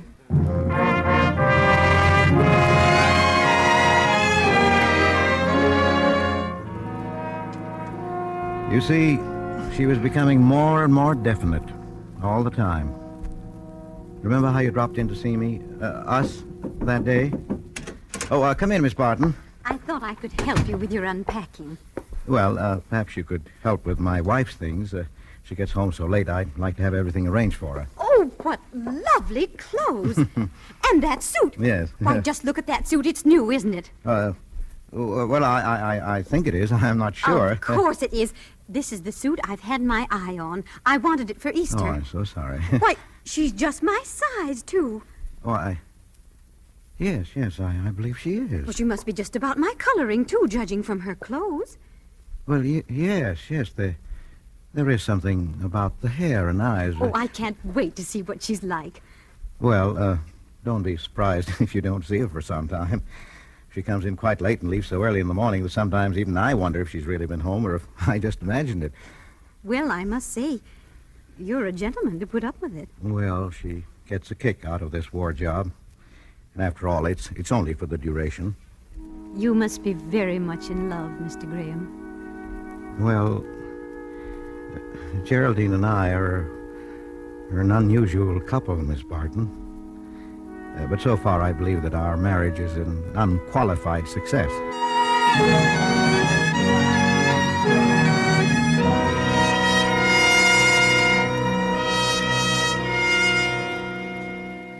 And so the legend of Geraldine grew. The fellows at my office used to kid me about my ideal marriage. Hey, Jack, what's the matter with Graham? He hasn't phoned his wife for nearly an hour. Oh, come now. Maybe they had a fight. Oh. Not Romeo and Geraldine, Graham. How do you do it, Graham? Well, my wife broke a plate over my head at our honeymoon breakfast, and we've had to buy 3 new sets of dishes every year ever since. How do I do it? Watch this. I'll give you a lesson. I pick up the phone and dial a number at random. It was a little act I put on every day for their benefit. Unique Garage, Harry speaking. Hello, darling. You still love me? Hey, you got the wrong party, bud. This is the Unique Garage. Of course I do. Huh? Say it again, honey, just like that. Okay, you dumb. This is the Unique Garage. Harry speaking. Now, what do you want? Of course I don't mind you buying a new hat. Was it the crazy little one with the bird on it? The one you told me about? Listen, I got no time for gags. Are you a friend of somebody here? Or Well, what do you say we go out to a show tonight and break it in, hmm? break what in? Why, of course I've missed you. I can't be away from you for 10 seconds without feeling lost and lonely. Darling. I'm sorry, darling, but I got a heavy date tonight at the El Morocco. Goodbye, you lush. Oh, honey, you haven't been seeing him again. Yes, I know he's a friend of your sister. Yes, I mean your sister Geraldine, but... I know Geraldine, but I don't want that man around the house. Hmm? Yes, always and always, darling. Goodbye. How clever I thought myself that day, injecting that little discordant note, just that hint of jealousy into my one-sided conversation with Geraldine. How could I have known that it would be used against me later? How could I have known that my whole new life was to fall to pieces? Because it was that afternoon that the accident happened. A piece of equipment struck me in the head. When I regained consciousness, Mr. Potter was sitting beside my bed there in the company hospital. Well, where is she? Look, she's got to be notified, old fella. Next to kin, you know. It's the law, I believe. If she isn't at home... Now, please don't ask me any more questions. Now, look here, Graham. Forget that I'm your employer. Think of me as a friend. You can tell me. What is it? Has she left you? No. Well, then where is she? Well, I won't say any more. I was going to tell you everything, but I know you wouldn't believe me. I'll just say this. There's no use you're looking for her. You won't find her. You don't want the police mixed up in this, do you, Graham? Oh, I don't care. I'll go to prison. I'll do whatever I must, but I won't answer any more questions about Geraldine.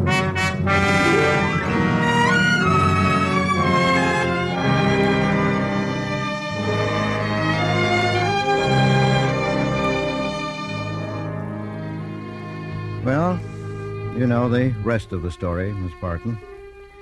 When they released me from the hospital this morning, I knew it was only a matter of time until I'd be arrested for the murder of Geraldine. I didn't know they'd find her body quite so soon. But I'm rather glad they did. Now my secret will never be known. Geraldine is as real in death as she was to me in life. Oh, Mr. Graham, aren't you glad you told me your story? Yes.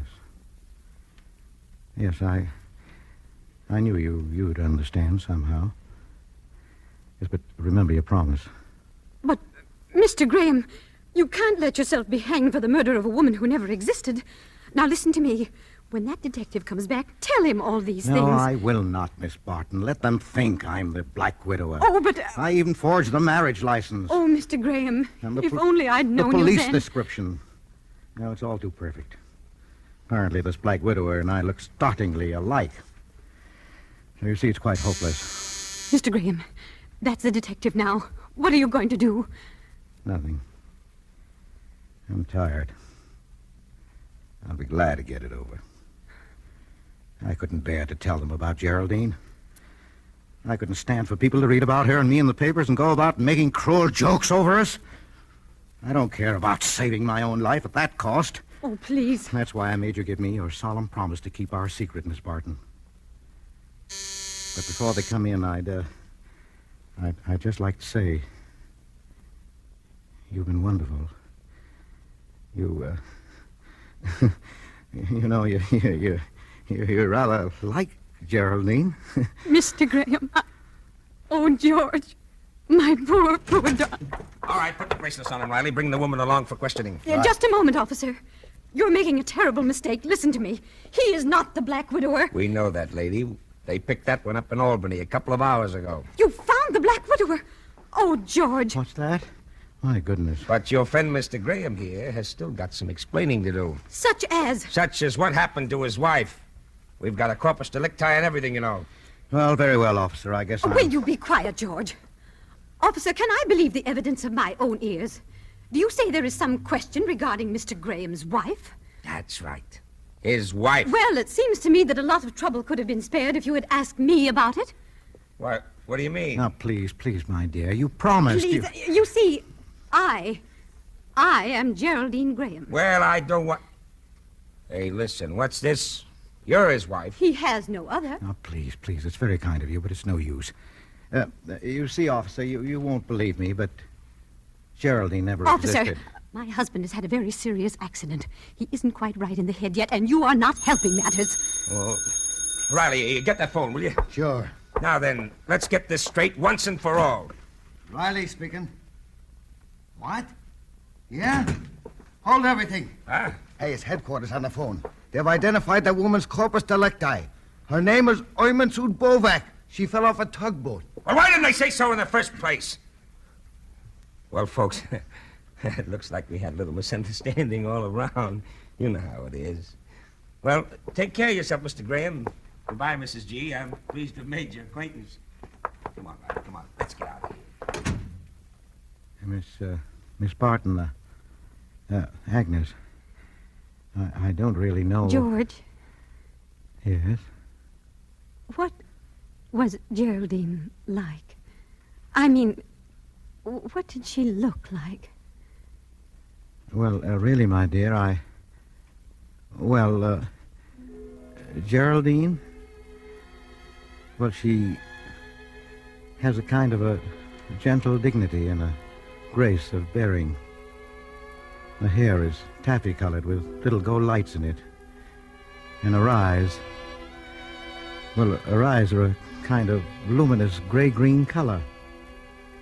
Her skin is fair, almost translucent, with just a sprinkling of freckles when she's been out in the sun for a day. She tries to cover them up, of course, as all women do, and... I always do. You know, George, I was just looking in the mirror here while you were... You know, my hair is taffy-colored, and the little gold lights in it. That was very observant of you, George. And my eyes, would you really say gray-green? My goodness. My goodness, I do believe... Miss Barton, Agnes, do you suppose... That we could be married immediately? I rather think that can be arranged. And thank you for your nice proposal. My dear. Darling. Oh. George, what is Geraldine going to think of all this? She'll be furious.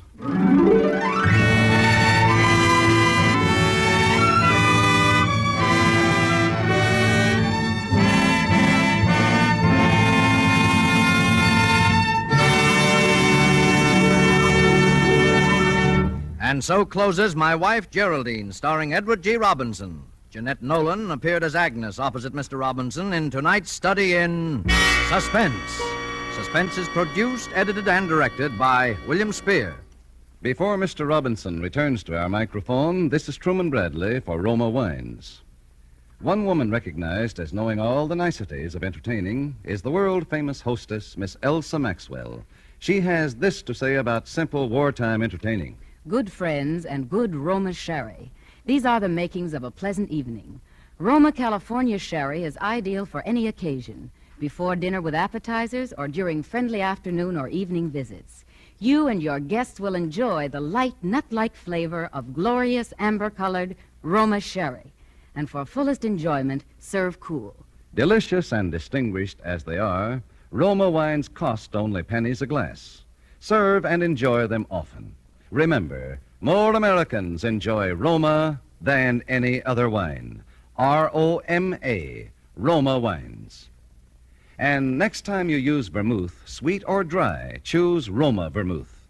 Zestful, full-flavored Roma vermouth is blended, mellowed, and developed with all the traditional wine-making skill of Roma wineries, yet surprisingly low-priced. Try Roma vermouth soon, won't you? This is Edward G. Robinson. I have certainly enjoyed appearing here this evening on Suspense, and I want to tell you how much I'm looking forward to hearing next week's broadcast in the series.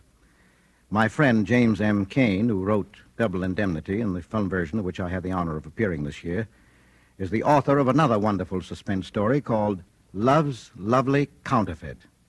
You will hear it next Thursday, and your star will be Mr. Humphrey Bogart. Remember him? I used to knock him off every morning before breakfast. Well, that sounds like quite a show, and I know you won't want to miss it. Edward G. Robinson is currently starring in the international production The Woman in the Window. Next Thursday, same time, Mr. Humphrey Bogart will be your star of Suspense.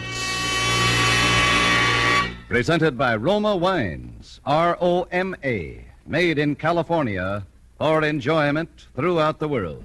This is CBS, the Columbia Broadcasting System.